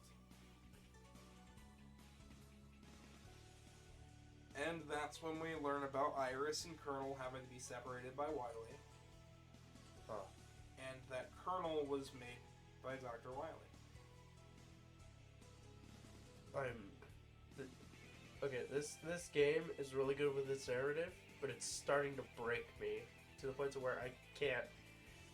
It's that good. It's like a puzzle that has that last piece that I need, and that piece is actually playing the game to get the full narrative, because you're just giving a small summary of the entire picture. I am going to ruin the ending for you, but I think it's worth it to know where things lie. So, after you defeat the Psybeasts, the final Psybeast, the one that's been trapped inside Megaman the entire game, Colonel and Iris combine defeating the other Psybeast, and Wily decides, screw it, if I can't defeat everyone, I'm going down with my boat. And Lan talks him out of it. Lan talks Dr. Wily, the mad, evil scientist, into turning over a new leaf, paying for his crimes, so he can be recognized as somebody who helped humanity with NetNavis and the Internet Society as a whole. Whoa. And turns what data is left from Iris and Colonel into the worldwide Internet firewall. It stops viruses from being created and unleashed on the internet. So, after Battle Network 6, or at least a good while, because Wily does go to jail for his crimes at the end of this, Wily creates something that helps humanity stop net crimes. Completely stopping the terrorist attacks and completely stopping any viruses from being put out into society. You know, that's really cool. I actually like this. We also find out that Mail and Lan end up getting together by the end and having a child. We also learn that the NetNavi that they have is called Megaman Jr., and we never see anything more of this. And this is partially because it was decided at the last minute that this should be the final game, so they didn't have time to make the new sprites for it and show what these characters would look like. However, So they just left it at a very peaceful cliffhanger that nobody would have to question. nobody would have to question, and Lan does eventually become the head scientist at Scilab, just like his father and grandfather before him. And we'll find out more about him in the next series, but for now, this is the final Battle Network game to be released. Now, normally, I would shoot this back over to Flashing Blades. But beforehand, I want to know what your final thoughts are before I get into the next section here. On the entire series of Just Battle on Network. 6. Oh, just on 6? Just on 6. I honestly think, even though, like, it's been a journey with, 1 through 6, we've experienced different things along the way. Yeah. We've experienced new characters, some spins on old Robot Masters, brought back as these net navies. Some pretty crazy attacks. Obviously a new battle system. But honestly, I feel like 6 is a very nice closer to a very good series, and it's kind of heartwarming. Yeah, I'm not gonna lie. I mean, it's a very good closing to it. I mean, compare that to Mega Man 11's ending, where Light tries to talk Wily down of his evil schemes, and Wily's having none of it. But Lan was able to do it. Yeah, that's what I was gonna say. Lan, a child, was able to do it, but not Thomas Light, which is completely odd if you really think But about it it. makes more sense because Wily in this timeline had 2 kids. And he wanted them to be good. Yeah. He just wanted the recognition for creating the internet and net navies and net society as a whole. I mean, still, even, that this is what it is. This is the end of this series. I don't have a very bittersweet, ending to it. I actually like it a lot. It's very well composed. I'm glad you do, because this is a fantastic starting point. Once again, 5, 6, and 3 are some of the best starting points for this entire series, which says a lot. And it doesn't matter which version for 6 you go with, because both of them have really good plots. They both have, they both fall through the same story. The only major difference is which beast you get and which crosses you get. But those differences are so massive in how you play the game that this is actually one of the games with the most differences between versions aside from BN4. And I think it's done really, really well because this game is really well put together. Honestly, what I said about 5, it's a symphony. This one, it feels like feels almost as if I've lived it, and it feels that good. So, the plan for the next several Battle Network games were supposed to be that Lan was supposed to grow up with the player. He was supposed to grow and learn and be more than a static character that we had seen so far. Yeah, he was supposed to be more dynamic. Same with all of the characters going forward. This didn't end up happening, but that's okay because Star Force really pulled things through with this. And we'll get to Star Force eventually. But I feel it's important that we talk about a few of the spin-offs here that really resonated, really shined through. So, starting off in between Battle Network 5 and Battle Network 4, they played around with the idea of letting the AI control Megaman. For this, they also wanted to try out the new Battle Chip Gate and really give it its own shot. This came through with a game called Megaman Battle Network 4.5 Real Operator. 4.5? 4.5. It used 4's engine, the Battle Chip Gate, the chips from 4, and the AI net navies, the AI controlled net navies that you get for, Dark Mega, and just let it go. You could select how far away you wanted your AI navi to go from the enemies, and you could slot in different chips based on how high the custom gauge was. But other than that, the only thing you chose is which of the 3 attacks on the bottom of the screen you had, whether to shuffle those 3 attacks, and when to slot in chips. Other than that, it's all AI, it's all tournament, it's basically a pet simulator. There is no story here. It's just tournaments, it's a little bit of a personal calendar, and it's kind of fun, but it's mostly just a side thing meant to showcase the new systems that they were going to be bringing forward for 5.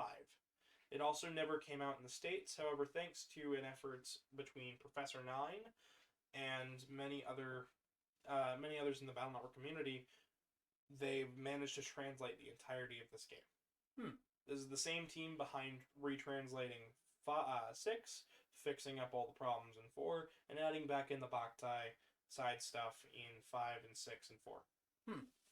So this team is going to come up quite a bit. In fact, I will also be hearing from them in just a moment. So the next game that we're going to talk about here the next two are 2 arcade games. One is Metal Operator, and the other is Battleship Stadium. One is a minigame ticket machine that allowed you to play a short board game against your friends to battle for tickets. It also would connect to the PET for 5 and give you special rewards that you could later transfer over to the Game Boy game. Not too much is known about it. The game is very simple. It's kind of like a hybrid pachinko, hybrid minigame collection. But that's okay. And then the other one is Battleship Stadium. So you remember those battle chips I mentioned? Yes. This is where they really came into play. You could transfer your Navi from Battle Network 6 into this arcade game. These were fully 3D arcade games. They'd link up with the LinkNet PET for Battle Network 6 and the Game Boy Advance. You could also slot in your chips that you've collected in the real world to help play the game. But it is a fully 3D Battle Network battle simulator with all the mechanics from the Game Boy game on an arcade. That's freaking nuts. There isn't much of a story at all, but it's competitive. It's more or less like, hey, have you ever wanted to battle your friends using the real chips? Well, now you can. Like, you could already do that on the Game Boy, but now it's in 3D. That's the kicker right there. Honestly, this sounds like a really cool idea. It kind of reminds me of Pokemon Stadium for the 64. That was the whole point. It was meant to combat that. It was meant to combat that, except for this was, by the time this happened, it was GameCube and Wii. So, but still, that's a really neat concept, especially with the fact that the chips were manufactured. And our final side game here actually involves the anime.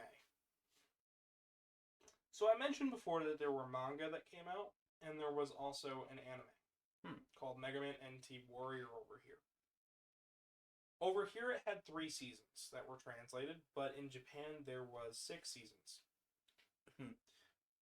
NT Warrior Season 1, Season 2, Access, Stream, Beast, and then Beast Plus. Beast Plus revolved around more of the mobile network transmission and the final aspects of 6. Beast involved 6. Access and Stream followed 4 and 5 combined. And the first 2 seasons involved Battle Networks 1 through 3.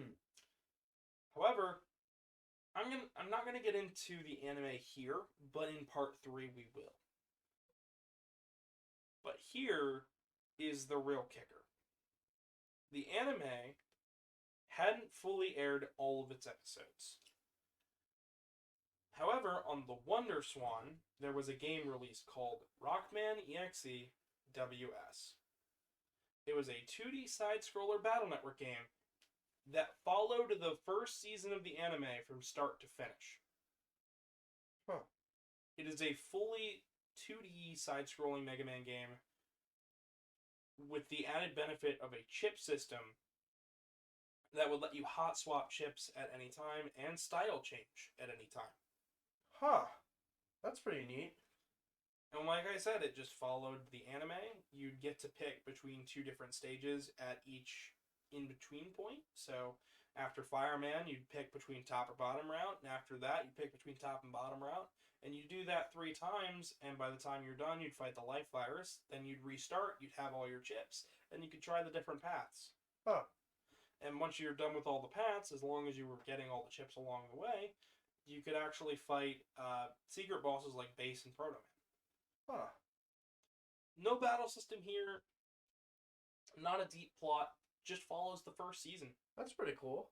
And it came out before it ended. Like, episode 4 was out of the first season. And this followed the first season from start to end. That's kind of crazy. Yeah. It's never had a re-release, however, it was fan-translated by fans. Once again, the fans here with Professor Nye and all of them, they really do some amazing work. I know that the side games don't mean a whole lot, but they're always worth a mention. They are. And there's not a whole lot of them for these series. In fact, the next series only has one side game. One whole side game. And it's not that impressive.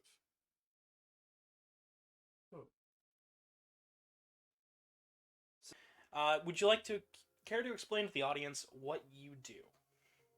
All right. Yeah. Hi, my name is Blue Star. You can find me on YouTube at Blue Star 64 with 64 spelt out. I run a series on there called Battle Network Academy, where I'm going through explaining how some of the different mechanics in the series work. Where like crosses in Battle Network 6. I just finished the Souls in Battle Network 4, both for Blue Moon and Red Sun, and I'm starting to work on Battle Network 5. And then I also go through how some of the chips work, because the chip descriptions in that game and the whole series are they're just the worst. So and I've noticed your series is starting to gain a lot of popularity. Were you expecting that at all? No, not at all. I don't think anyone goes into YouTube expecting big success. Not to say that I am a big success. I have like 1,000 subscribers, but like you're getting there. I started doing this and am still making the series for myself. Just one, to have a good time making videos. It's a fun hobby to have, and also just to teach myself and learn how the game works, because it's a fascinating series. I haven't encountered another game that's quite like it. Like, there's other games like was it 2 Steps from Eden or something like that? One Step from Where Eden. 1 Step from Eden, yeah. Where it's based off of, like it says in the description of the game, it's like, oh yeah, this is based off of Battle Network. But I haven't encountered another game that's like, oh yeah, this plays kind of like Battle Network. So, in terms of the series, do you tend to focus more on the multiplayer aspects or the single-player aspects? The Battle Network Academy is tailored for PvP. Like I went into it wanting to learn more about player versus player. So that's kind of the lens that I use when approaching different chips. But the knowledge can also be used for player versus enemy. So Gotcha. that's fine. So, as far as the series is concerned, where would you say a newcomer should start with this franchise? Specifically with Battle Network. For just entering the series, or just for player versus player? Let's do both. One for, like, ease of access, and then another for multiplayer. Because it can be very different answers. Yeah, it is very different. If you're just wanting to get into the series, I would just say just start at 1. 1 is short. It's a good setup for the series. There's no souls, there's no styles, there's no crosses. It's very basic. Hey, if you want to learn how to play Mega Man Battle Network, the very, very, very bare minimum is all in Battle Network 1, and then it builds on that through the whole series. For PvP, definitely 6. 6 is the most balanced. It's when I have a feeling that when they were making 6, they had PvP in mind, because there's a lot of things that in like 5, 4, and 3 were just like big issues. Like Life Aura, for example, you had to use a 200 plus damaging attack to get rid of it, and there was nothing else you could do. Well, in 6 they introduced the wind chip function that can remove barriers and auras. So if you don't have a 200 damaging chip, you can at least have a wind rack to back that up. On the focus of multiplayer plus what you do, I feel like your videos are going to become even more popular once the Legacy Collection comes out with its multiplayer. I've seen that a lot. People saying that. I'm not banking on that. I don't really care one way or the other, honestly. That's fair. But if more people get in and into the series and they can have more fun by watching my videos because they learn how things work, that makes me happy. I know we already talked about Phantom, but any words on Legends? Legend of the Network, we know even less about it than Phantom because it didn't even get adapted to the anime. They ended it off before we were able to go into it. I'll say I at least remembered that one's name.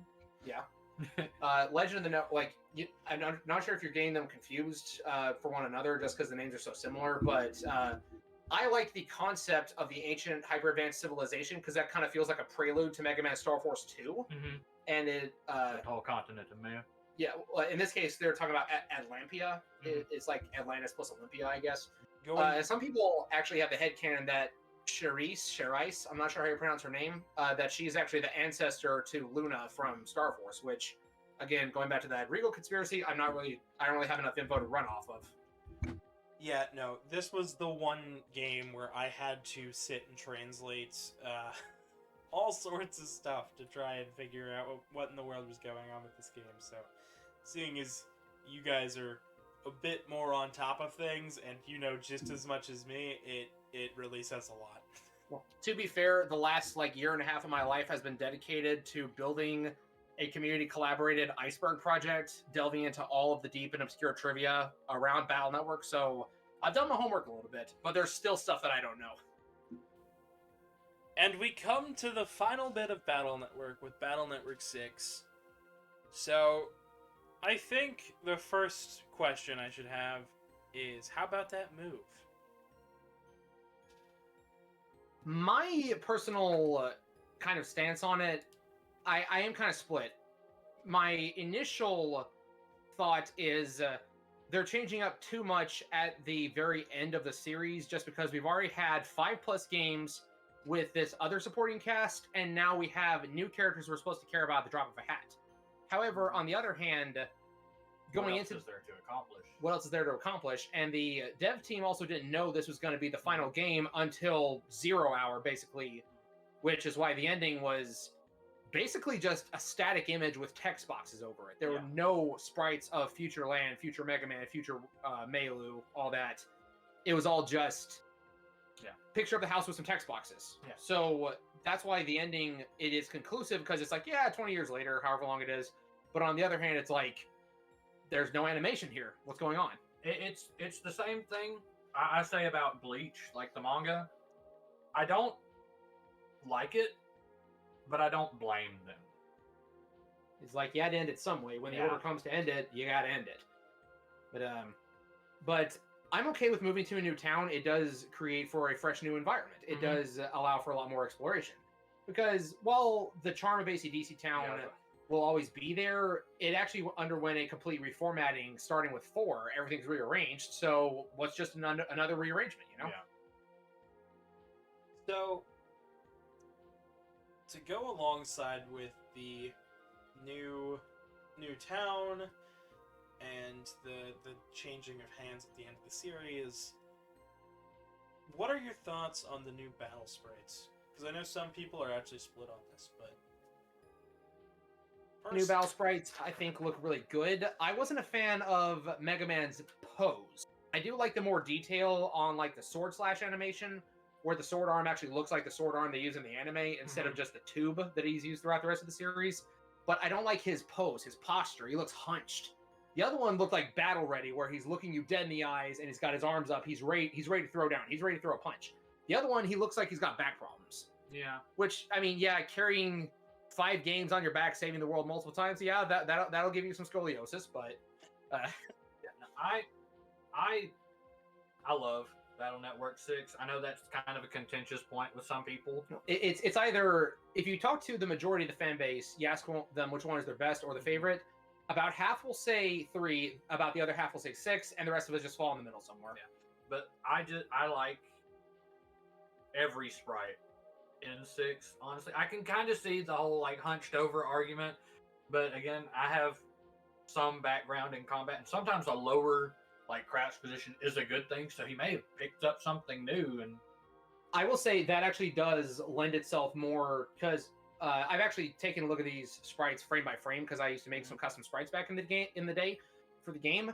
I will say the kind of hunched over does lend itself more to the beast out animation, because when he goes into that pose, he crouches down lower before going Super Saiyan, and then he's in beast out. It does give him kind of a bit more of a wild feral kind of look to him. So I can definitely see and it. it would have been very difficult to have like a more proper upstanding one, And then all of a sudden, and then after the Psy Beast event, have him swap to it, because that would have been a lot of extra code for a GBA game. Indeed. So I know that another big point in Battle Network 6 is the inclusion of more X series style tropes with Mayor Kane and Colonel Iris. Of course, we've already seen Zero in the series. What do you feel? Do you feel the tone was brought slightly darker than 4 and 5 with the inclusion of these themes and characters, or do you feel like it was actually lightened by that?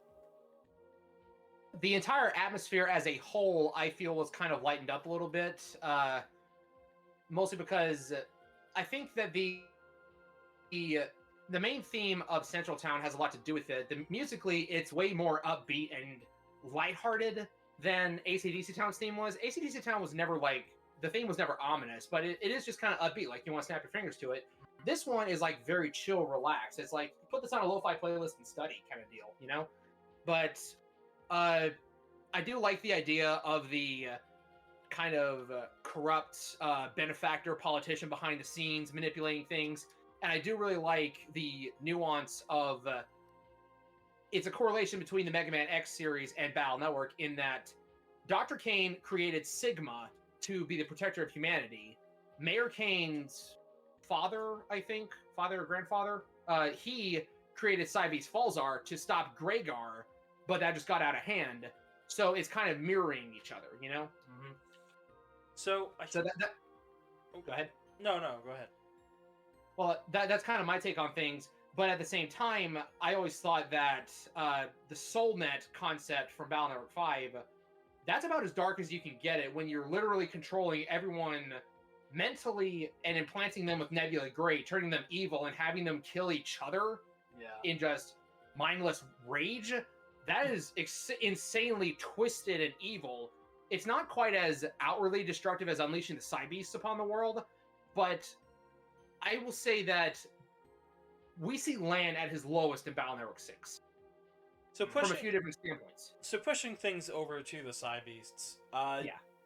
Falzar, I don't quite understand being a bird, but Gregar is clearly just gospel. It's clearly just Forte. It's Gospel 2.0, or more accurately, Gospel is like failed Gregar, if you want to cut chronologically speaking.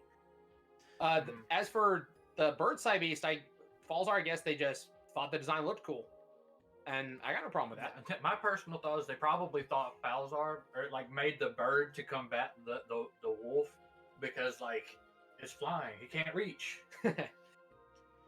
I will say, I kind of wish that the games had some kind of merged Super Cybeast like the anime and mangas do. Like, I don't blame them. It would have been a really good touch for the DS one. It would. The DS one we never got. Yeah. But I'm back. I'm looking at BN5 still. Well, whatever. Rumors back in the day, that whole. Yeah. I like their inclusion. Some people say it creates continuity errors with the rest of the series. I don't exactly agree, mostly just because I don't think we are given a concrete time as to when this takes place. But I think it takes place shortly after the Alpha Revolt. Like in Battle Network 3, they mentioned when Alpha went haywire and they had to close down the internet for 6 months. It probably has to take place like right after that. And it's one thing that Rio and I actually just kind of came upon an idea. It's related to Battle Network 4. We're like, okay, so why hold a net battle tournament to send a Navi to the asteroid other than just a way of shoehorning Megaman into the plot? Why didn't they just get all the most brilliant scientists in the world to create a super Navi that wasn't a base clone and send it up there to stop the asteroid? And then we're like, well, last time they tried that, we got Falzar. I was like, oh, okay, that retroactively makes sense. Yep. So to go along with the newly designed Falzar and Gregar and the forms that they have, what do you think about some of these new net navies we've seen, like Circus Man and Blast Man and such? I really liked Circus Man. Not gonna lie. The only problem Doofy in a Doofy fight, but I liked him. The only problem I have with Blast Man is that his name is similar to Blaster Man from the anime, who was actually just Bomb Man. So when they localized his name, that kind of jacked up things a little bit. Circus Man, like, why not just Clown Man, like from Mega Man 8? Why not just, carry it over? I get he was created from like a fan submission, so that's fine. It's just one of those things that my inner fanboy appreciation for the franchise as a whole is like coulda, woulda, shoulda. Mm-hmm.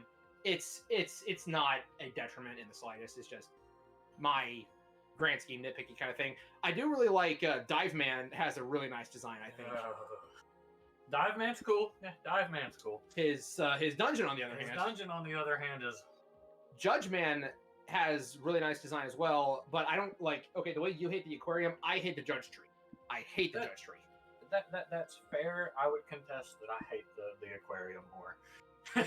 So every time I go back to BN6 to play through it again, I reach the aquarium and stop for a month.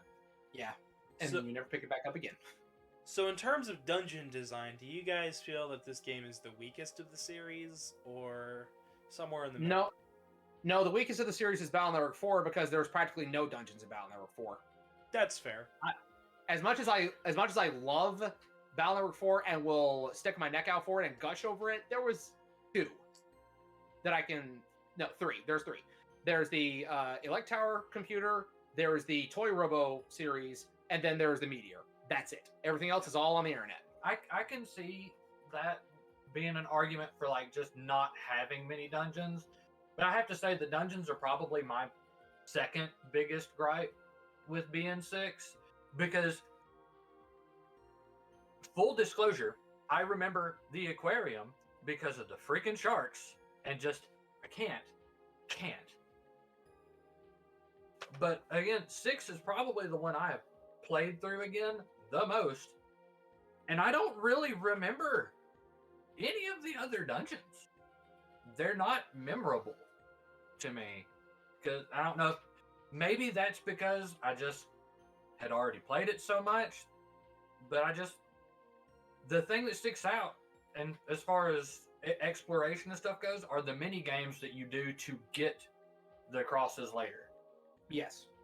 So I would say 6 probably has the weakest dungeons in my opinion because there wasn't much to them other than hysterical annoyance in one particular case. Well, I always thought that the Mr. Weather comp was actually pretty interesting. The way you're supposed to like gather the spectrum, you're supposed to like draw circles around the typhoons to get them to disappear. You don't remember that at all?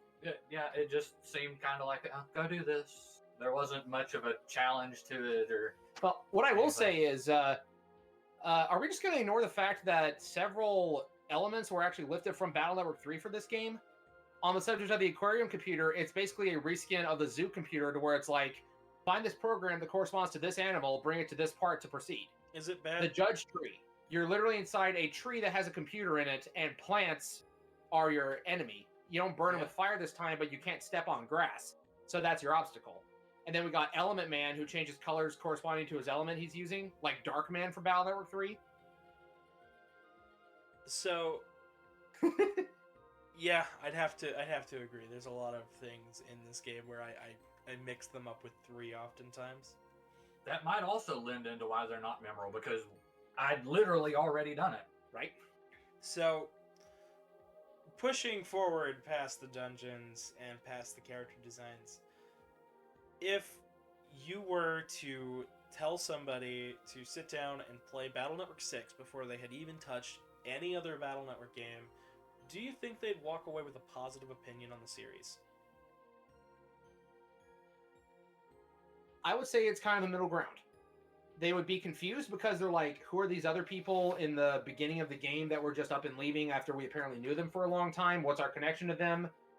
Who's that guy in the hoodie? Am I supposed to know who he is? Oh, you're actually a very important character that I have no exposure to because it is the last game in the series. Yeah, I honestly, I don't think they would walk away if they'd never touched Battle Network before, and I sat them down with it. I don't think they'd walk away with a good experience. I honestly don't. And again, 6 is probably my absolute favorite, but it is such because I had played a lot of 4 and multiple playthroughs of 5, and then went into 6 knowing what was going on and already invested. Because again, full disclosure, I don't think a rando would make it through the aquarium comp. I don't think they would think it was worth it. I also don't think they'd survive their first trip to Greentown area. Yeah. You know exactly where I'm going with that. So, as this series has progressed, things have both gotten better and gotten worse in some areas. Do you feel this ends on a high note for those who have played the other games? I think the best way I could describe, I said earlier, Battle Network 5 was the peak, especially with the DS version. I think it peaks with 5 and then plateaus, and then we finish with 6. Yeah. I don't think that it necessarily improved anything from 5, but it also didn't do too much as a detriment. Because with each new installment, you do allow, or at least I do, allow a certain bit of room for growing pains. It's kind of like you give it a, a handicap compared to the predecessors, because it's like, yeah, the previous one did this right, or did this wrong. What do we feel about the new one? Did they learn from their mistakes? This is something new they're trying. It's clunky, but it could be improved upon. Yeah. Kind of like you said, a lot of people from the conversations I have had say that 6 is, just a downgrade from 5 when they are the detractors from it. Yeah. But I would say it does definitely end high note. And again, a little bit of bias. It's probably my favorite one. But it's one of those things. It's like 5 was phenomenal. And 6 is just as good, if not a smidge better. But it's not a full tier better. So don't let the fact it didn't go higher make it seem like it went lower. Yeah. I kind of like that take on things. So just because it's not a jump doesn't mean that it's not just stellar. So similar to Mega Man 5 to Mega Man 6, just because it wasn't a massive leap above 4 and 5 doesn't mean it wasn't amazing. Yeah, it's like the fact it's not. I can't think of another. It's like I haven't played Mass Effect, so don't take too much from this. But I hear from all of my Mass Effect friends that's like, just because it's not Mass Effect 2 to Mass Effect 1 in like just quality jump doesn't mean that it's not again great. Or hitting a little bit closer to home, just because it's not Battle Network 2 coming off Battle Network 1 would have that many definitive improvements. Yeah. So I will say, if we're going to talk about gameplay mechanics here in a second, I got some points to make. But well, let's jump into gameplay mechanics with the new cross system, the copy bot mechanics.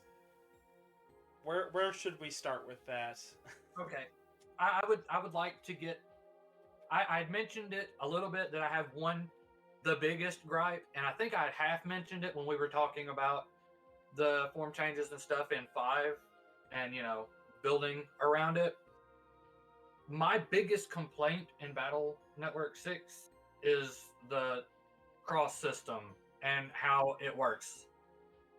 I despise it. But conversely, the designs and what they do after you've activated them are probably my favorite thing. I just do not like the fact that you can just press the up button and select a form. Now, you see, my personal take on it is I'm okay with being able to select it at any given time. That means you don't have to sacrifice a chip, which is, yes, it's easier than activating double souls. My problem is that it's permanent. And when Battle Network 4 introduced the full synchro mechanic to where you can double your next battle chip's attack power, the second you activate that cross, that goes out the window for the rest of the fight. There are only two ways to deactivate a cross, and that is to either take a hit of the opposite element, which deals a lot of damage, or to use Beast Out and then go into the tired state, but then after that, you cannot use full synchro for the rest of the fight. So aside from that, the only other way to rupture a cross or to change a cross is to literally change to a different cross. But even then, you're stuck on the last one you have. So if they just given it a time limit like in Battle Network 4, or Battle Network 4 and 5, I'd have no complaints with the cross system, comparatively speaking. Yeah. But see, like something I don't want to get too much into the, like, oh, this is how I would have done it. But like just an idea of something they could have done is like, select the chip, and instead of sacrificing it, you hit that same button area that you would have to sacrifice the chip and hit transform, and then if you have the appropriate type chip, it transforms you into that style. Because I would have had it. But the problem is that's where the Beast Out button is located. They still could have done Something that makes you build your folder around it other than just the folder getting a bonus. Yeah. Because it's just like, again, for the erase cross, which was my go-to, by the way. Erase Like, cross supremacy. Yeah, the cursor or damage bonus and the instant death on viruses and Laser eyes. the laser eyes. Pierce's guard and invincible. I Or loved Pierce it. Invincible. I loved it. And again, I would have had the cursor chips in my folder and probably available to me anytime I opened up the custom screen. So just I don't like that they're just free. So, But to get away from the complaining, choo choo. choo-choo. Yeah, yes. actually, that kind of stems into my next point. Just my last point on the cross system and the link navies. I thought one thing it kind of dropped the ball on a little bit is that in both games, you had one element or attribute where you got two navies of the corresponding element. In Gregar, you got Heat Cross and Charge Cross, which are both fire. Whereas in Falzar version, you got both Dust Cross and Ground Cross, which are guard breaking. And while that can be good depending on your playstyle, and both crosses are unique and have their own separate like pluses and minuses and all that, the fact that they're both the same element, it kind of makes it feel like they were running out of ideas here. So, But that said, yeah, Charge Man, Charge Cross, I love it. the three main side games that we haven't covered quite yet: Battle Network 4.5 Real Operator, Metal Operation, Battleship Stadium, and Wonder Swan. Out of those three, which would you say a newcomer should probably search out a way to play it? Okay, are we talking official or are we talking ROM hack? Not counting translations. We're counting translations for these because if that's the case, then 4.5 and Wonder Swan are really out of their lingo. Yeah.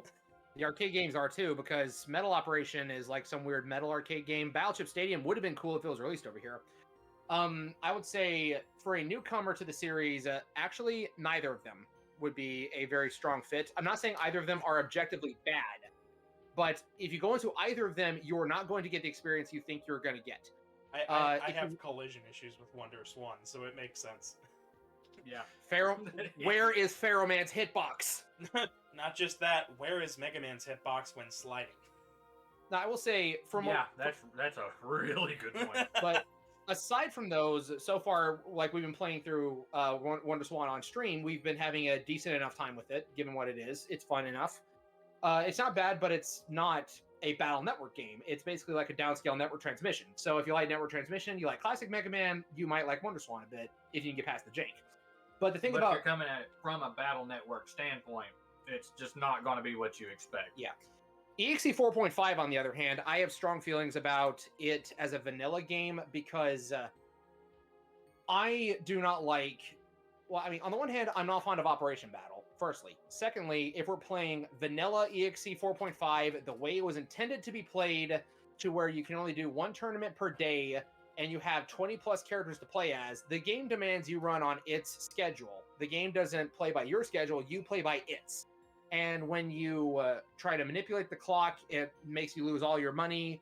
And I just don't think that is a good time. Like, if I was in elementary school or high school, maybe. As an adult, though, no. Like, I can't always make time to go off and play Game Boy.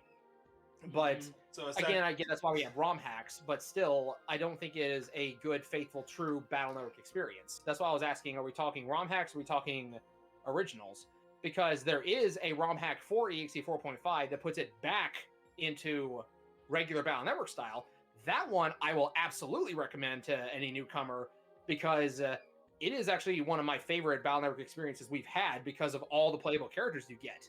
While the story is bare bones and practically non-existent because it's basically just you are a Navi operator, this is your Navi, the game has a lot of personality and nuance with how you interact with the Navi you're playing as. So while the story can get repetitive, almost Battle Network 4 levels of just complete the same tasks over and over again, the fact that you get to play as a new character keeps it fresh, especially when you're playing as Base, Napalm Man, Fireman, Junkman. The game is just, it's a fun romp if you're playing it with the ROM hack, but if you're not, then it's going to be a drag.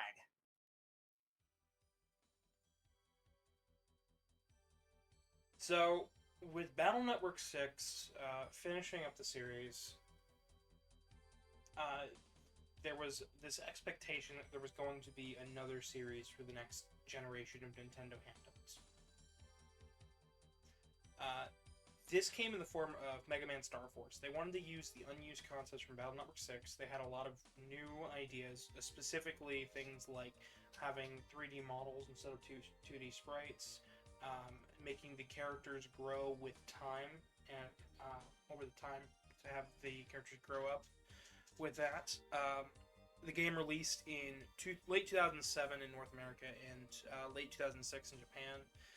This was the first game in the Mega Man series to have up to 7-player multiplayer.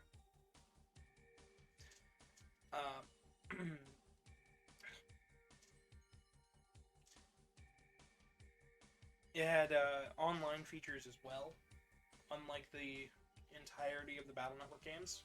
In fact, from day one, they were all integrated because of the Nintendo Wi-Fi service on the DS. I think the next thing I should probably mention here is the prices of these games. So, another thing they wanted to do was, because this was the same team that helped to make The Legend of Zelda Oracle of Ages, Oracle of Seasons, and Minish Cap. So it was made by the same same dev group, team. the same group of dev teams. Some from that, some from the most of them from that, and they also worked on Battle Network. But the main thing they wanted to do was try to do 3 versions of something.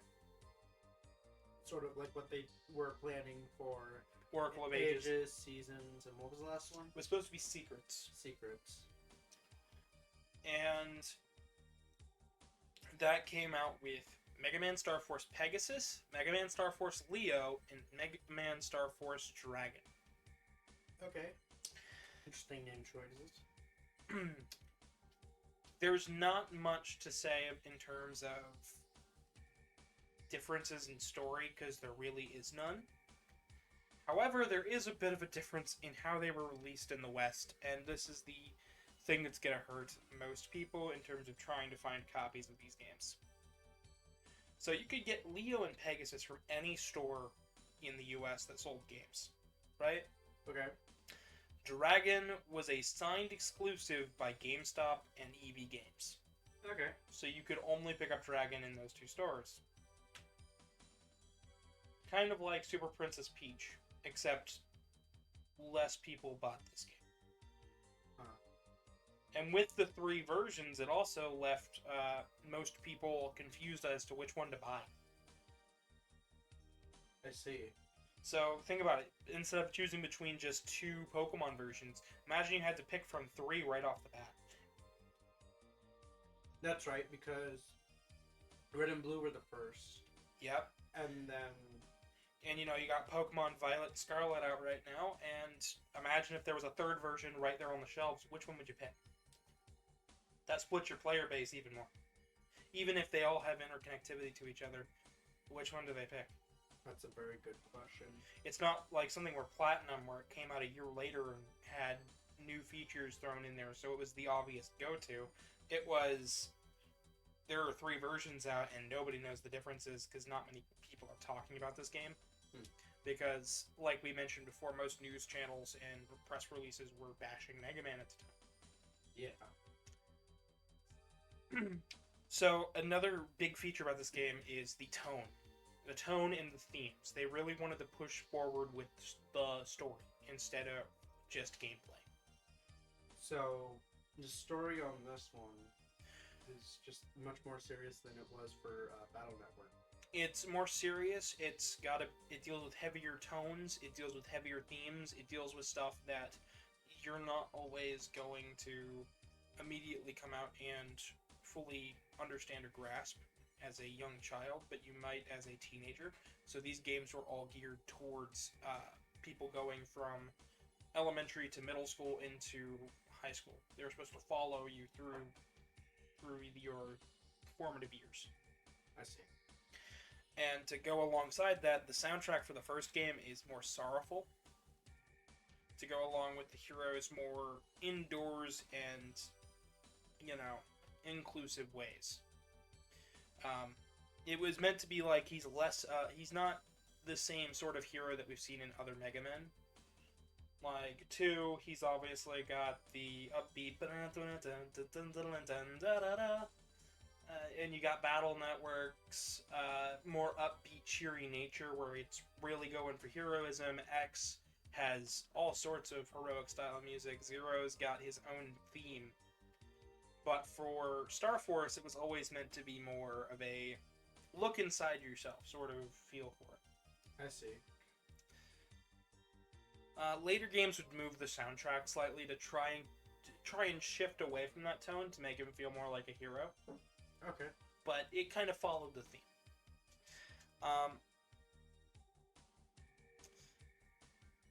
There are a few other things that I'm going to mention as we go along here, but let's get into the story, shall we?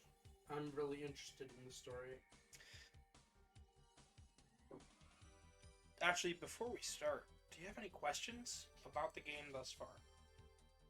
What are the main differences between Pegasus, Dragon, and Leo?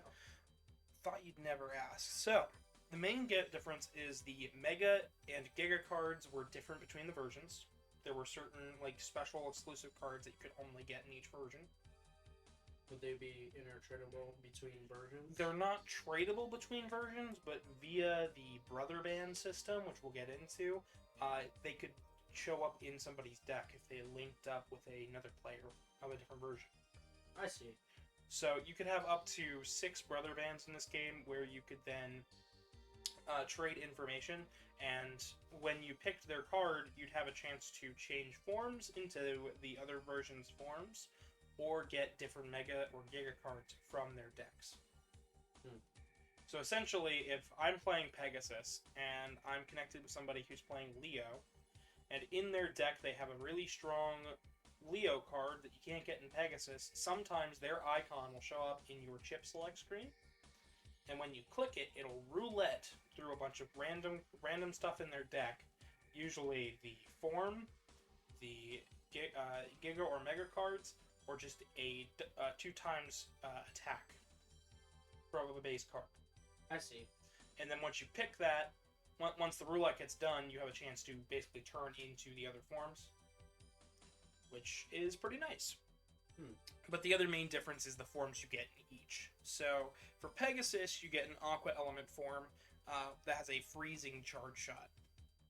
Okay. And Brother Banding with a Pegasus will give you... It'll make the custom bar on the battle screen fill up faster.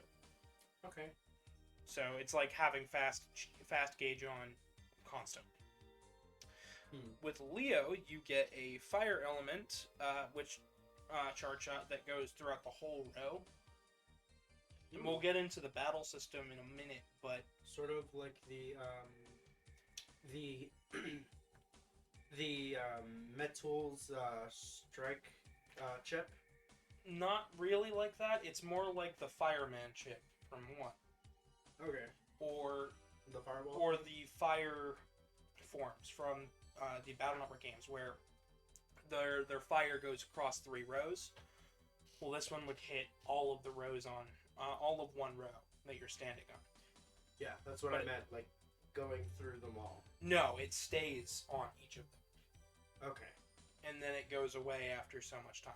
It's like having a flamethrower held out, and then you slowly retract it. Okay, that's kind of cool. And brother banding with them will add one +1 to your Buster's attack. So essentially, your Buster. This goes back to more of a level up system. It's still not quite like that. It's like a 2D version of the program system from the Battle Network series, but this will just give you +1. So if you're at Buster level 1, well, now you're at Buster level 2. So you're now doing 2 damage instead of 1 damage with every normal shot. Just something nice. And now we get to Dragon, and this is probably the reason why it was an exclusive to GameStop. The form is Wood Element. They have a multi-hit charge shot that hits multiple squares. And you can't be affected by status effects except for countered. Really? Yeah. So essentially so you can't be blinded, you can't be stunned. Yes, you'll be hit more with fire, but you can't be... but like, the only thing that'll happen is if you use a chip at a wrong time and an enemy hits you out of that, you've been countered. That's the only form of... That's the only thing that can really get you. Yeah. And linking up with them allows you to add 1 extra mega card into your folder. Because there are always folder rules in these games, which will allow for, like, okay, you can only have 3 Navi chips, you can only have, like, 1 Giga chip. Well, now you can have 2 mega chips. An extra mega chip to your folder. Okay. Instead of the usual 3, I believe. Essentially, it stops the player from overloading on super powerful chips.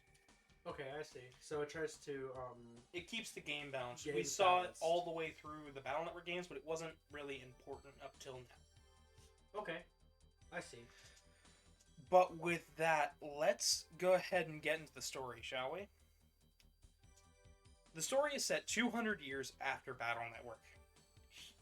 Humans in the cyber world have been at peace for a long time, even venturing out into space with the help of EM waves, connecting the entire planet in new ways never seen before. This helped along by the 3 satellites, Pegasus, Leo, and Dragon. The tale then opens with Geostellar, a young teen whose father has been missing in outer space for quite some time. Geo struggles with the loss of his father by going out to stare at the EM waves using his special visualizer. They set all of the wave roads cover the planet to keep everything connected. It's like the internet if the internet was even more integral. Okay. Allows the internet to basically interact with the real world. That's pretty cool.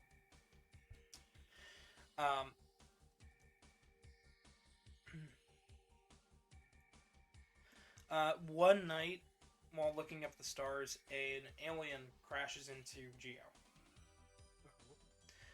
This alien is a fugitive named Omegasis. Omegasis. Yeah. He's essentially like a wolf being, but he's made of electromagnetic waves. Okay. They're known as EM beings. We'll see things like AMians and FMians. Omegasis is an AMian, but it's not revealed till way later in the game that he is. Okay. Meanwhile, most of the bosses we're going to be fighting are FMians. The FMians used a doomsday weapon known as the Andromeda to destroy the AMians' planet. I see. And the only ones who made it out alive were Omegasis and the 3 Guardian satellites, Okay. which were Dragon, Leo, and Pegasus, which they found refuge in the satellites that were on Earth. However, Omegasis stole the Andromeda key and escaped towards Earth as well. And Omegasis then hides in Geo's Transer, which is essentially a souped-up PET. Okay. Instead of holding a Navi, it can actually hold multiple Navis, but Navis now aren't really that important because there aren't many viruses in the actual internet anymore. Because of LAN. Or LAN and Dr. Wily and all of that. with Dr. Wily getting rid of, most of the viruses with the Kernel and Iris project. So it's mostly used to fix minor problems and help out things around the real world, but now Omegasys is inside his transer. Now you'd think, okay, you'd probably be thinking, okay, so Omegasys transfers into the wave world and becomes Megaman, right? Yeah. Not quite. Omegasys being an Aemian, he can only merge with human of the same wavelength and DNA structure as him. That being Geo. Yes. Omegasys essentially can merge with Geo to become Megaman. I see. They use Megaman as a code name, essentially being like, oh no, I'm a hero, because there was a hero 200 years ago named Megaman. Mhm. So, to go alongside that, he uses it as a name, and not many people believe he's Megaman until near the end of the game. I see. But he uses it as a way to basically hide himself from actual people knowing he's Geo. Kind of like a superhero. Yeah, I get it. So, King Cypherus has found Earth now on his hunt for Omegasys, and he wants the Andromeda Key. And once he sees a whole new planet full of waves and things to conquer, he decides he wants to destroy it too. And the main reason he knows about Earth is because of the space station that blew up years prior with Geo's father, Kelvin, on it. Oh. Yeah, Kelvin was Geo's father, and Geo was out there looking at the stars, basically grieving for his father the entire time. Poor kid. Yeah, this game gets heavy right from the get-go. He hasn't been to school in a long time, he doesn't really have any friends, and he just kind of wants to be left alone to his own devices, doing homeschooling and just kind of forgetting and closing out the world. Does he live by himself? No, he lives with his mother. Yeah. You have to remember, he's still a 5th grader. True. So, Well, I know some game plots that have a story similar to that, at least. yeah. But throughout this game, we play through as Geo, we stop FMians that have merged with humans and have made them go rogue, including some of Geo's quote-unquote friends. They more so kidnap him and force him to go to school with them. That's In a bid to win class president. Yeah, don't ask me. I think it's rather funny. Hey, let's kidnap this kid and force him to go to actual school. Yeah. By the end of the game, we find out that Omegasys didn't kill Kelvin like it's presumed at the beginning of the game. And the King Cypherus and the 3 Aemian Guardians are forced to basically make amends. Andromeda is completely destroyed, and they are all sent back out to space to hopefully fix and repair planet AM, so new life can grow. And throughout this game, we meet another character named Pat, who is essentially, he's the opposite of... he's the antithesis of where Geo could go. And he was born into a kind of terrible life. Because of that. He has multiple personality disorders. He has combined with Gemini. Gemini? Yeah, to become Gemini Spark. It allows for both of his personalities to basically be 2 separate people. Because Pat doesn't realize that he has multiple personality disorder. Because the other one is just that sneaky. The one is pure evil, the other one's more of a pacifist. But they both don't like Geo that much, but Geo pretends to be their friend. Or, well, Geo tries to be their friend, and Pat claims that this must be fake. Because he doesn't want to believe it. Yeah, so the whole theme of the game with the brother band system allows you to connect with others to get stronger together. I see. So, on top of the themes of loneliness and loss, you also have this theme of togetherness and being stronger together. Friendship. That being lonelier isn't going to make things better. So, this game really does show... Like kids who have problems with isolating themselves from the entire group. Which has become a much greater problem nowadays. Okay, yeah. Yeah, it really is. And this could have been a very integral game into helping people understand the struggles of young adults. And instead, I feel it kind of flew under everyone's radar because it was a video game. Because it was a video game, because it was Megaman. And that's what's made this such a difficult talking point. Because by the time you defeat Pat and he finds out that he's got multiple personality disorder and that it's better to be together rather than not, it's coming down to the wire. It's nearly too late, and Andromeda's going to wipe out the planet. Oh my. Luckily, Geo stops it, and we find out that Kelvin could be alright somewhere out there in space, and he might be part of the wave road. He might be part of the EM spectrum. So, I have a question about the EM road. Yes. So, if someone is to fuse with, is it AM? AM or FM. AM or FMN? Does that actually transport their whole body into the... Technically, it's a mixture of... wavelengths. It's a mixture of wavelengths and the human self. So, people can see Geo as he's Megaman, and can even see the armor and stuff that he's wearing. I see. But he can walk on the wave roads.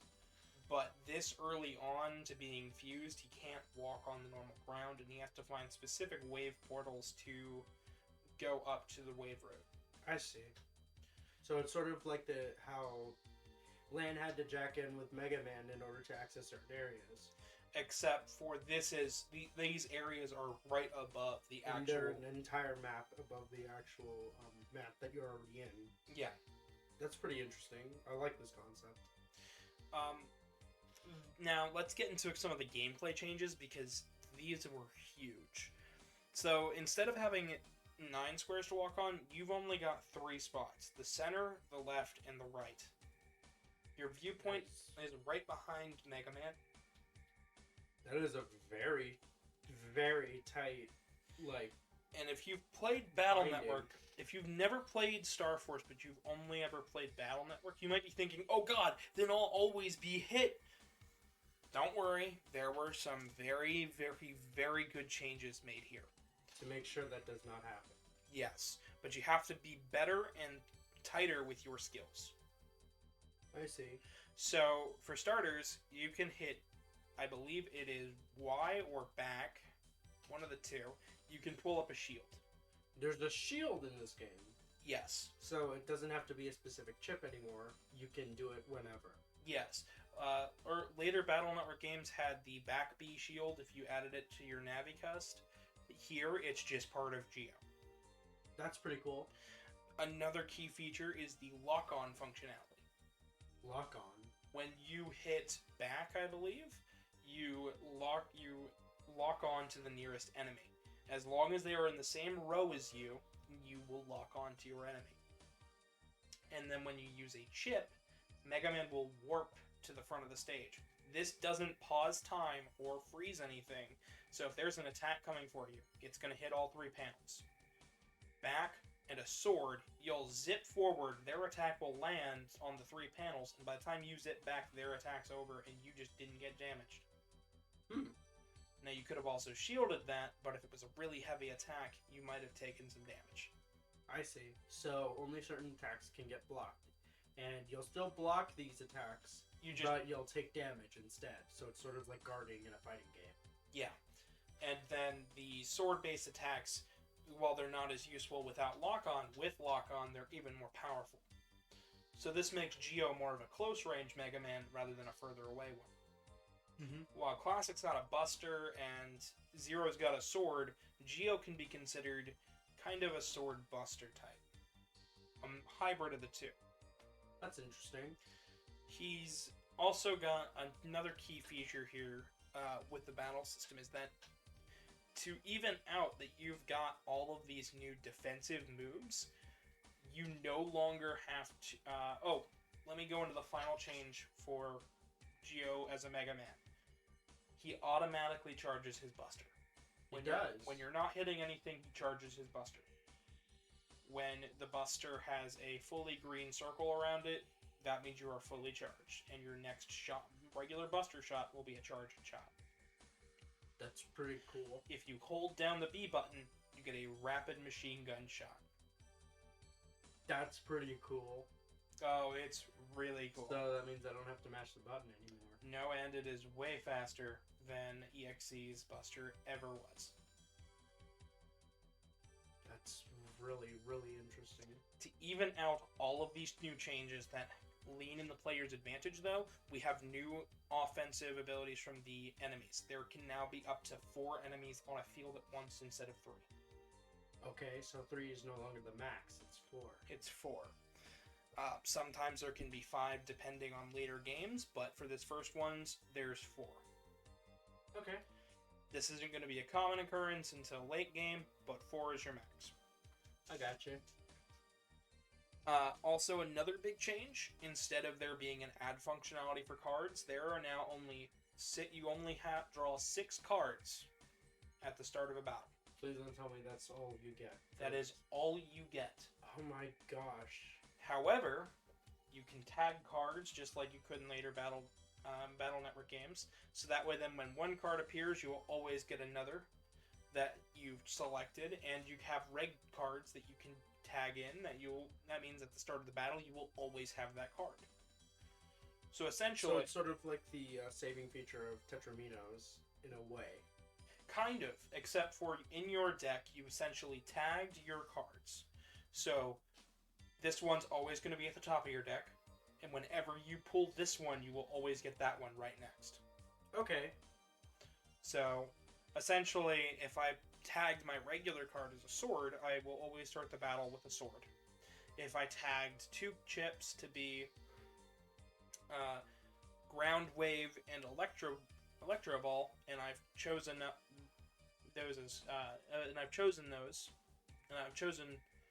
those to be my tagged cards.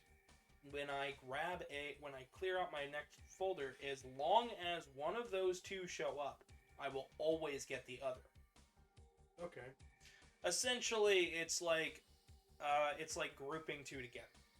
It's like grabbing 2 at once. Another big change is you no longer have to deal with letter codes. Letter codes is not a thing anymore. No. The only thing that changes is that now you can pick either vertical or horizontal. Oh, so you have to pick wisely. Yes. Now, this rule can be broken with white cards. What cards? So, all cards are given either a yellow for reg, yellow or a colored attack or a white one. And with a white one, it's like the asterisk chip. You can pick it with any other. Okay. So that is your main difference in gameplay here. It is very tough to get the hang of, but once you get the hang of it, oh my gosh, it can be way more rewarding than Battle Network ever was. That's interesting. To go along with this, though, all of this right here, for as many changes that they made in this game is still very clearly the first of its kind.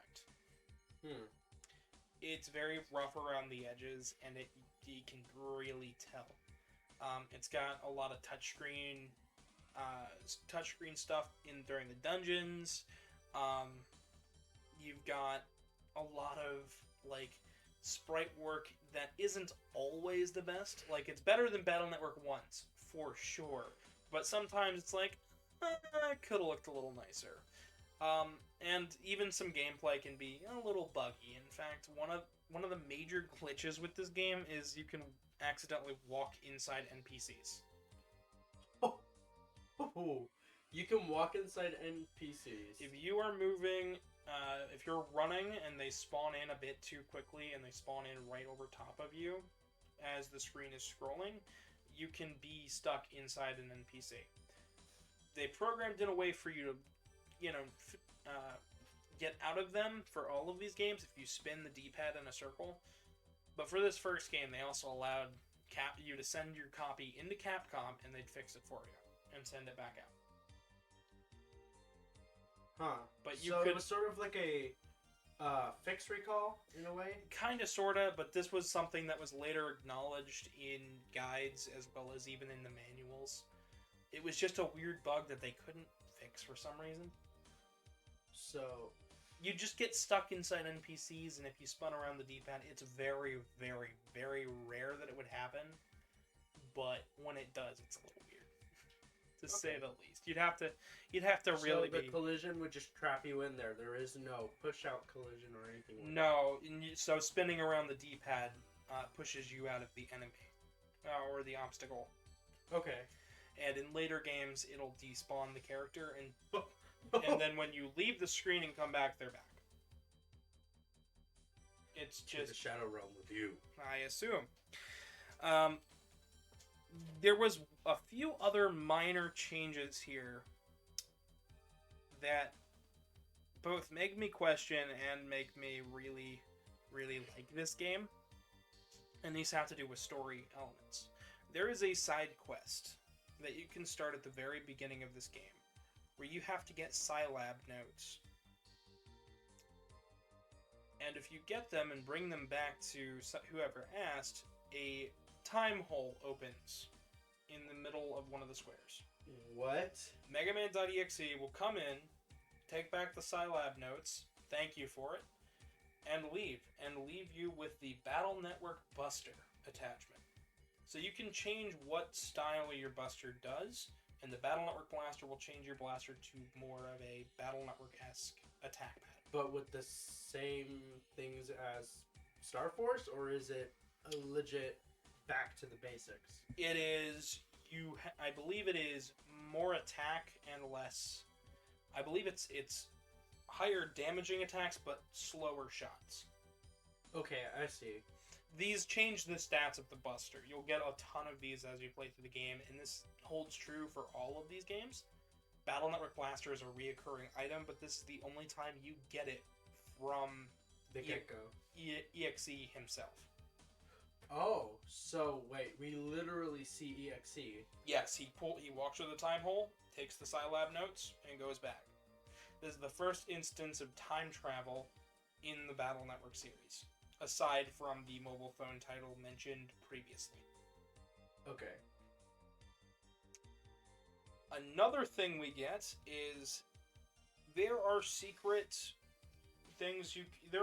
codes you can input. And one of those secret codes will give you an email chain. An email chain. Mm-hmm.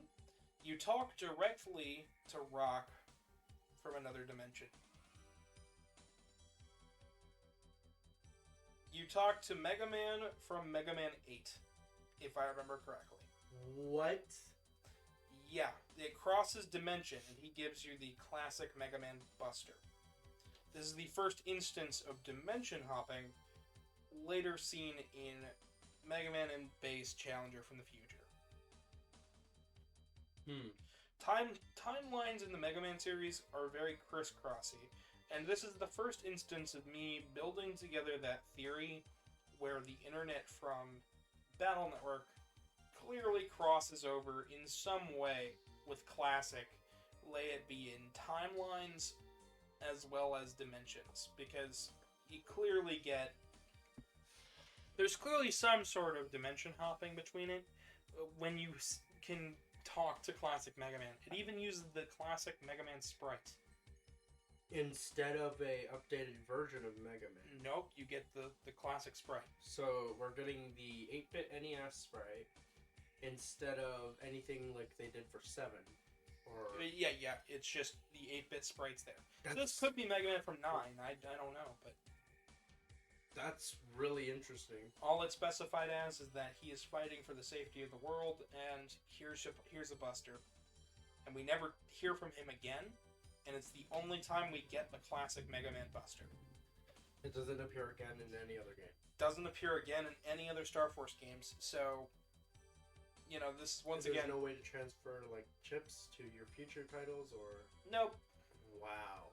So, essentially what you've got here is a bit of timeline shenanigans and a bit of dimension hopping, also through time, because 200 years on a different timeline. So, I don't know for sure, but I'm willing to count both as canon, because they're too goofy and fun not to. But my honest opinions of Star Force 1 is it's a good title. It is worth a playthrough at least once. But seeing as it's on the DS, there's actually one specific way I recommend people start this game on.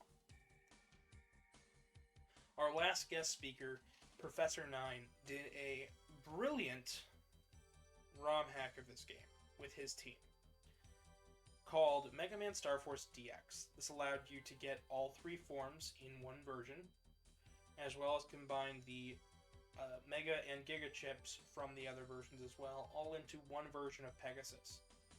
Wow. And it is completely compatible with official versions of the other three games. That's pretty cool. Yeah. It's a good version. However, I would once again, if Star Force does ever come out with a Legacy Collection, I'd still say pick it up and support this series, because Star Force 4 would be really cool. It would be. So, what are your thoughts so far on Star Force? Star Force sounds like a very interesting title. Obviously, drastically more different than what I'm used to hearing from Battle Network. The battle system seems really cool. The concept and in, like, on and off paper sound really cool. I do think that the inclusion of time and dimension hopping is pretty ingenious. Even if it's not even part of the main plot. Even if it's not even part of the main plot. It's a nice little Easter egg for people who like to do side quests. Mm-hmm. I could see this being spread around at, like, playgrounds, like, hey, did you know that You could see You could Battle see Network Battle from Network. 6. and Classic in this game? And this would be like the Ella's Real rumor. Except, It would spread like wildfire. except it's completely real, and it's It's really real. cool. Yeah, I think the, now I'm gonna talk more or less about the story rather than gameplay and any other features.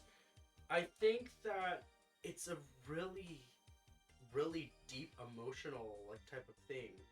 Because we already have death right off the bat.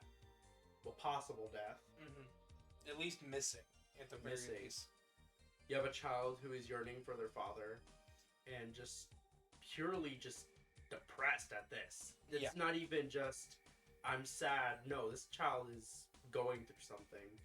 They don't want to go to public schools. They want to stay homeschooled. They want to isolate themselves. And I really feel for Gio. This is a game where I feel if you're struggling at all with depression or with problems and you're just a young kid, this game could help in some ways. I kind of want to play this game. That is fair, but I do think hearing about the other two games is going to be integral to your enjoyment of the first one, believe it or not. Really? Yeah. There's one last side thing I'd like to mention. So we mentioned briefly that there was a Battle Network anime. And Yes. we'll go more into depth with that in part 3. There was also a Star Force anime. There was a Star Force anime. It ran for 2 seasons. 55 episodes each. Was it a Japan exclusive or was it America? We could only got 26 episodes, I believe. Shortened and chopped up into half-hour bits Oh my gosh. across the first season.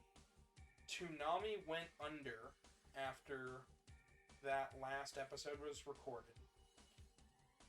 and we never got the rest of this series. The dub was done by Viz Media, and it's never been re-released in the West on DVD.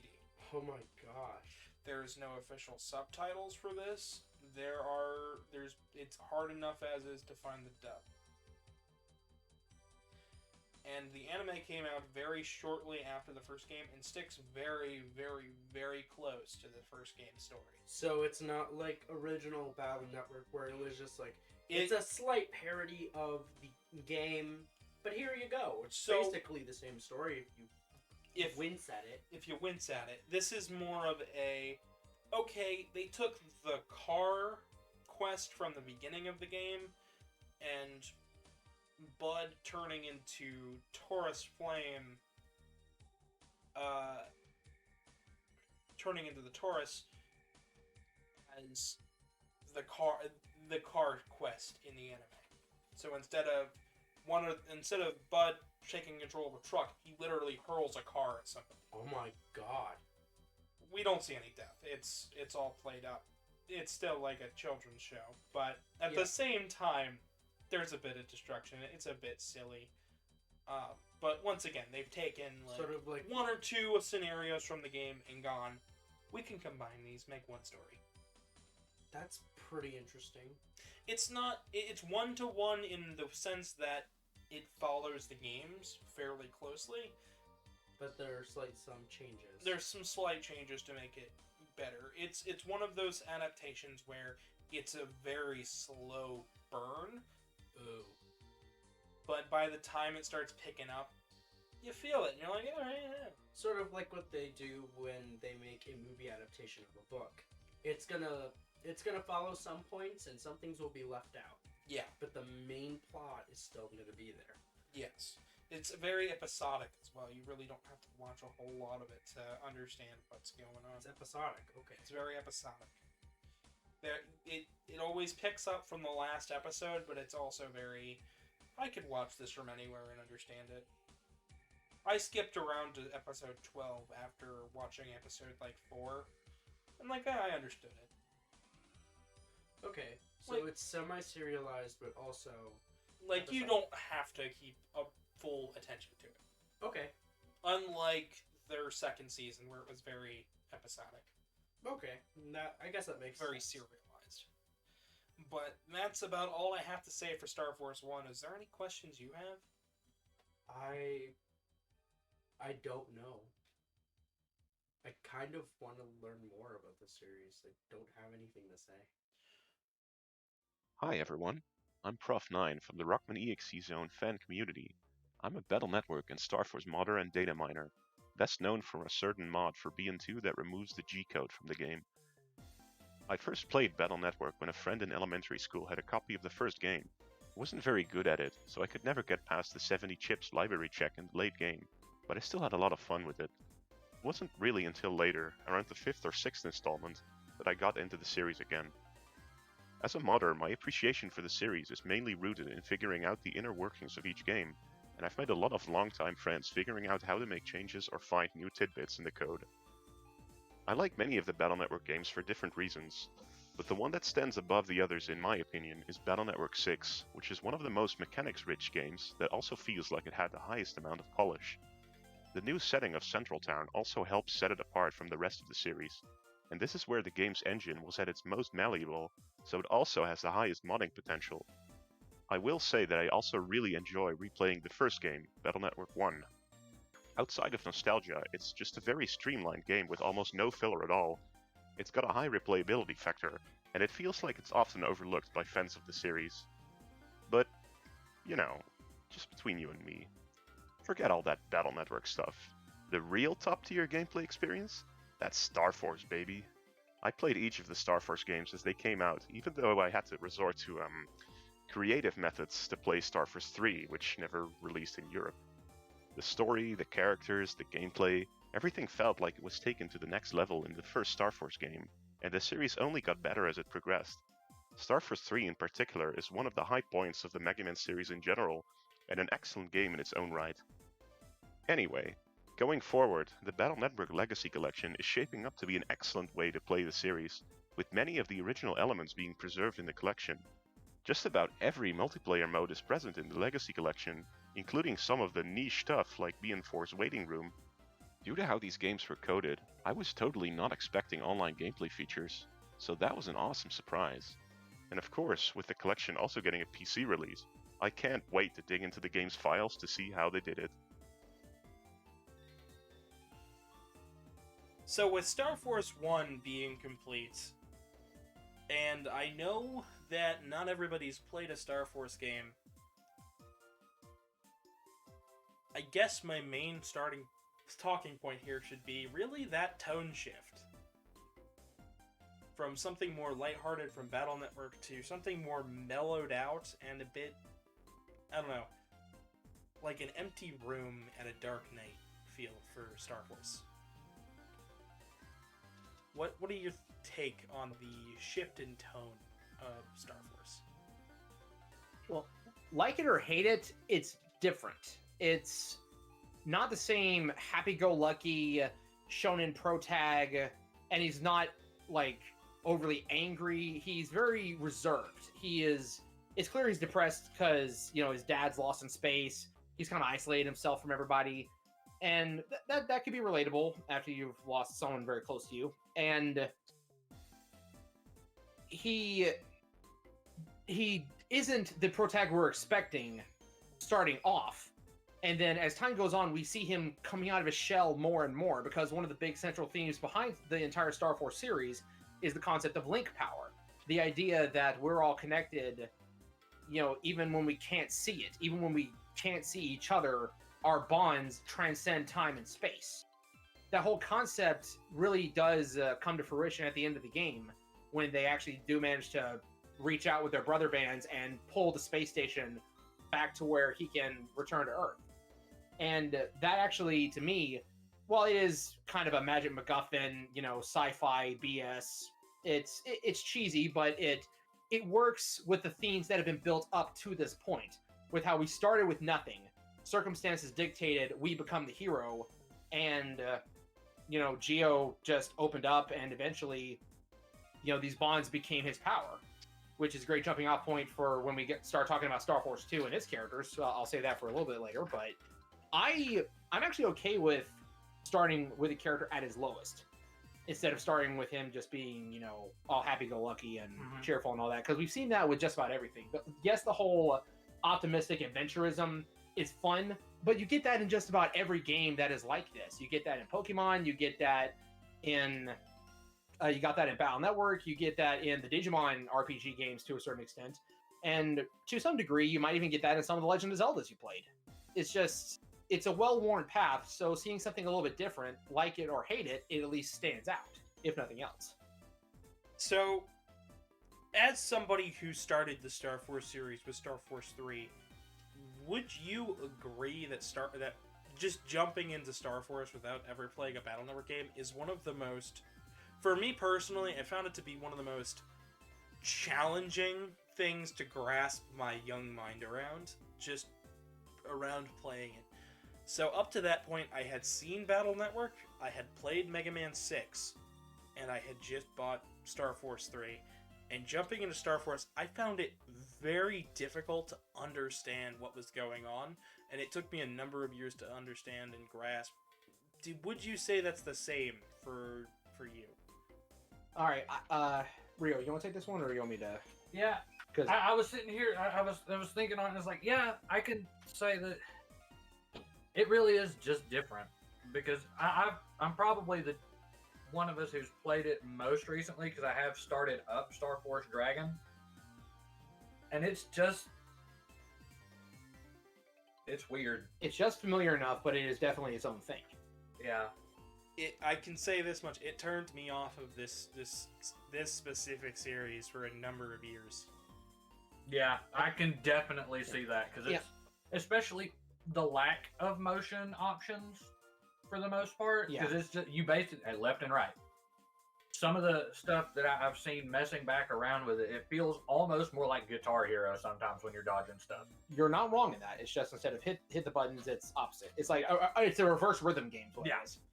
I will say, you jumped in with Star Force 3, then yes, not playing Battle Network was a huge mistake because out of all 3 of the mainline Star Force games, Star Force 3 is the most like Battle Network because it brought back the noise system, which is basically style change. It brought in galaxy advances, which are basically program advances, whereas the previous 2 had best combos. And there's a couple other overworld aesthetics and functions that were more akin to Battle Network than they were to the first 2 Star Force games. So jumping in with 3, I can definitely say that skipping Battle Network was a mistake on that front. Which, my friend CJ on a different YouTube channel has said, art is neither created nor experienced in a vacuum, so there is no objective right or wrong way to, experience art. So you can't help how you got introduced to something. It just happened on a whim, and that's just the way it is. So Happened on a whim. Hand, yes, it is unfortunate. Happened on a whim and then broke my ankle. Yeah. Wow. But so it is unfortunate that was your first experience, and I'm really sorry for you in that case, because that is like one of the roughest first impressions ever. But it definitely is worth a revisit once you know how to properly approach the series. Changing gears a little bit and going from the games to the anime, do you feel that the anime itself for Star Force was a closer adaptation to the games than the NT Warrior for 1 through 3? I'll take this one. I haven't watched the first Star Force anime all the way down, but I did watch Tribe all the way down back in the day. On the whole, a closer adaptation, I would argue, yes. Because the story beats, from what I remember, basically hit pretty close in the timeline. There were definitely discrepancies and adaptational changes and all that, as there are with just about any media or medium change. I think that it was definitely a more close adaptation in terms of, to a certain extent, how the world build presented itself, and then also with the events that were transpiring. Some character motivations and dynamics completely changed. Like Rogue is a prime example, but we'll talk about Rogue later, I assume. But I think that in a lot of ways, yes, Star Force was a closer adaptation and more faithful to the writing of Star Force than NT Warrior was.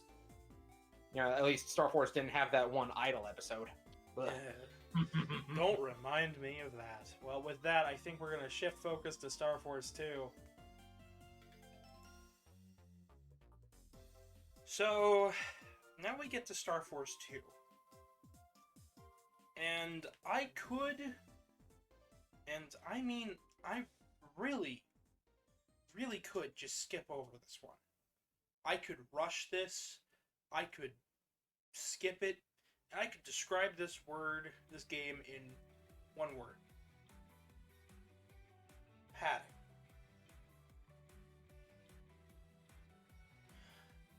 Meaning... There's a lot of filler in this game. Oh.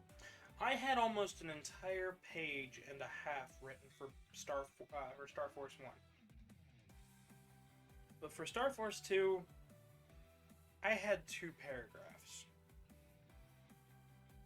Star Force 1 was major complaint at the time was people were complaining it was too short to be worth the full $60 price tag.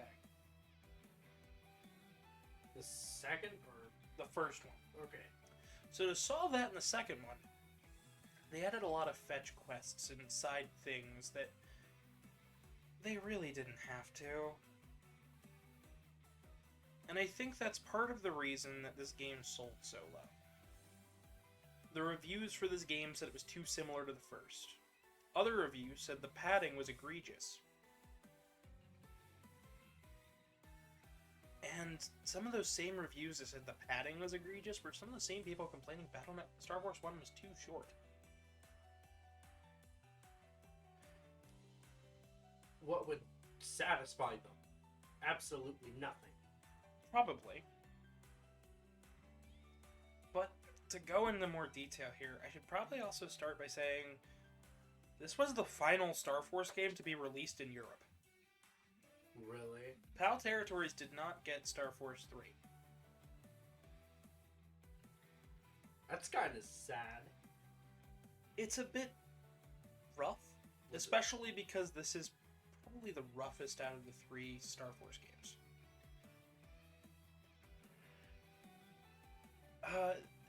This game is also the only one out of the trilogy to have themes of Earth and home and ancient cultures compared to interstellar and modern technology.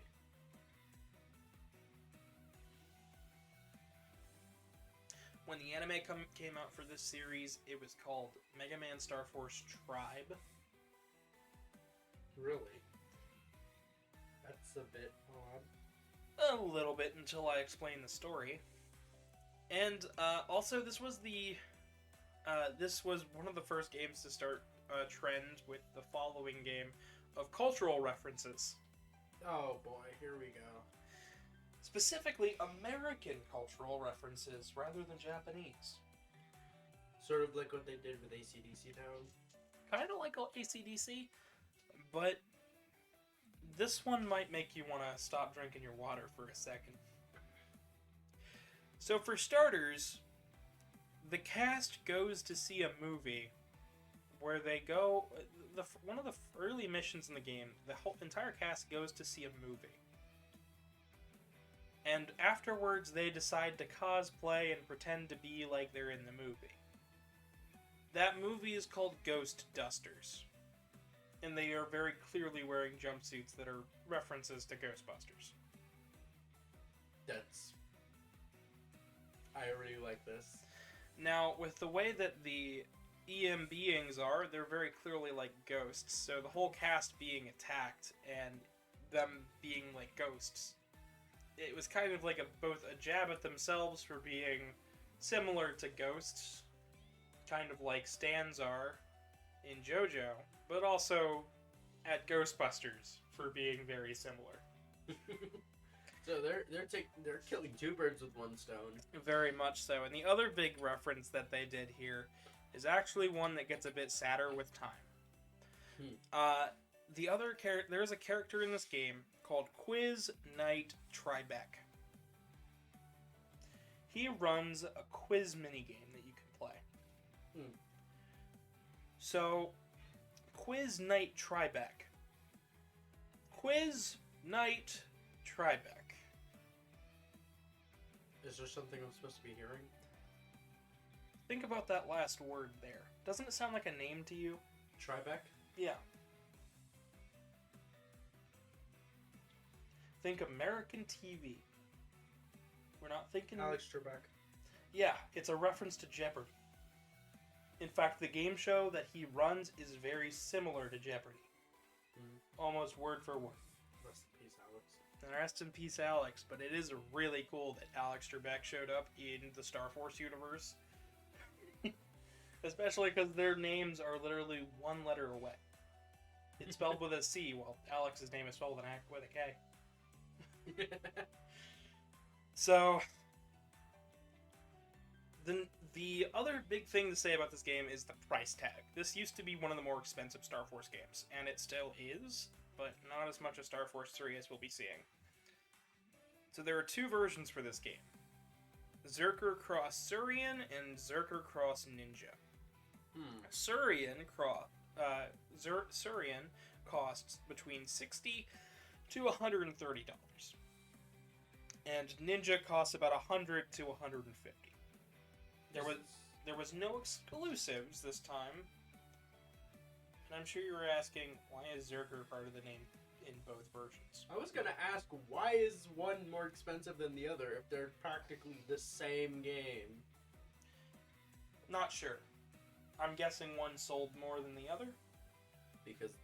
Like, Pokemon Red sold more than Pokemon Blue. But, like... Blue was cooler, though. Either way, it doesn't matter. They're both the same game at the end of the day. To a degree. Well, in the same way as this is. Zerker was meant to be a 3rd version. This game was also supposed to have 3 versions of the game. However, since Star Force 1 didn't sell as well as Battle Network, they decided, let's make it seem like the players are getting a deal. 2 games one cartridge. You get Zerker regardless, but you also get Ninja and Suri, depending on which version you get. So 2 save files with 2 different versions of the game. Huh. The only major difference being which form you get, Surian or Ninja or Zerker. Okay. To simplify things, you get Giga Cards. The Giga Cards are the only ones that are different between the versions, which are the most powerful cards. This time you don't have to worry about Mega Cards being different, which is nice. Zerker, starting out, you get the elect form. Your charge shot paralyzes enemies, and you can now select cards vertical and horizontal on your custom screen, Huh. which is nice. You can also charge cards in this game with the forms. In Zerker's case, you can upon release, if you select multiple cards, the more cards you pick, the better. As long as you charge it up, they will then, as long as you've locked onto an enemy, they'll use the cards one after another without inducing invincibility frames until all cards are used. I see. So it leads to higher combos. Okay. There were multiple different changes to the battle system, but they were very minor. So we're going to skip past that and move right to Surian, where the form is fire. You get the same 4-square charge shot from the Leo, as well as super armor, so no more flinching, so your buster level can't be lowered while in battle. Okay, that's really cool. Mm-hmm. And now you can charge normal cards that are non-dimming, meaning no higher level Giga chips or Navi chips, or in this case, FMEN chips. I don't really know how to classify them, per se. They'll get an attack boost and it'll range between a low attack boost to a high attack boost depending on what the card is. There's probably a table out there, but I didn't go searching. And the final game, Ninja, is wood element. It has a multi-hit sword attack as the charge shot.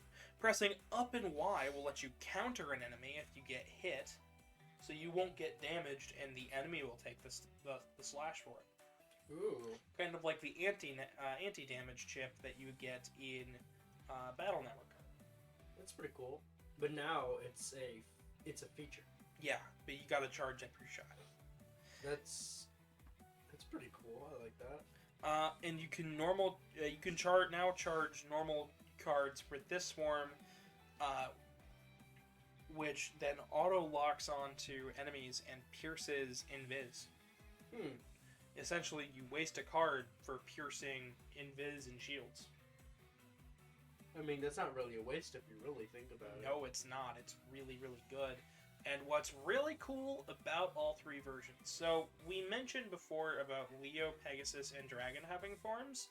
These 3 forms, well, actually, let me let you take a stab at it. If you had to guess, what would be a really cool thing for forms to do between versions? What would you want them to do? What I want them to do. Yeah, what would you want them to do?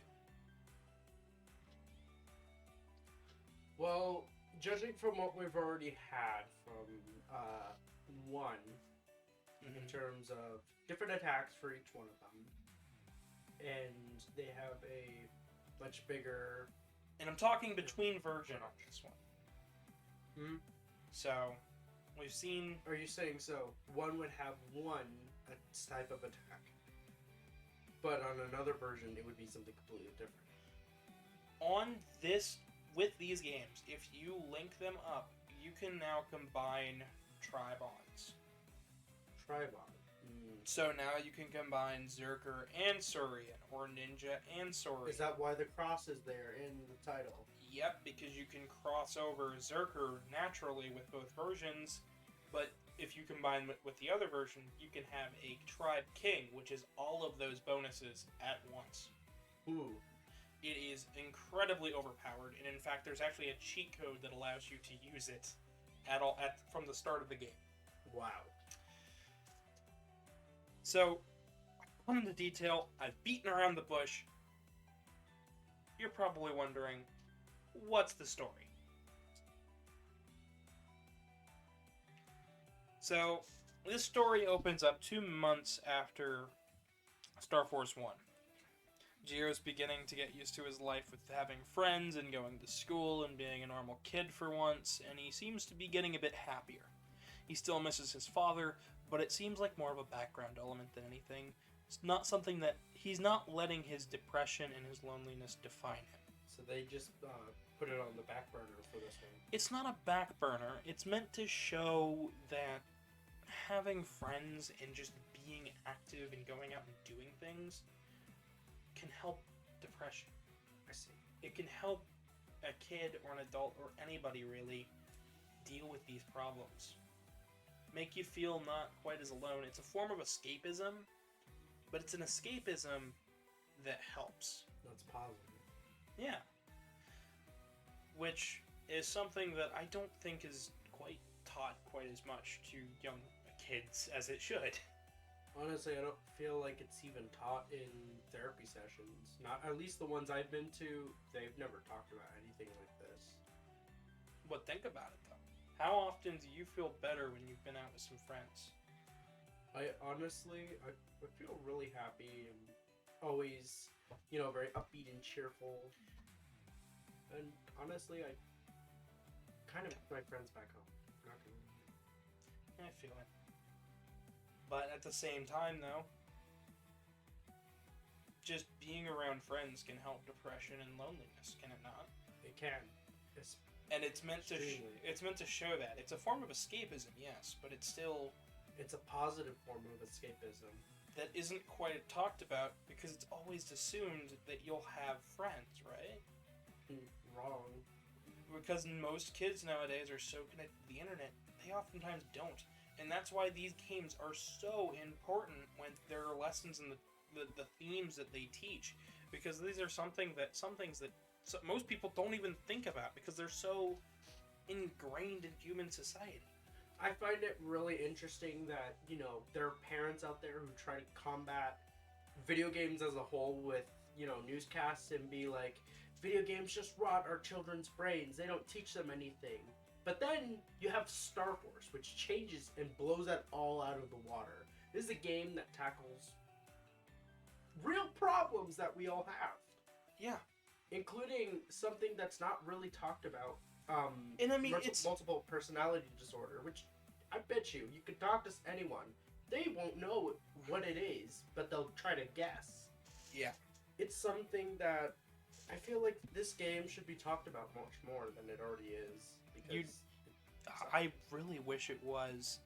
So moving along with that, but Gio getting along with his friends and having somebody to talk to, being Omegasis at pretty much any hour about his father or about space or just about his interests is incredibly helpful for his personal life. And while they're out at that movie that I mentioned earlier, they get attacked by Dark Phantom. This game's sort of kind of not really villain. We find out that he is an EM being who has combined with a human named Hyde. like Jekyll and Hyde. Yeah, their appearance reminds me a lot of ZZ Top, believe it or not, and I can't tell you why. It isn't.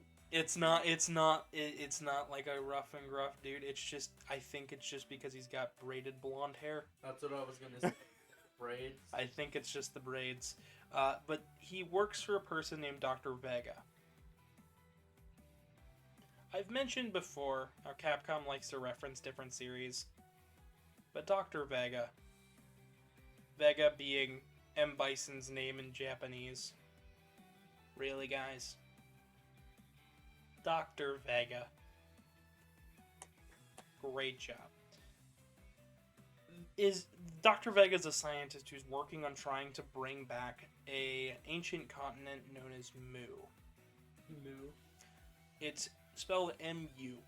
I was either expecting that or M-O-U. Yeah. He ends up trying to steal a device known as the OO part. Some people call it the OOP part because of the way it's spelled, but I think it's double O part or OO part. So it's O-part. O part, I believe. And later gets absorbed by Megaman to allow him to tribe out, or tribe on, which is those 3 forms we've mentioned earlier. And once absorbed, Geo and Omegasis both end up having really weird dreams about the parts basically trying to take control of their bodies, Oh no. which is a little weird and odd. And closer to the end of the game, I literally skipped over most of the chapters of this game. Because they're that. That's how much filler. It doesn't really change that much. So this whole game is just one big side quest if you were to really look at it. Point. Yeah, if you play the first couple missions and then the last couple missions, and that's all you'd need, and that would make a complete story. Everything in between is filler, character fluff, not anything too big. Nothing really. That's not how you make a game. No, it's not, and I think it was just them trying to combat the critics, not realizing that them doing that was just going to cause more problems. I mean, I remember what that one critic said about Battle Network. Yeah. Which is pretty crazy already, and I know the one thing that you really want to do as a game-making company is appease the crowd. Yeah. Not just tailor yourself to one specific thing, unless that's what you're trying to do in terms of genre. And in terms of Star Force, it was meant to appeal to everybody. It was meant to be a story for up-and-coming people young people who are going to have to deal with these problems. Something that could be passed down to the next generation of kids and be like, look, here's good lessons to be taught. In a video game. Which has never really been done before. I mean, it's been done, but we hear about it more in terms of things like Earthbound or Mother 3 or, stuff where it talks about these concepts, but it talks about them in very singular points, in very singular fashion, where it seems like they're all repeating themselves. Meanwhile, this always finds a way to twist it slightly and turn it and show you different sides of that viewpoint. Not just what everyone else would see. It would show you the inner machinations of how these things work for different people. Yeah, so with all the character fluff in this game, yes, it's fluff. Yes, it's filler. But we do get a closer look at these characters. Oh, as in they're, like, themselves rather than just, hey, these are characters in a cast for a video game. No, we're actually getting a deeper look. It's not like Dex is the hungry meathead.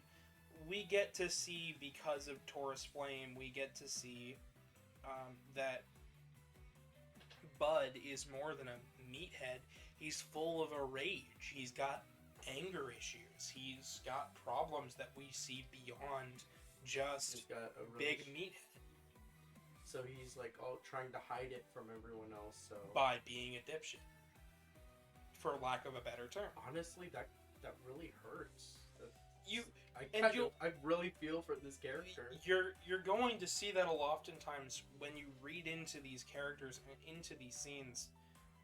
We see things that you're not going to notice. There's a character I haven't mentioned named Sonya Strong, and for lack of a better term, she's Geo's girlfriend, but she doesn't become Geo's girlfriend off the bat, and in fact, she is an idol.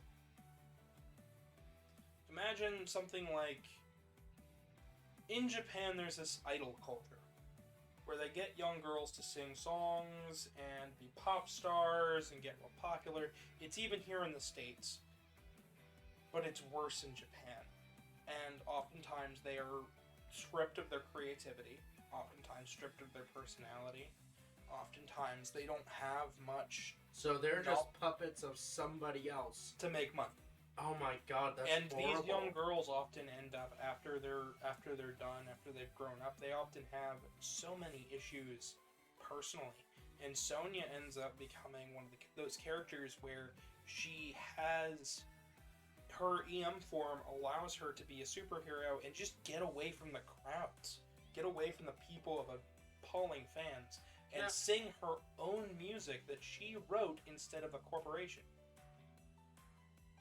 That It lets her express herself without being known or crowded around or fawned over.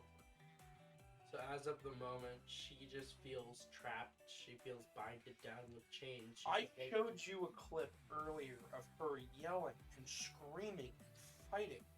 Yeah, I remember that. That is her getting off her rage at all of that. That poor girl. And she's like, what, 12, 14-ish? I believe she's like 10. She's 10? Idol girls in Japan start becoming idol girls at like 7. I've heard of some really young, like, things. Sort of like with Michael Jackson and the Jackson 5. Yeah. He was really young, but he still started out. I've heard of young, really, really young, like, Now imagine people that, but at a pop star level. at a pop star level. That Like a Katy Perry or... that yeah. poor girl. She, Yeah. And I this is the problem understand. real people deal with.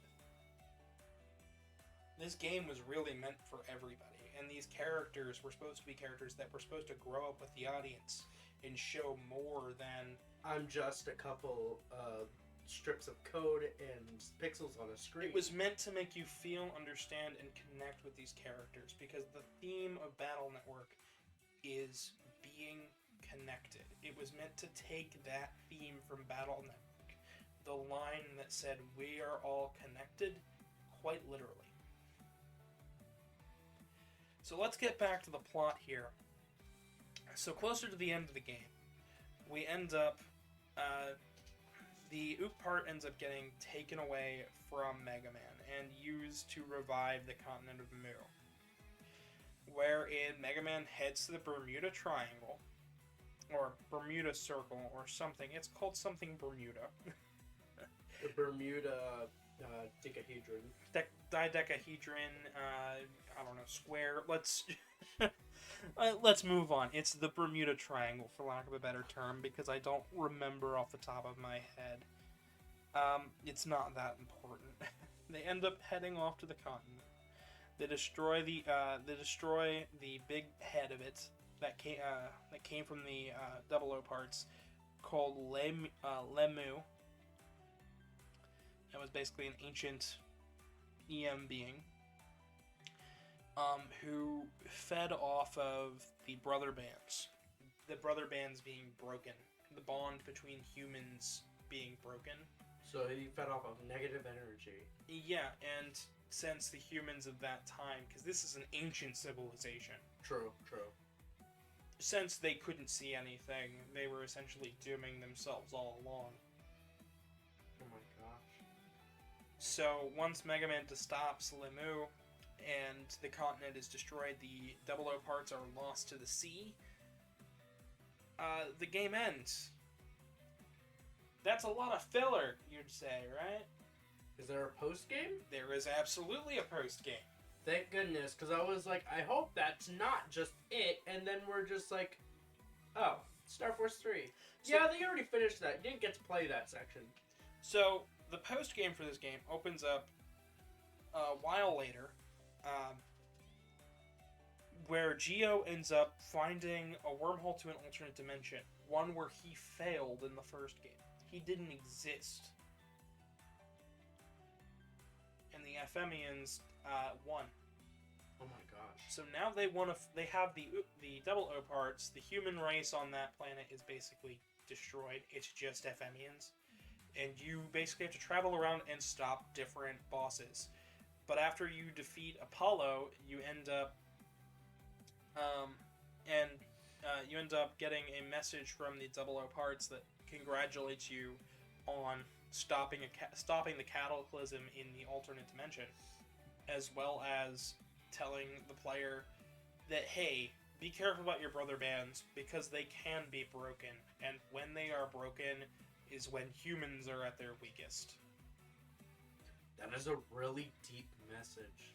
It 'Cause it's means so true. It means a lot, especially when I mentioned earlier that Geo was feeling better about himself and the world around him when he was with friends and when he had this sense of togetherness.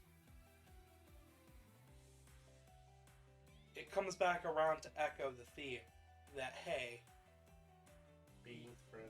being with people is going to always make you feel better about yourself and the world than being alone and by yourself. And this is where I say this is why these games are so hard for me to talk about without getting at least a little bit emotional, because they really do say a lot with very little. I feel like this is also the alternate reason as to why when I said 6 was a symphony, that I had to wait till Star Force to Yeah. really say anything. Yeah.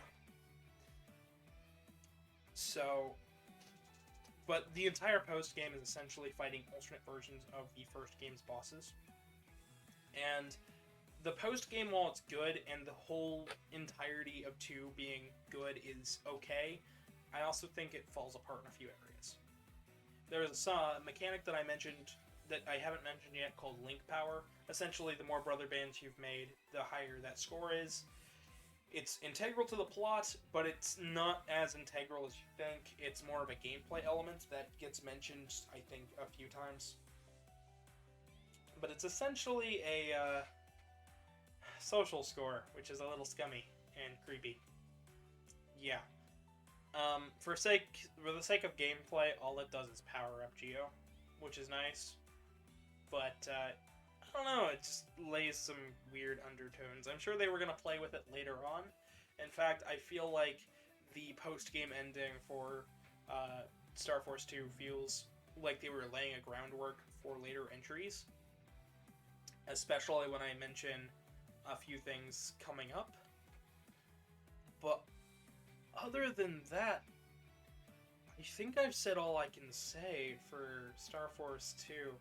I guess I could also say that this was also the last Star Force game to get an anime adaptation. 3 never got it. 3 never got it. Closest 3 got was a promotional manga that came out, but it never had an anime. No animated adaptations for 3. And you say 3 and 1 are like the strongest out of the series. Yeah. And if you left off with 2 and didn't think 3 existed, you'd probably think Star Force was a weak series overall. But 3 really helps to strengthen things in terms of gameplay and in terms of story. It brings it home. It brings it home, but not fully, and we'll get there when we get there. But Casey, what are your thoughts on Star Force 2 now that I've explained this to you? Star Force 2, once again, does cover themes that I have dealt with and had to deal with. And of course, once again, I'm gonna resonate with this series. But I think the one thing that you did mention, the link power. Yeah. The way I see it is because it's less of him getting powered up, but gaining more confidence in himself because his friends are there. And I think that's what they were going for, but the only thing to compare it to is like a social credit score, which is something I don't see it as a social credit score, though. No, but that's the way the characters kind of talk about it, and I think it was just some mistranslation. But Honestly. you see it from how I can see it from both standpoints, but I can also say that was probably just some weird translation. Because these games do have some wonkier translation moments. What a polite young man she was. It never gets that bad. I can I was guarantee you just that. joking. It does not get as bad as What a Polite Young Man. But, Honestly, I really like this. I really like... I know it's all filler and it's all fluff, but trying to, strip the game of that, it's not bad. The stories, even though it's not as good as 1 or 3, well, I don't know about 3 yet until we get to it, but I think it's not bad. I would make better actually as a manga adaptation rather than a game. the manga adaptation was very strong for this one. Oh, Incredibly strong. The manga adaptation by Ryo Miyazaki did lovely numbers. It's probably the main reason we have 3 to begin with.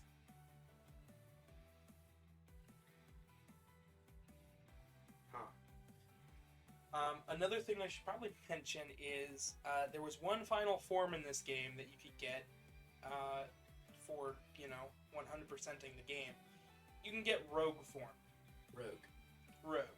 Rogue is meant to be Mega Man's rival. He's a bit detached. He's very brutish. He is kind of like Bass. And,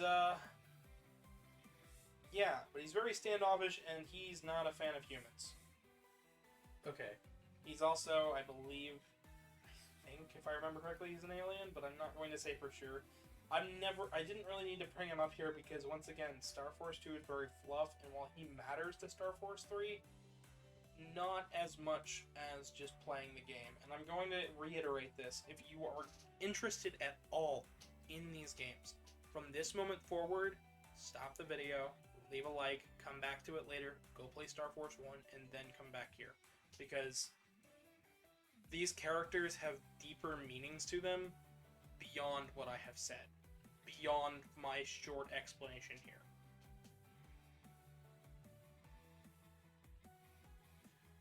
For the sake of this discussion, it shouldn't affect you, Casey, but it will affect the viewers if they go into this with the mindset of they want to play these games.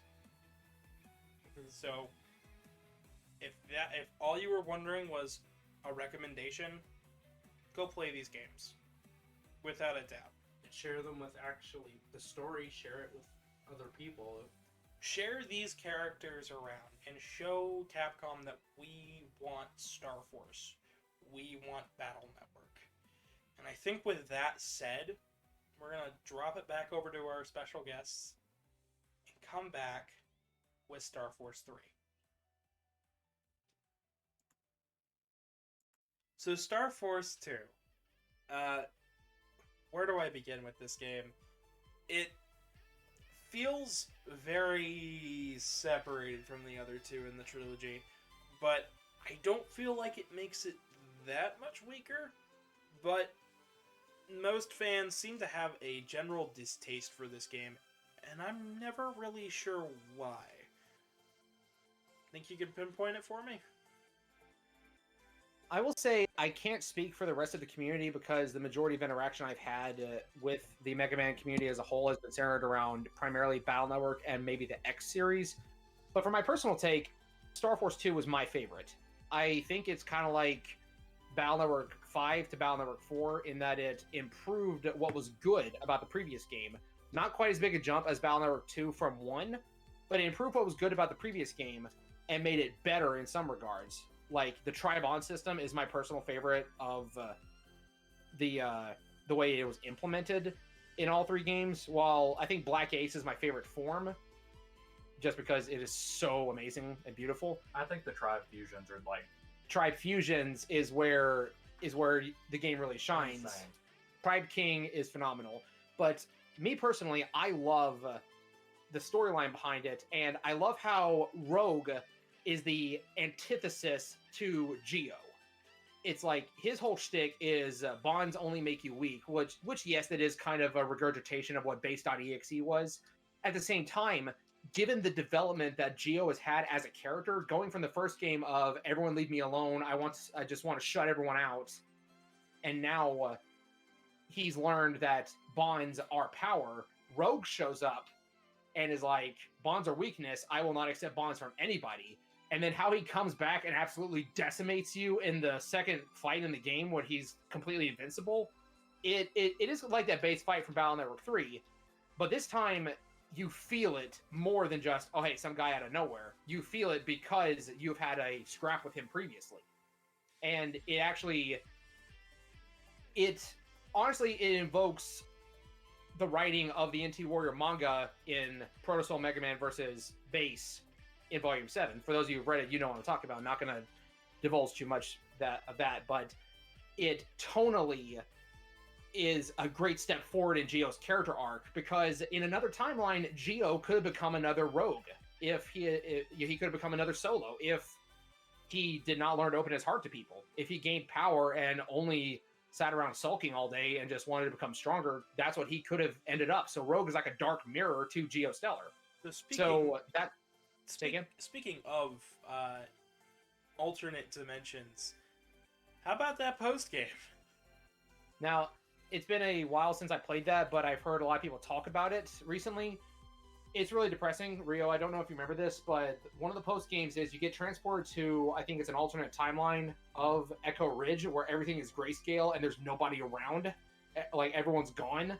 The music is very melancholy, and you got all your friends and all of the allies you made along the way, even the enemies, are now servants to the enemy Apollo Flame. And you have to destroy your friends one by one in this alternate timeline before you can fight Apollo Flame. Yeah, that's rough. Yeah. What is it? Apollo Flame or is it General Saria or I don't. I might be getting my characters mixed up, but I'm pretty sure it's Apollo Flame. I'm gonna be honest to the audience and to you guys. This is the one I did not play.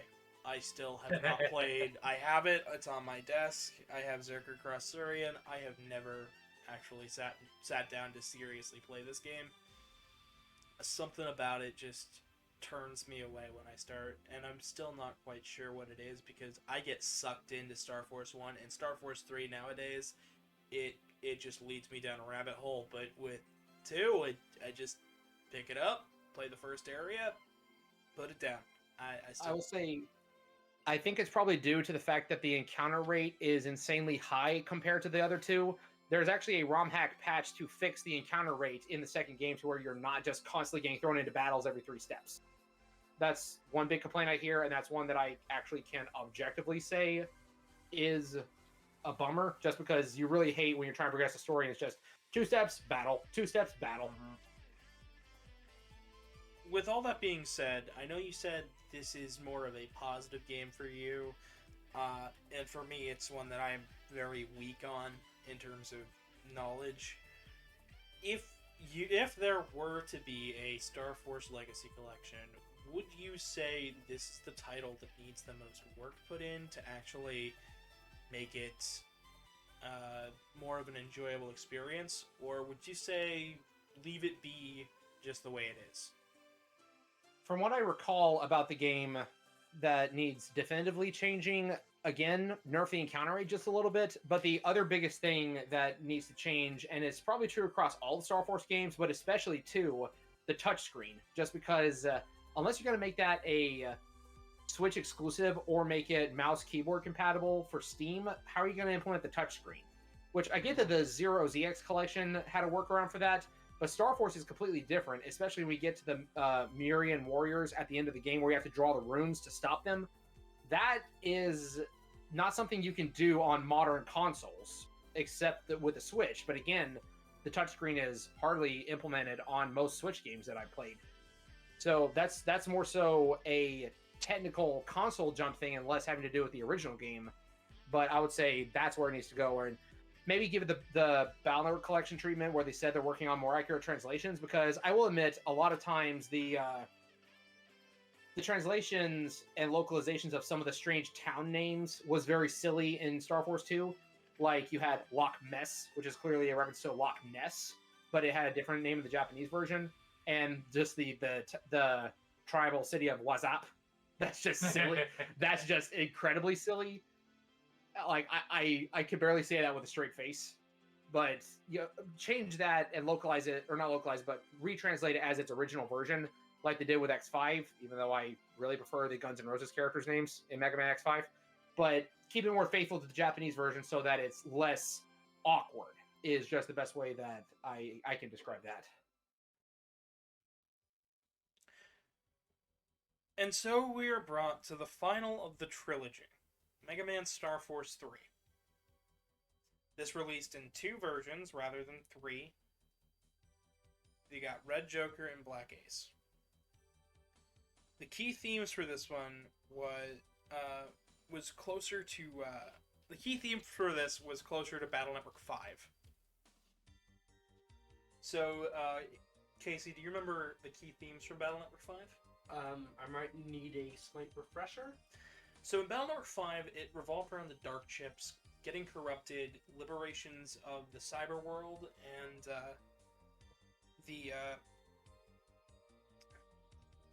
main connection of of a Navi to a person.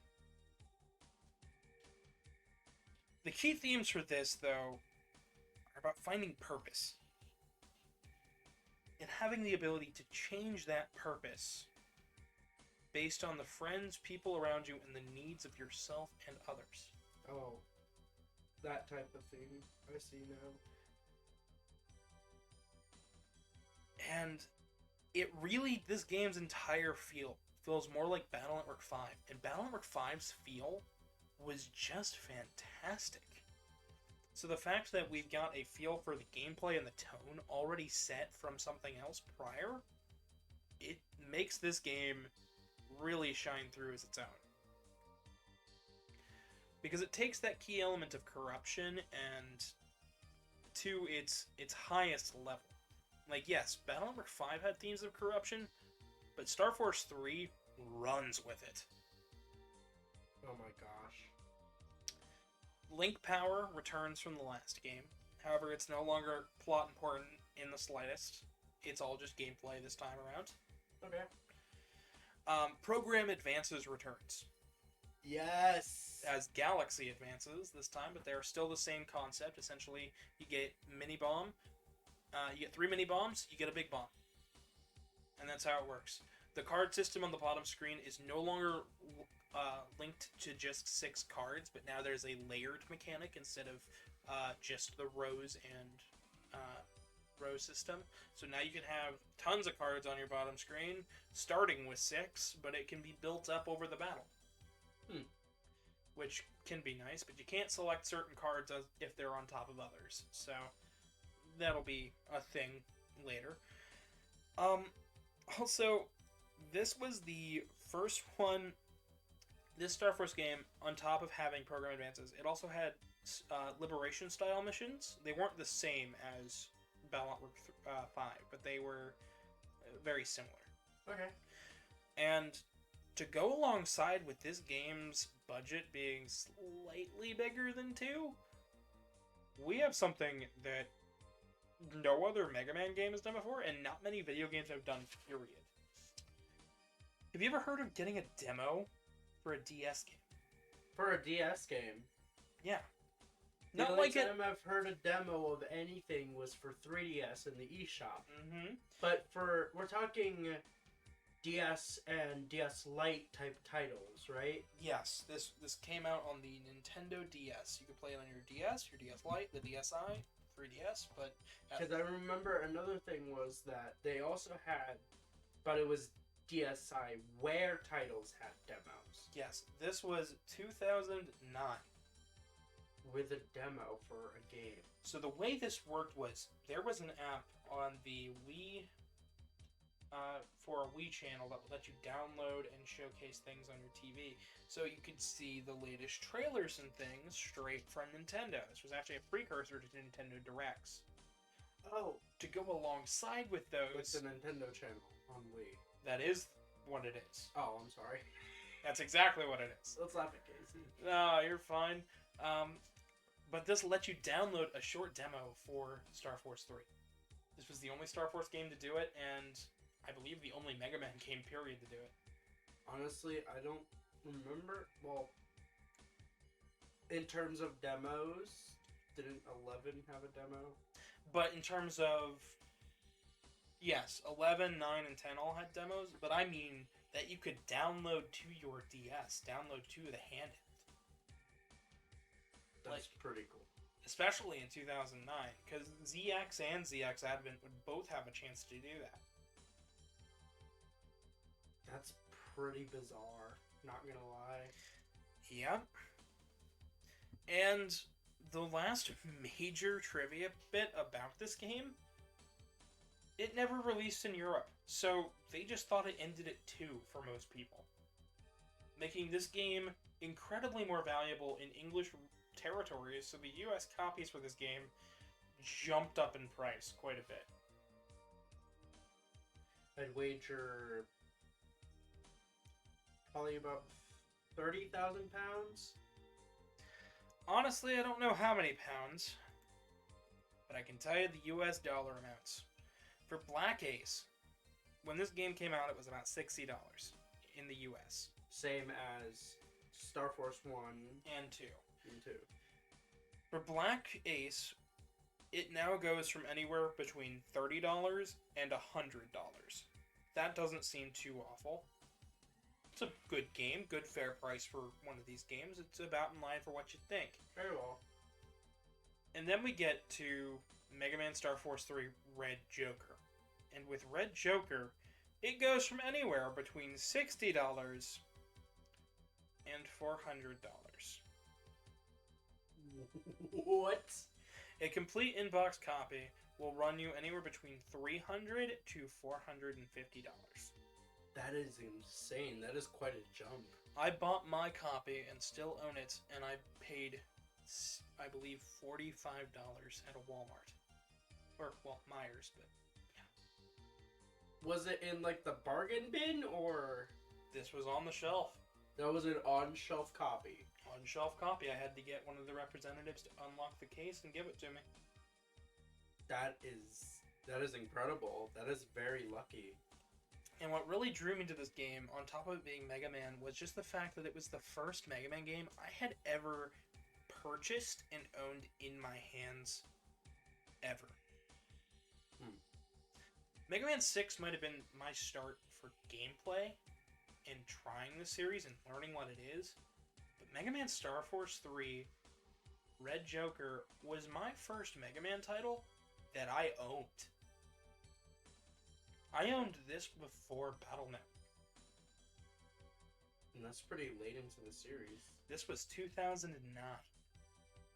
What came out that same year was Mega Man 9. And 2 years later, Mega Man 10. And after that, there was the 8-year lull in between 10 and 11. I mention this now because this game is not what killed the series. This is what made people question if they wanted the series to keep going in the first place. Critics began to rate this game a little higher than they had rated games in the past. Because now they understand what the game's about. The gameplay was heightened, it was elevated. The themes here were darker and greater. The sprite work was top notch. This was the first Star Force game to be fully voiced in English. In English. In English. Because I remember with what you said about that one Battle Network game on DS that was a retelling of 1, that was fully Japanese. But that was also English. a Japanese-only release. It was a Japanese-only release. Battle Network 5 Double Team DS had English voicing, but neither of the first 2 Star Force games did. This had full English voice acting for most of it. Program advances, Geo turning into Mega Man, some voice lines near the end and the beginning of the games, throughout some bits of the story, there's voice acting. That's crazy. So, do you want to know what's really cool about this game compared to previous Battle Network and Star Force games? So they both have exclusive stuff, right? Yeah. You expect the chips to be exclusive, right? And you probably expect there to be exclusive forms, right? What if I told you there's only one exclusive form in the game? Only one? In this game, you have something new called noise changes. Noise change. We'll get into what that means in a second. But essentially, with this game, you have an 85% or an 87.5% chance to get 5 of the changes in the game. These change Mega Man's stats, attributes, and looks. And they're based on how you play, where you get them at. There's a bunch of factors for them. There's, in fact, a list on how to get them all somewhere out there on the internet.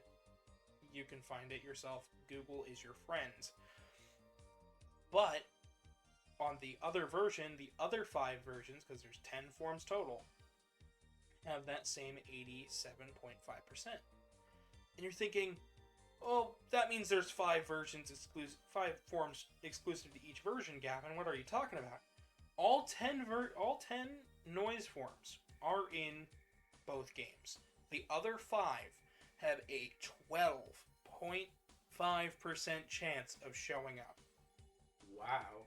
So it's rare, but you can actually get all 10 noise changes in games, in both versions of the game, without even needing to trade or mess around with it. So one would have more of a chance in one game. 5 of them would have more of a chance in one game.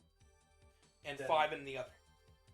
And the 5 that were hard to get in this game Are easy to easier get. to get in the other. Yeah. That's really crazy. I actually like that. You can Honestly, mix and match parts of your noise form as well. Much like X's armor parts in Mega Man X8. Oh. So you can have like the cancer bubble upgrades, but you can also get, on top of that, you can get a Gemini upgrade. So instead of just having Gemini's Buster, maybe you want Cancer's I'm just talking out of my butt. I actually don't know what the exact difference is here. Let's say Cancer has float shoes. You want float shoes? Well, then take Cancer's float shoes. You want Gemini's Buster? Here's Gemini's Buster. You want to mix and combine them together? You got them together. So it's sort of a combination system. It's a combination system based on the noise in battle. And you change your form based on that. There's a whole system. It's explained pretty well. I don't want to explain it because I would overcomplicate it for sure. Very well. Plus, it would be better of an experience for the audience to try it out themselves. Now, yeah, absolutely. Now, there is one form that's exclusive to each game. Okay. That being Red Joker or Black Ace. They are exclusive to their specific versions. You can combine them to get the master version, which combines both of them together, but their main perks are very clear. Red Joker, you get super armor, so Mega Man can't be flinched. You also get a status guard, so no statuses can be attached to you except for the gravity panels and the counter. Also, Mega Man's Buster level is maxed. That's just Red Joker. Black Ace, you get an auto lock-on. Lock-on is always on. So Can you change your target? Yeah. Okay. You change it by switching rows. So Oh, okay. they also get quick gauge, so their gauge is always really fast. And they get air shoes, so gravity is the only thing that affects Mega Man in terms of panels. So if there's a crack on the panel, you don't have to worry about it. Because moving on it won't do anything. Because you're floating above the panel. That's pretty cool. The only thing that would affect you is gravity, which is going to pull you in towards it or drag you down towards it. So, Oof. And of course, Mega Man's Buster level is maxed. But that is the main differences between these two versions. There really isn't much. You play the same story, you fight the same enemies, the cards and the forms. On the two main forms are the only two differences between these versions. So pick your favorite and go with it. So far, so good, right? These sound like solid changes. Mm-hmm. I really want to kind of get into the story of this one. It's really that interesting. So, the story here. This takes place a good bit after Star Force 2. There is now a new introduction of a thing called a wizard. They are artificial EM beings. They're basically net navies that can help directly with people. They can be seen, they can be interacted with, and they're meant to help people with their daily tasks. Sort of like the copy bots at the end of 6. Kind of like the copy bots, except they don't need a copy bot to exist. They are like Omegasys, except they are man-made. And you can tell that because they look a lot more like Robot Masters than they do anything else. Except, they're EM beings. They're meant to help society directly, and humans are basically at a new level of comfort and convenience. Because of them. Like, imagine having your own personal butler everywhere. Wow. And they're all electromagnetic. Which is cool. However, it's discovered they emit a large amount of noise. they disrupt the signals for the electromagnetic wave roads that have connected everything. They disrupt things. And enough disruption can make one go crazy. Eventually, they can be manipulated to basically go berserk on humans. Sort of like Mavericks. Kind in of. the X series. Kind of, except these guys don't even know what they're doing. With the virus. Yes. That's what I'm talking Exactly about. like the Sigma virus. Yes. Much like the Sigma virus. They don't even know what they're doing, they are just going. So they're like not necessarily in a trance? They're in a trance. Okay. They're not quite... They don't know quite what happens originally. Well, Megaman ends up teaming up with the Satella police in order to put a stop to this. Satella view? It's meant to be satellite. Dang. But yes, you're absolutely on the money with how they named it. Because the syndicate that's been putting out these, elevating the noise of these beings, is somebody named Dealer. His whole motif is cards, which makes sense with Red Joker and Black Ace. So, Dealer is essentially using these noise cards to amplify the noise and make the wizards go crazy. It's to a point, though, where they don't just mess with artificial EM beings, they also mess with normal EM beings like AMEans and FMEans. Okay. To the point where certain FMEans that we fought in the past end up having to go back to their original DNA hosts in order to try and escape it. And we end up finding things like Taurus Flame going back to Bud. And learning to be friends with Bud, because if he leaves, he could get transformed into some noise monster and cause more havoc than he really wants. I see. But through this, we find that the FMEans can live alongside humans. The FMEans can be brother bandit. They can be bonded with. They can be friends, just like a human can to another human. And it's showing that even if they are different, people can still be together and they can still be connected. Anti-diversity. Is that what this game covers? Little bit of it. But with Megaman going after Dealer, we find out through this game, and it's revealed very slowly. Spoilers for this title. We find out that Dealer was doing something very similar to what Dr. Regal was trying to do in 4, Battle Network 4. He was creating noise in order to attract a meteorite that would amplify that. Oh my gosh, not again. It's called Meteor G. Meteor G is being operated by something known as the Crimson Dragon, which is just another sort of electromagnetic being. It's much like the OOP parts that we saw prior with Lamu and the Andromeda Keys Crimson. Essentially, it's the big bad. Dealer was trying to manipulate, but with Megaman's help, they put a stop to Dealer, and they head up to the meteorite in order to put a stop to things. This is live and televised, because if Megaman fails, that meteorite's going to destroy the planet. Oh my gosh. In this, the world ends up finding out, now it's not just Geo's friends that know that he is Megaman. It's not just Geo's loved ones. The entire world learns that Megaman is Geo Stellar. This is something that he's been trying to keep a secret from everybody since the first game. In the second game, he has to reveal to his friends that he is Megaman. And by this time, it's televised. It's public, baby. The world knows Megaman is Geo Stellar.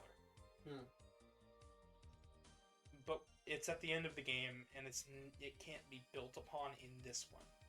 Thank goodness. Well, with everything else going on, Gio had pretty much lost hope that his father was coming back, and he had kind of moved on with his life and gotten past his bit of loss. He went through the grieving stages. We find out, after defeating the Crimson Dragon, that is the meteorite that destroyed Kelvin's space station. And Omegasis, in order to save Kelvin's life, turned him into an EM being that fused with the meteorite's Crimson Dragon Oh no. in order to keep it away from the Earth. This does not sound good for Geo. After defeating the Crimson Dragon and freeing Kelvin, splitting him up from the Crimson Dragon, 2 weeks later, Kelvin returns home, alive and well. This game ends not only finding Gio's father, reuniting a family, but showing that even through the battle with depression, even through not having friends at first, and even through an ever-changing world of problems, things will be okay in the end. Things always work out one way or another, which is a really, really powerful lesson that many people forget. This reminds me of a quote that was taught to me by a good friend of mine and ex-lover and best friend of mine. He told me about this story, taken the quote from a philosopher. The quote being, "This too shall pass."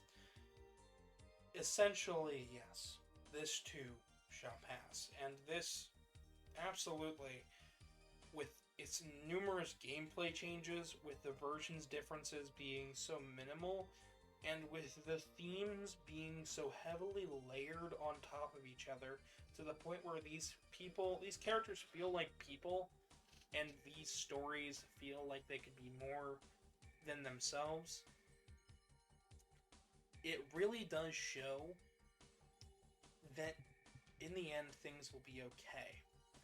And I think that's something that people need to remember with the Megaman franchise as a whole, as we finish up with this third title here. There's been a lot of pessimism, there's been a lot of hate and frustration. Why hasn't Capcom released Battle Network Legacy a month and a half sooner? Why in the world do we have to wait another 3 to 4 months? Why in the world did it take 8 years for Mega Man 11? You could be bitter, you could be angry. Instead, a majority of us sat back and we asked for games. We didn't try to be rude and hateful, and I think a majority of the players who played Star Force 3 understood by the end of this game that even when Mega Man was gone for that 8-year period, that it was okay. Because in the end, everything works out. The heroes do come back. I say this now, as I've heard pessimism on the Legacy Collection that's releasing soon. I say that now as somebody who's seen people get frustrated and angry that the games aren't coming out fast enough. But I have to say, if that's the key frustration, Then why are you even frustrated at all? then go play Star Force 3 and understand the themes and lessons it taught here. Play the games that we have. I just went over, in the last 2 videos, I've gone over, do you know how many games I've gone over? 16? In the last 2 videos, I have gone over 80 titles. That's across 35 years. That's more than 1 game a year. And I'm gonna say it, Mega Man Star Force 3, even if it's not your cup of tea, it too shall pass. And I think this game might just be the best title to play if you want to start feeling okay with... If you want to know that everything will be okay. Because this might have been the last main Star Force game, but it seems like we're getting another one. Doesn't it? It just feels like 4 is right around the corner. I think the first major complaint is for the European audience and for the fans who played the first two in the PAL region. Do you think they missed out on something something big here with not getting Star Force 3? Star Force 3 wasn't released in Europe? It just didn't get released at all? Nope, not in the slightest. Star Force 2 is the last thing they got. That's booty. I think I vaguely remember somebody mentioning that now on one of our comments, but I would argue that they missed out because Star Force 3 definitely has a lot good going for it. I will say in some ways it feels kind of clumsy because a lot of the mechanic changes. It's one point I wanted to make about Battle Network 6 is that they changed a lot seemingly just for the sake of change. It feels like they were trying to make it just a Battle Network sequel instead of continuing with its own identity, because a whole lot was brought in the last game in the series, which again, they didn't know was going to be the last, but they changed a lot of stuff just for the sake of change. Battle Network 6 did kind of the same thing with, I want to mention, in addition to having the 3 different chip classes with standard, mega, and giga, they also had standard chips with certain megabyte capacities, and you can only equip so many of those in your folder, which I thought that was unnecessary. I get why, but if that's the case, then just make the high-power chips mega chips instead, like they were in Battle Network 4 and 5. But I do think they definitely missed out because it has some really good story beats, it's got some really great boss battles, and it's got some great character designs, like Acid Ace. Yeah. That is beautiful. Acid Ace, Sirius, Black Ace and Red Joker, just those mode changes. Megaman Rogue Noise. I'm pretty sure all of us sought that one out at least one point. So I think that's pretty much everything I have for you guys. Would you like to plug your stuff?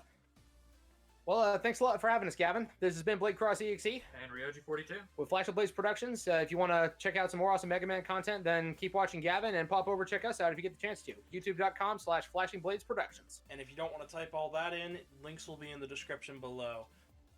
So let me get into what we know about Star Force 4 and what it was going to be. If you really want to know here. Star Force 4 was supposed to have Geo teaming up with an ancestor of Lan. It was supposed to be... Lan's descendant was meant to be an expert hacker and a rogue not so much a rogue, but he's a bit of a loner. But not in the same way that we've seen in the past. He's more of a, yeah, I'm alone. I'm a cool dude. Look at me. Sort of deal. Like, yeah, I'm alone. I'm cool. Like that Hot Topic sort of cool. Where it's like, oh, I'm different and have colored hair. It's like, yeah, so does every other preteen. And with that vibe, it was supposed to take place between the Wave World and the Internet levels, and Geo was supposed to team up with this fugitive, because Lan's descendant's a fugitive from the law. He's a hacker. And with that being said, the themes of Star Force 4, just based on what we know about the characters and the artwork that we have, it's very clear that the themes present in Star Force 4 were supposed to be those of being detached. But can being detached sometimes be a good thing? Can being detached be a positive force? And sometimes is breaking bonds worth it? Is there such a thing as having a bad bond, a bad communication, a bad friend, where you think they're good for you at first, but they might not be in the end? and vice versa. It's clear that the themes present along these games have been togetherness, but Star Force 4 was clearly supposed to break from that theme. Heck, it was even supposed to jump ahead by 5 years. 5 years. Geo would have been, in terms of American school systems, he would have been in 11th grade by the time that, in terms of time scale. Think about that. Nearly a graduate and a fugitive. Wow. These were supposed to be themes present, and we'll never see them, and we may never know more about it. But I'm still confident that maybe someday we'll find out what Star Force 4 was meant to be, and maybe we'll get to see it someday. And I'm absolutely all worth it. But I've done a lot of the talking for this part. I want to know, what are your thoughts on Star Force 3? Honestly, Star Force 3, just like 6 for Battle Network, kind of hit home, and I don't mind the ending at all. Once again, it's a story that, on its own, it just feels different. And the themes that have been covered thus far from 1, 2, and 3, I'm going to be including 2 in this. It's much more different. It's something that feels more human than a game. And that, I think, is the key motive here. These games were stories built on humans rather than humans in a game. Because honestly, with how the game has portrayed each character, their backstory or story that's being told along with the game, doesn't feel like it was a script made by people, but rather true stories being told and placed within this world. But they were just stories being told based on experiences. And that's what makes it such a true and beautiful game. It reminds me a lot of, as you brought up earlier, the Mother series. To me, that would be more like Celeste in a way, because Celeste is dealing with or Madeline from Celeste is dealing with her own struggles and problems. I only place it up against Mother because when I see people talk about Mother, they mention it's an RPG. Much like Megaman Star Force is an RPG. But I think if I were to compare and contrast the themes found in Mother 1, Earthbound, Mother 3, and the Star Force trilogy, yes, they cover a lot of the same ground. I think Star Force does it more delicately. I think there's just more of a touch that this was a story meant to be told across the ages. Generations, even. And not meant to just be a game to be popular. It was meant to be a game to teach, to inform. It wasn't just some guy wanting to make Dragon Quest. It wasn't just some popular movie star saying, I can do that, I've done everything else. It's a dev team passionate about what they wanted to tell, and that they wanted to tell a story. More so than just, I can do that because I'm big and famous and have the money. Which is all Itoy really felt like when it came to Earthbound. I don't mean to put that game down. I don't want to pit these two titles against each other. They both are very important titles for their own, with their own worth and their own value. I just find that with Star Force's touch of delicateness to the topics at hand, I feel it comes across better than something where Earthbound, it's very in the background tone, and you have to read into both to feel it. You have to read the context clues in order to understand everything fully. But Star Force, it's not about reading into the context more. it's always there. You don't have to read in much to know these. In fact, I implore other video creators to play these games and read into them more than I have right now. I implore viewers of this channel to play these games, come to the comment section, and tell me your interpretation of the feelings, moods, and themes present in these games. Because I feel I can only do so much.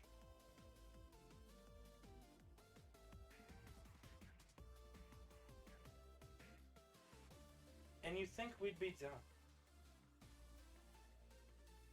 Fourth game got cancelled. No new projects from what it seems. Legacy Collection on the way, but that ain't Star Force. Right? To a degree, no. How about we jump... How about I show you where it ended? The end of 2009.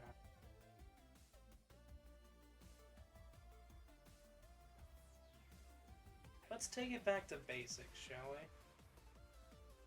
With our final Star Force title. An anniversary was coming up, and they knew they couldn't skip out on it.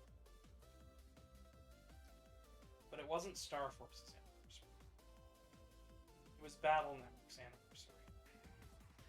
So to go along with that, they remade Megaman Battle Network 1 for the Nintendo DS. They gave it full voice acting. They gave it a map on the bottom screen. They rebalanced the chipset. They added online multiplayer. They gave it online battles. They even added a new scenario and a prologue sequence that showed that Megaman Star Force went to the past via one of the time holes to try and stop a villain known as Clockman, who stole Stonia's Strum and Roll. Also, he could create a statue of living time idols. Now he gets stopped by Mega Man's Star Force and Geostellar, as well as Battle Network. But it was this act of heroism that let Lan decide that he needed to go to the World 3 hideout at the end of the first game. There's like a whole month lull in between the last mission and the Wily Castle in Battle Network 1. This game can take place and still not affect anything. It's really crazy. So it ended where it began. Back at Battle Network 1. This game was set to a very high standard. It needed to sell more copies. It needed to sell more copies than Mega Man 2 in order to be released in the West. You know how many copies Mega Man 2 sold? No, I do not. 2 million. Okay, that's about standard. You say that. You know how many Mega Man games have actually sold 2 million? Very rarely any. I believe 11 surpassed 2. Mega Man 11, Mega Man 2, Mega Man Battle Network 4, and I believe Mega Man X. Those are the highest grossing titles. In that order, too. Interesting. And those are there's only 4 to 5 titles that even sold above 2 million to begin with. So, with that being said, the game never got an English release. Seems a little silly since I played it on the channel, right? That's true. Our guest speaker, Professor 9, and his whole team went out of their way to translate Battle Network Operation Shooting Star, just so fans could experience that Clockman scenario for the first time. And honestly, if you want a better starting point to the series, I don't think I could give you one. If you want to experience Star Force from the very beginning, if you want a little bit of a gap in the lull to make you interested in Star Force, go play Mega Man Battle Network Operate Shooting Star. Go play it. Give it a shot. And then go pick up the Legacy Collection to support the series. But if you want to feel something and understand this franchise deeper than I've ever said before, go start with Star Force 1. And come back to me and tell me what you thought. I'd love to hear it. There's only one other title I could even bring mention to. That being? There was a short plug-and-play, and it's the only plug-and-play in the entire Mega Man franchise to be fully original. Released for Star Force. It had motion controls, it had pointer controls. It was essentially a small Wii with a bunch of sprite games that were all made in Java. Huh. They were motion-controlled mini-games. Nothing too big to write home about. It's also over, I believe, over $200 to buy a copy of this thing. Jeez. Yeah, it also only came out in Japan, so... But with that being said, I don't think I have much else to say about Mega Man Star Force as a whole. You? I'm speechless, quite honestly. I have nothing... I don't really have anything to say. What were you expecting? Can I ask what did you expect when I told you I want to explain Battle Network to you? What were you thinking you were walking into? Honestly, I had only known the ground concept of the game. Okay. It's no longer the 2D platforming Blue Bomber that we all know. Yeah. This game had shifted into something that was unheard of before in terms of the Mega Man series, or even spoken or thought of. Then, But what were you expecting, though? I don't need a rundown. I want to know I'm getting into it. your thoughts. We don't need the build. Just tell them. I honestly was not expecting to have a story that would really change how I feel and think about the world in this. How many games? It's completely incredible. 9 titles total if we're just counting numbered entries. This series has... It's just different. It doesn't feel like a video game. It feels like a story told. Passed down by generations upon generations. It just doesn't... It doesn't feel like a video game. That's all I'm gonna say. That's all I can put it at. It does not feel like a video game. It feels like a story based on real people. I guess my final question is, do you have any questions for me about the franchise as a whole? They could be opinionated, they don't have to be. I don't know. I don't have anything. And I'm surprised by that. Because I normally have something to say when it comes to a franchise. It seemed like after Star Force 1, you're kind of speechless. I don't think you were expecting that out of Star Force, were you? No, I knew you said that Star Force was gonna hit different for you, Casey. If you think 6 is a symphony, wait till Star Force. Okay, I was like, this is obviously gonna be much different, but how different are we gonna go? What are we gonna explore? How different did you expect? When you said that it's somewhat similar to Battle Network, but completely different, I was expecting, okay, so we're gonna switch from net navis to something much greater in terms of we're gonna actually see more about who these beings are as a whole.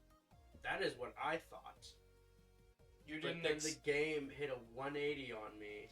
You didn't expect when I said, oh, it's gonna hit different. It's gonna be more than you expect. You didn't expect that it would hit home for most people, because it wasn't about showing the new. It was never about showing new technologies that could come in the future. Star Force was always about showing what people are like in the future. And we're not that many years off from when it released. We're only 10 years away. And all of the themes present in this game have come and passed, and most people are dealing with them. Isn't that amazing? It is quite intriguing, yes. It's not to say the deepest game. It's not. There are some games out there that go really hard with the themes. But to just assume, based on the internet that we have, and the time of release, that kids growing up were going to feel more depressed, detached, and alone as the world got more and more connected? Who could have seen that one come? No one. And even though that it's represented in this game, it's become a reality. And now more than ever, I want people to play these games and check them out because, like, sometimes making a friend can be the best thing that ever happened to you. and I would say for me, playing these games is one of the best things that ever happened to me as a person. It brought me out of my shell and showed that I could make friends based on something I liked. Growing up, I didn't have many friends, and I didn't have many people that wanted to play this franchise. But as I grew older, I got more friends who enjoyed these series. And as we come to the antithesis of this, the Legacy Collection, and its online multiplayer, and its fully featured 6 games, I have to say, I want more people to play these, and try these, and really put their foot forward. Show Capcom that we want Star Force 4. We made it happen with 11 by just buying the Legacy Collection 1 and 2. And they made it happen. We showed them we wanted a new X title. And while it didn't come to consoles, we got X Dive. That's true.